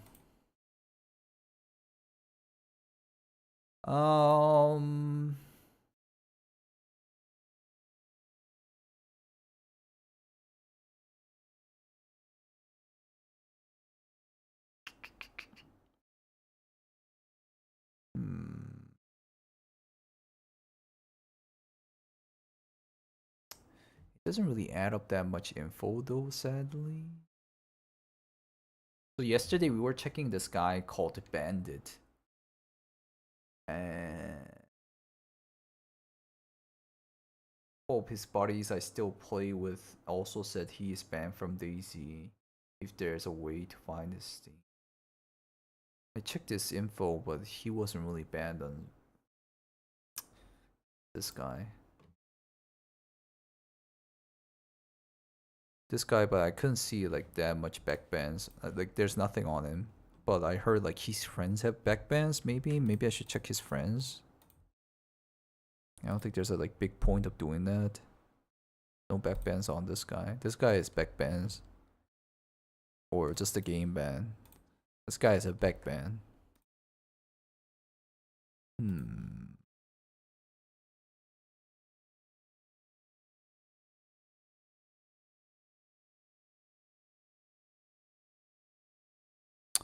Like, friend having a ban is like not really big of a deal, I guess. I was waiting for him to stream too. Wait, is he streaming? Maybe? Oh, he's not streaming. He hasn't streamed after that. He has Discord now. He only had YouTube, didn't he? I'm not gonna go into his Discord though. He has one backban friend.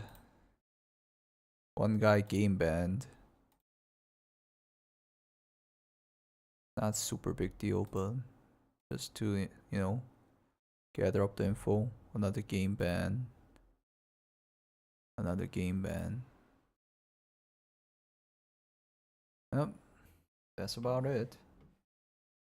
Not much. There's like one guy who's reporting that he's in a mutual friend and then he's been cheating, yada yada. But he doesn't have like a firm proof. Let me actually message him one more time. Do you have firm proof rather than the we can move on from that guy. Yeah, I have enough info to make a like at least like he's very likely cheating. Oh,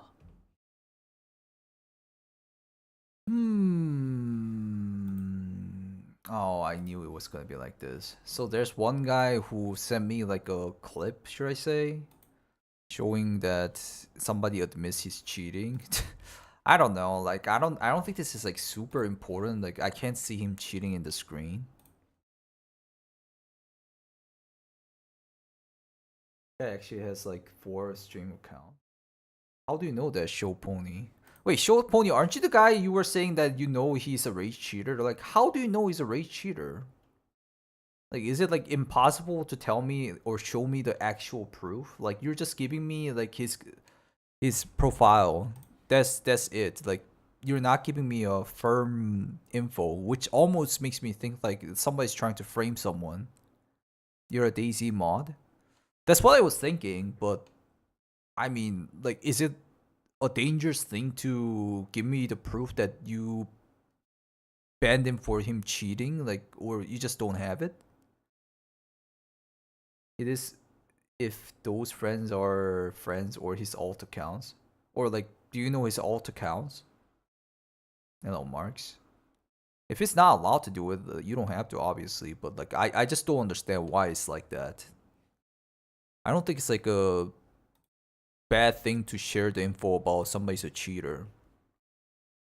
And you only have like DayZ mod bans things then. Like, I mean, it doesn't mean he's like Tarkov cheater too, like equally saying that.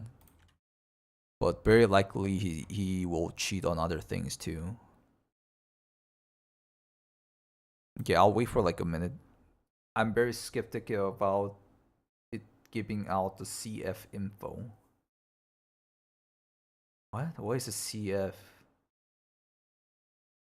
So if you think like it's not good to do it, then you don't have to. But like, if you don't give me anything, it's just like a random dude saying random things, you know?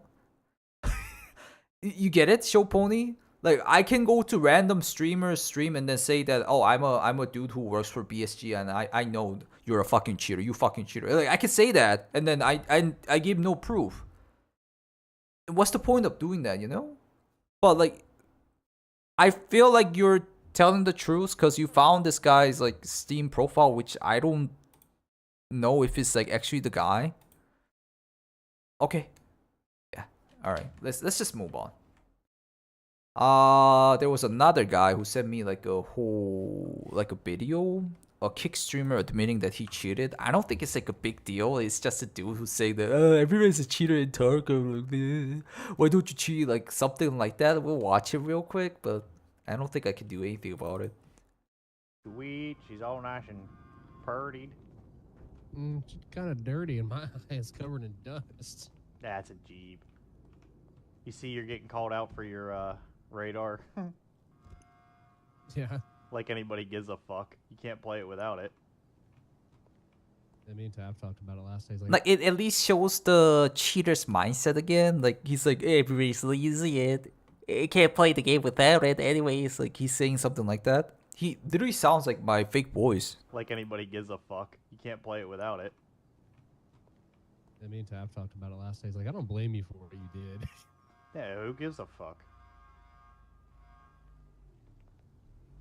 Oh my god, he's gonna tell Nikita, and I'm never gonna be able to play Tarkov ever again. Probably for the fucking best. It'll kick the fucking habit. Shit, goddamn, dude. Hell. Get rid of the fucking have to play game.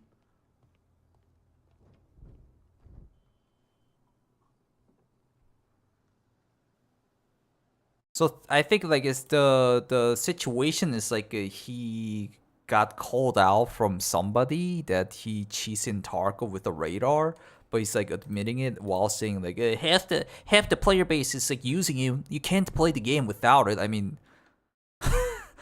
I bet like most of the people are like still playing without the radar, and he's being like everybody's cheating, and then what you gonna do? Just call Nikita, and then like Nikita will not let me play it. Like who the fuck cares about it? Like just kind of can see like the mindset of a dude who very likely is cheating. Like he's admitting it himself anyways.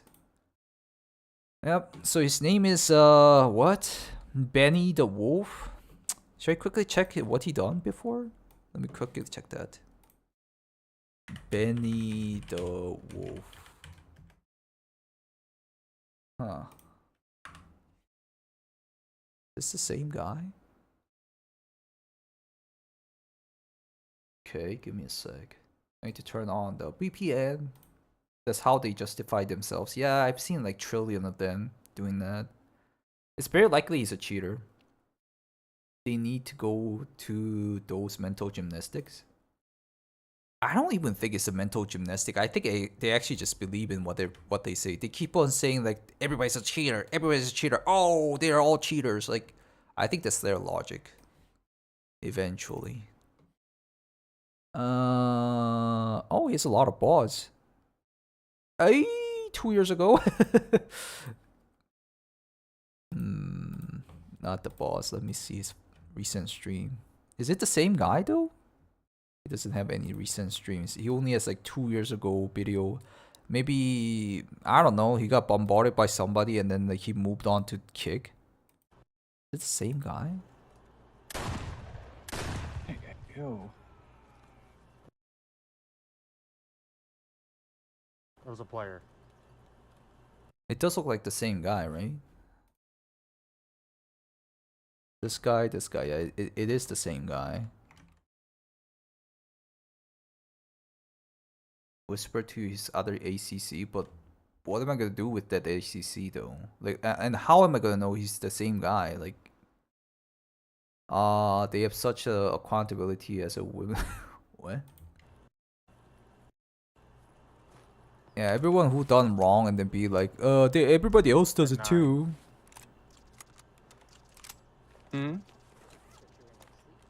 Jacob. I know. Stay. Should I check his kick stream? Maybe I should just check his kick stream. It's like 2 years ago video. It's nothing to really check. I'm a backwoods country gentleman out of the heart of PA. Work hard, but play harder. Xbox soul with a PC heart. Follow me for some funny, awesome, and insane moments. For all giveaways, you must be present in the stream on the day of the giveaway. Okay. He also has a YouTube channel, which seems like he's playing something else these days. 4 years ago. TikTok.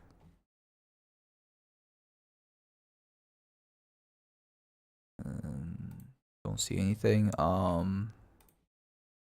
Facebook. I'm not gonna go Facebook. So I guess he's on Kick. Let me check Kick, because it looks like he's streaming on Kick these days. Ah.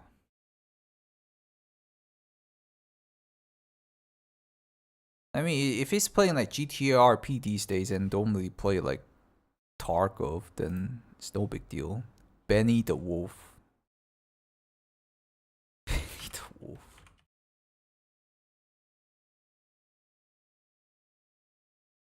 Oh, it's the same guy. He's using an AI picture, it seems. I mean, it's perfectly fine to do that.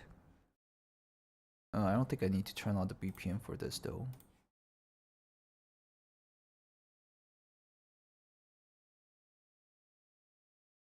Oh, he's playing a lot of other games.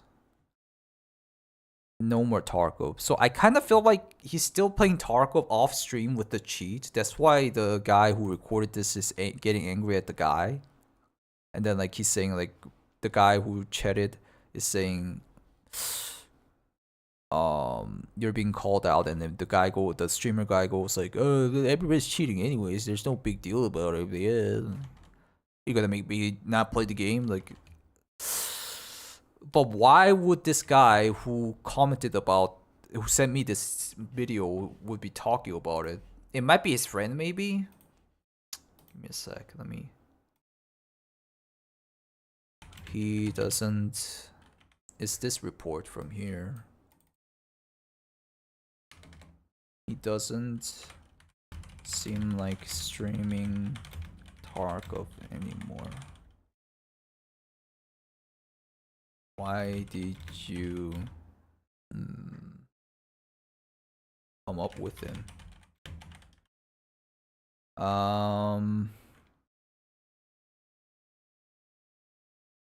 Only 2 years ago. What caught your attention on him? Maybe a viewer that ran with him? Possible. It's possible. Yeah. For now, I don't see anything really.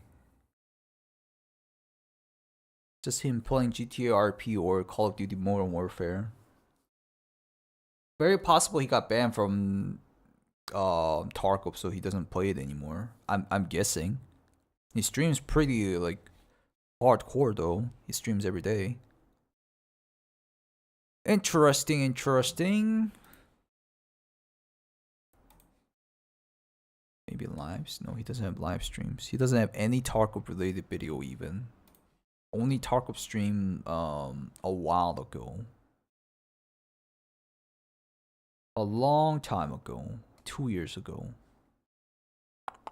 I'll check one more last thing real quick. How much he streamed.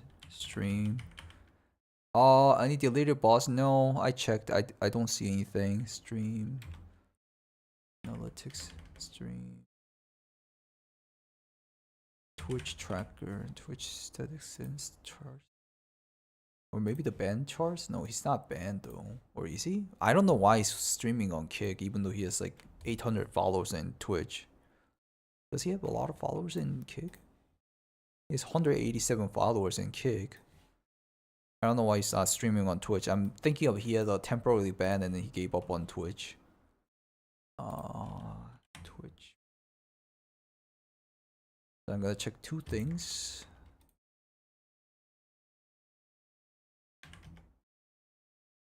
Nope, I don't see anything.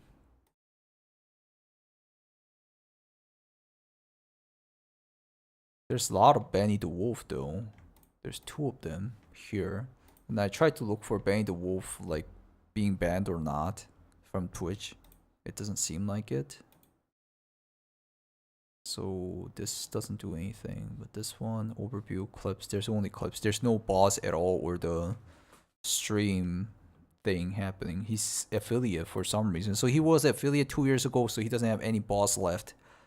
But it should at least show how much he streamed though. Like even like 4 years ago events are shown in this thing. Interesting. Why can't I see it? His stream days. Because whenever I search mine, very bad Scav. Yeah, I see it. Show Pony, you whispered it, but so you have like connections sent me too? You can see like the stream days of like a long time ago till now. I've been streaming for 2 years, almost every day. But anyways, it should be showing like that, but it's not showing anything like that, which is a bit interesting in my opinion. Why not?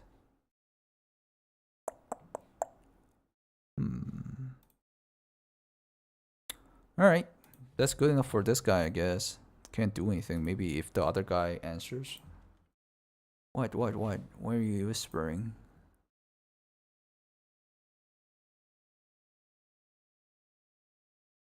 Been banned on multiple servers and has bought another account. Rage cheater.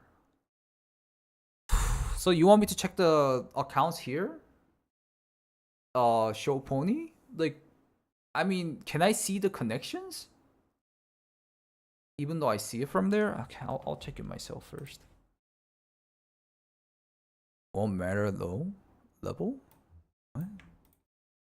So you only sent the ones that doesn't matter? I mean, you're just giving me like bunch of like assumptions that like nothing is really related. Like I don't even see the bands that I can see. Like so he's saying this is like Bandit himself again, but it doesn't look like they have like a connection as far as I can see. And he's a rage cheater, I guess. Like what am I supposed to find here? Nothing's intuitively found that it's the bandit guy and he has been rage cheated and he got banned or anything. There's nothing.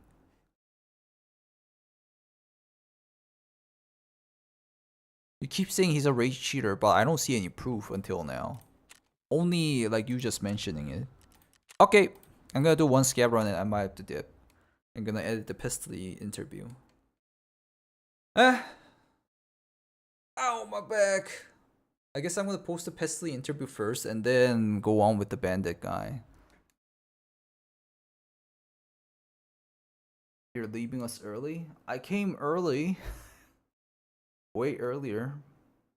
I don't know, after editing Pestily video I might come back, but 2 streams one day is like super difficult and doesn't really end up good.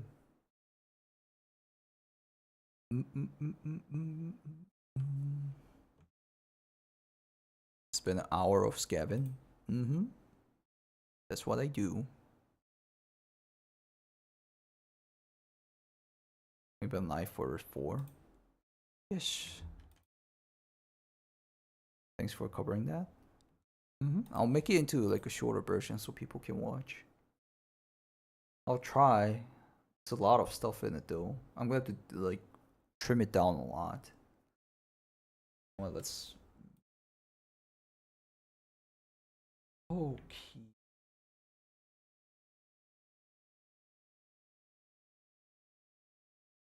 Interview. Key interview.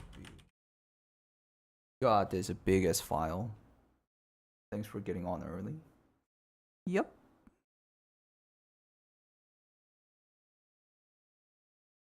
Trim down the already trimmed down parts where Nikita talks. Yeah. Gonna have to do it like that.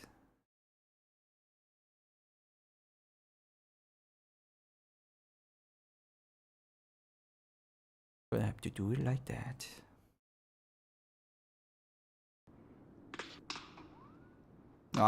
Even though you're joking, I actually think I should do it like that.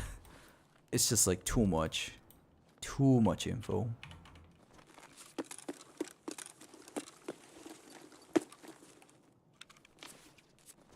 There's a lot of gunshots on the, like this way. Whisper to you, that's all you can say. I totally understand. What is a CF? I don't know what CF is you keep talking about.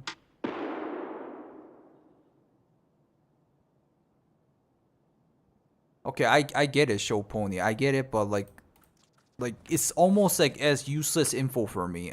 Like I don't know you in person, first of all, so I cannot believe like what you're saying just randomly if you don't show me the proof. I get it. It's very likely like that because all the things I've seen. Like just imagine you making like a video and then posting that. What are the comments gonna say? They're just gonna say, "Oh, you're just making up assumptions" or something like that, you know? Yeah, basically it's not like, you know, credible. It's hard to believe. CF is the player history. Ah, okay. Gotcha. Understood. Okay. But like, can you tell me why is it like difficult to share? Like, there should be some law or something, right? That's like blocking you to tell me. Like, I want to know that part. Like, maybe the DayZ mods have like a certain like laws between them. And only Scav. Server rules. Okay. Gotcha.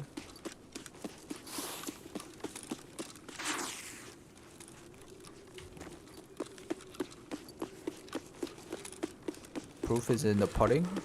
I like putting. Problem is the sources. Trust me, bro. Even if you're 100% correct. Yeah, I didn't want to say it in that way, but it's literally that. What I'm getting is, I don't get to see the real like proof, but only like the surface of it, and then like I can't tell people being like, oh, this is the same guy. Or Show Pony, do you want me to like share in my video saying that it's not like 100% proven, but like there's a guy saying this like that? I don't think it's a good idea actually. Maybe I should just completely ignore that. I mean completely exclude that part. Oh, Bachki, did you kill anyone?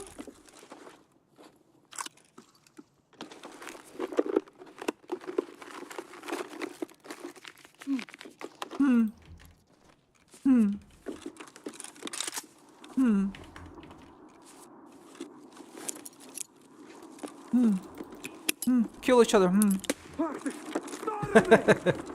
No? Oh, come on. Really? Not a single one?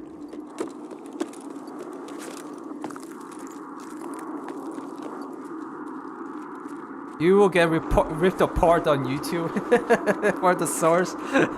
Trust me, bro. Me or him? Yeah, I don't think it's gonna be good for him. Me too, obviously, but...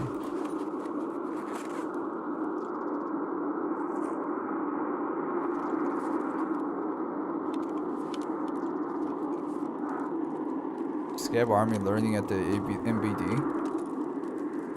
Where's that dropping? Oh, it's dropping all the way there. That's not that far away. Fuse is water for bulk 17. Oh yeah, I know it, but just don't really do the borders. Believers in chat. 10k. No, I do a lot of goofy shit and I die a lot. I don't really recommend you doing that, but okay.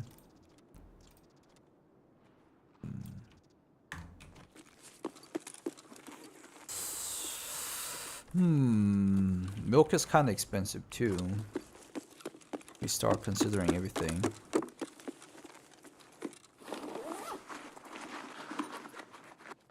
Make me a believer. It's 20k, it's 10k per slot. Not bad.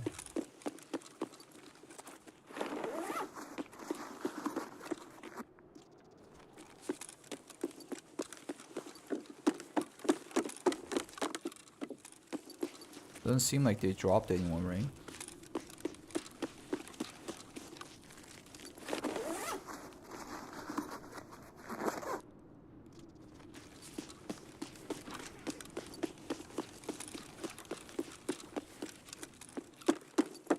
Yep, you need to be above 6 rep.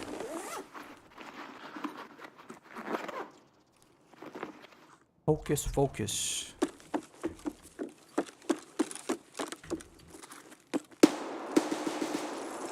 Can somebody please come over and die? Let me just try to flashbang them and I'll be done, I think. Oh. That thing perfectly fits on this thing, I remember.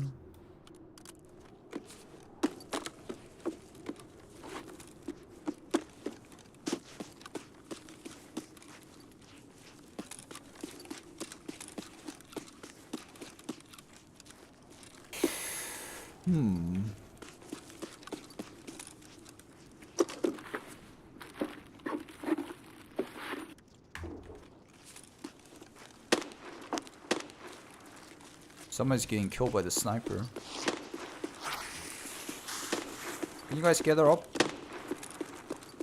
Yes, yes, gather up there. Go in more! Get in! Get in there! Yes, yes, yes, yes. Oh, yes.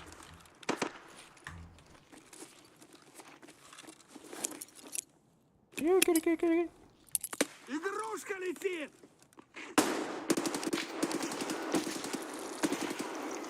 Oh, come on, really? That's all?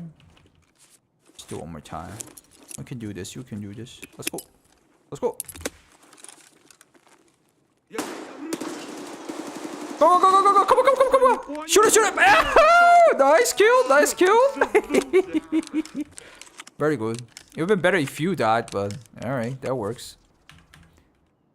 Opachki. Well done, sir. I believe it in ya. What ammo is this? What am I doing with my life?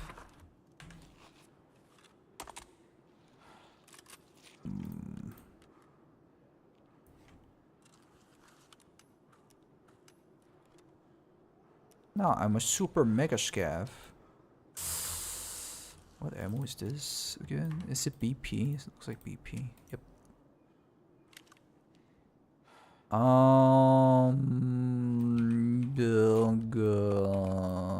I think this is 4-slotted one, right? Yes, 4-slotted one. Should I just drop this? Let's just drop that.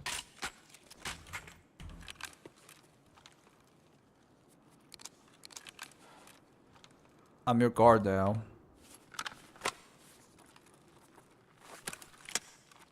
Yes, roleplay. But somebody needs to get in here. Let me make more gunshots. Gun sounds. Let's use one of the mags. Ooh, there's a flashlight.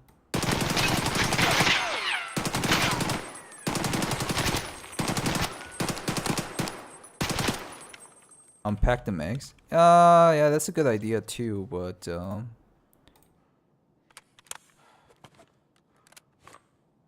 I want to use the mag for like other occasion.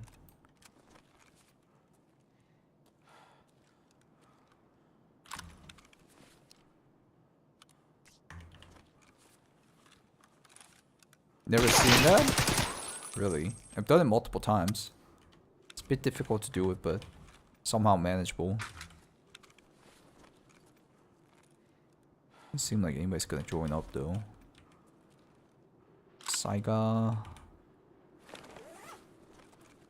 Saiga, Saiga, Saiga.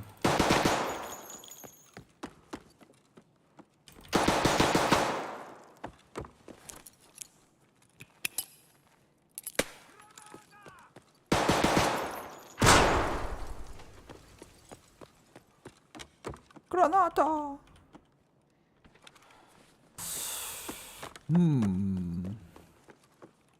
I swear to God there was more ammo.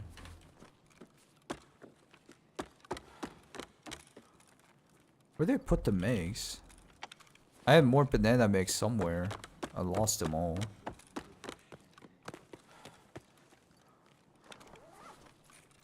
It's a bulb. Oh well. I don't think I'll find this, so let's just dip.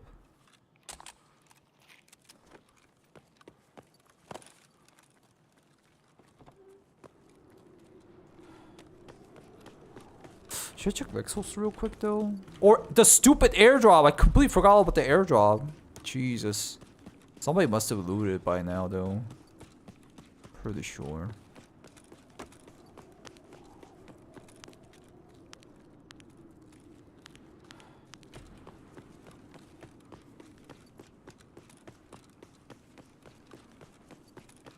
Oh, there's someone on the left.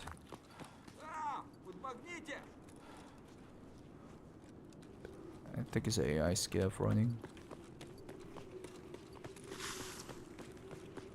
No, he looting like hell. It's mine, bro.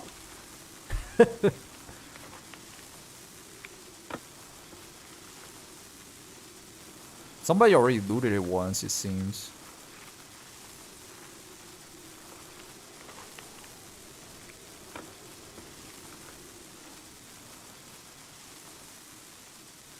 Bro, you wanna get some free loot? There's some free loot here. Is he gonna follow me? Bro, there's some free loot on MVD. Hello, Aspect. God dang it. Come here, boyo. That guy completely ignoring me. Good gracious.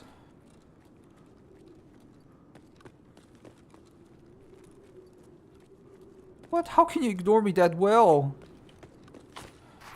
I had the most annoying voice.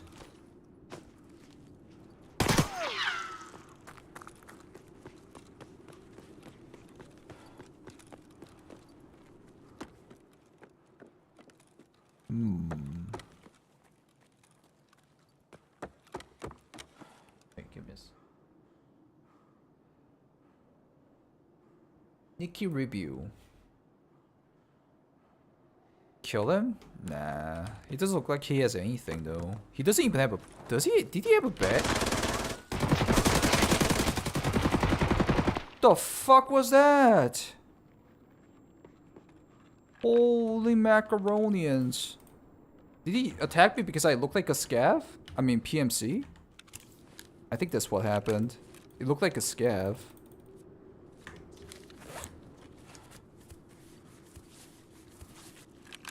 It's a trap, you think?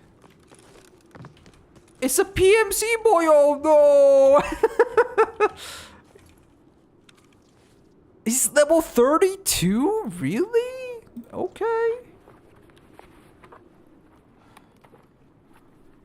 Bro, what was he doing there?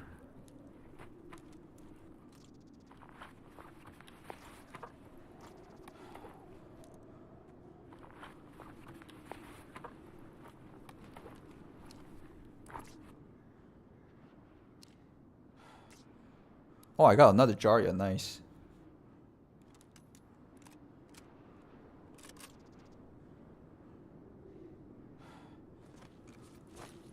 I might need a painkiller just in case. Well, I could try one more time to make them kill each other.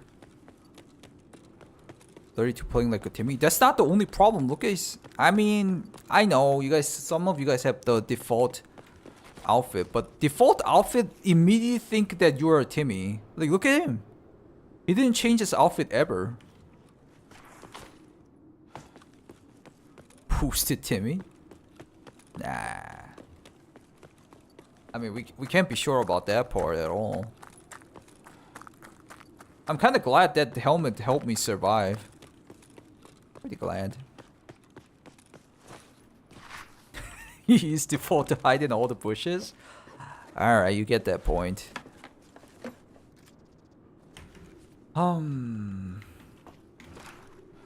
He had the evasion armband. That's a chat.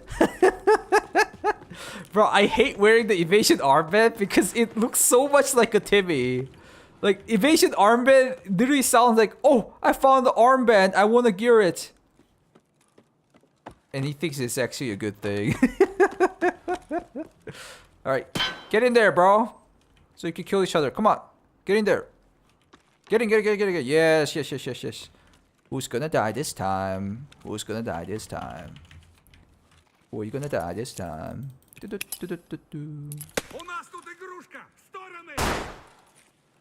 What? How? You guys are literally looking at it.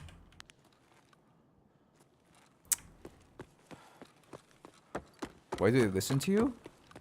It's just the game how it works. Table blocked it. That's what I was thinking, but really? It does that? This table? I don't think it's like that, but... Another airdrop? Oh, Pachki. Let's go for that. We just got dropped though. What?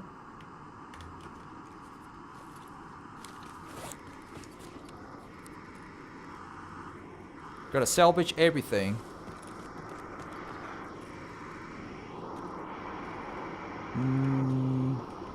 Let's go for it.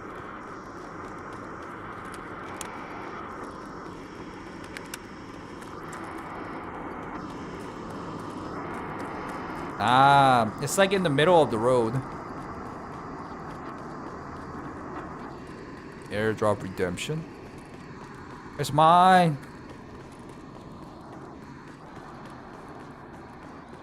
Mine. Everything is mine.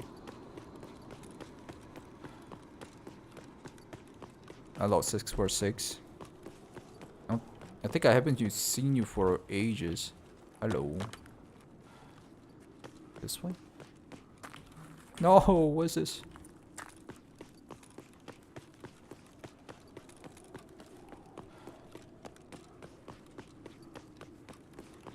I'm like tunnel visioning to it. Should be around here. Is there a player scav chasing me? Where did it drop?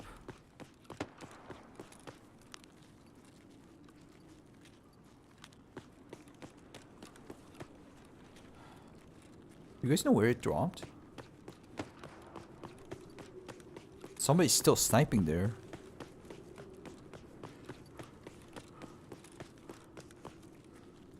No. Is it inside Lexus?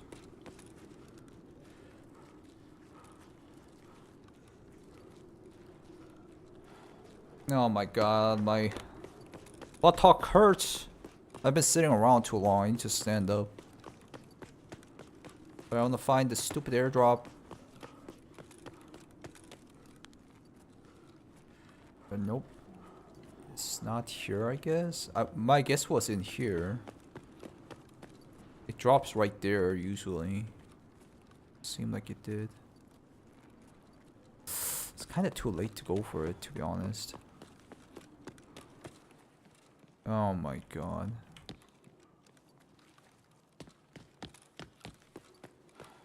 Say Frosty.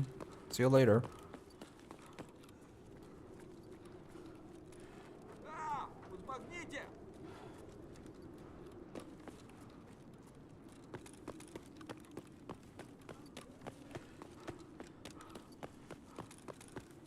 It's not even around here, really? What? Bro, I'm blind as hell. No, I'll check upstairs real quick and then dip. Whoa. Okay, that was the clip transferring.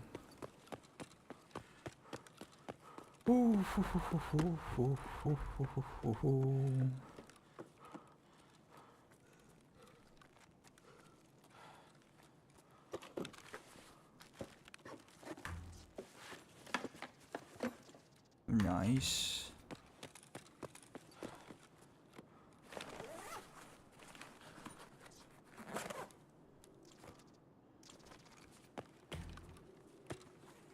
Oh, there was two. Gonna check here and here all the time. BTM, oh nice.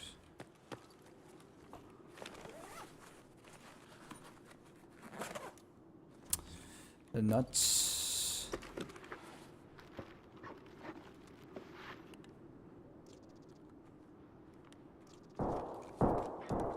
Okay. The fight is happening there. I guess it dropped all the way there then? Oh well. I lost interest in it. Yeah, drop that. Take that. How do you feel about Nikita saying they're moving the next wipe? Wipe's next wipe? There will be seasonal accounts. He didn't say it like that. He said there's gonna be wipe. And seasonal accounts? What? Is that a normal scav? Let's get the hell out.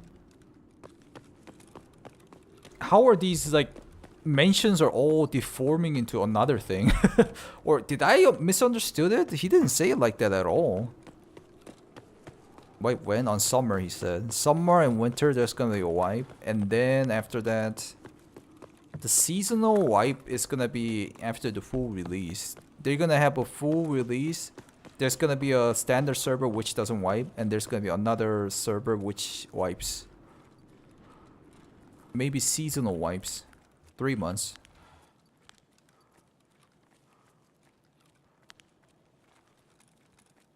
Like PoE, yep. 2 more wipes until release. Yeah, Big Chilla definitely understood what Nikita said. I don't know, Gropes. What you said sound completely different from what he said. Dad, bad English sauce. Ah, okay.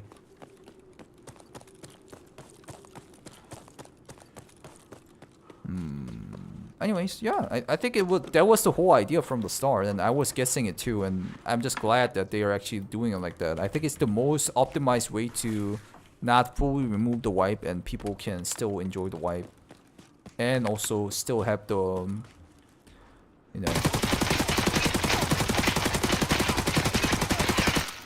no wiping servers that people all demanded.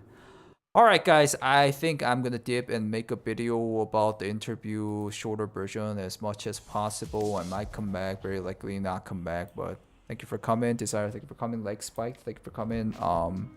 RTX, thank you for coming. Nicholas, thank you for coming. Lace, thank you for coming. Aspect, thank you for coming. Whew. Thank you for coming. 646, thank you for coming. Grove, pretty much a survival game than the PvP game.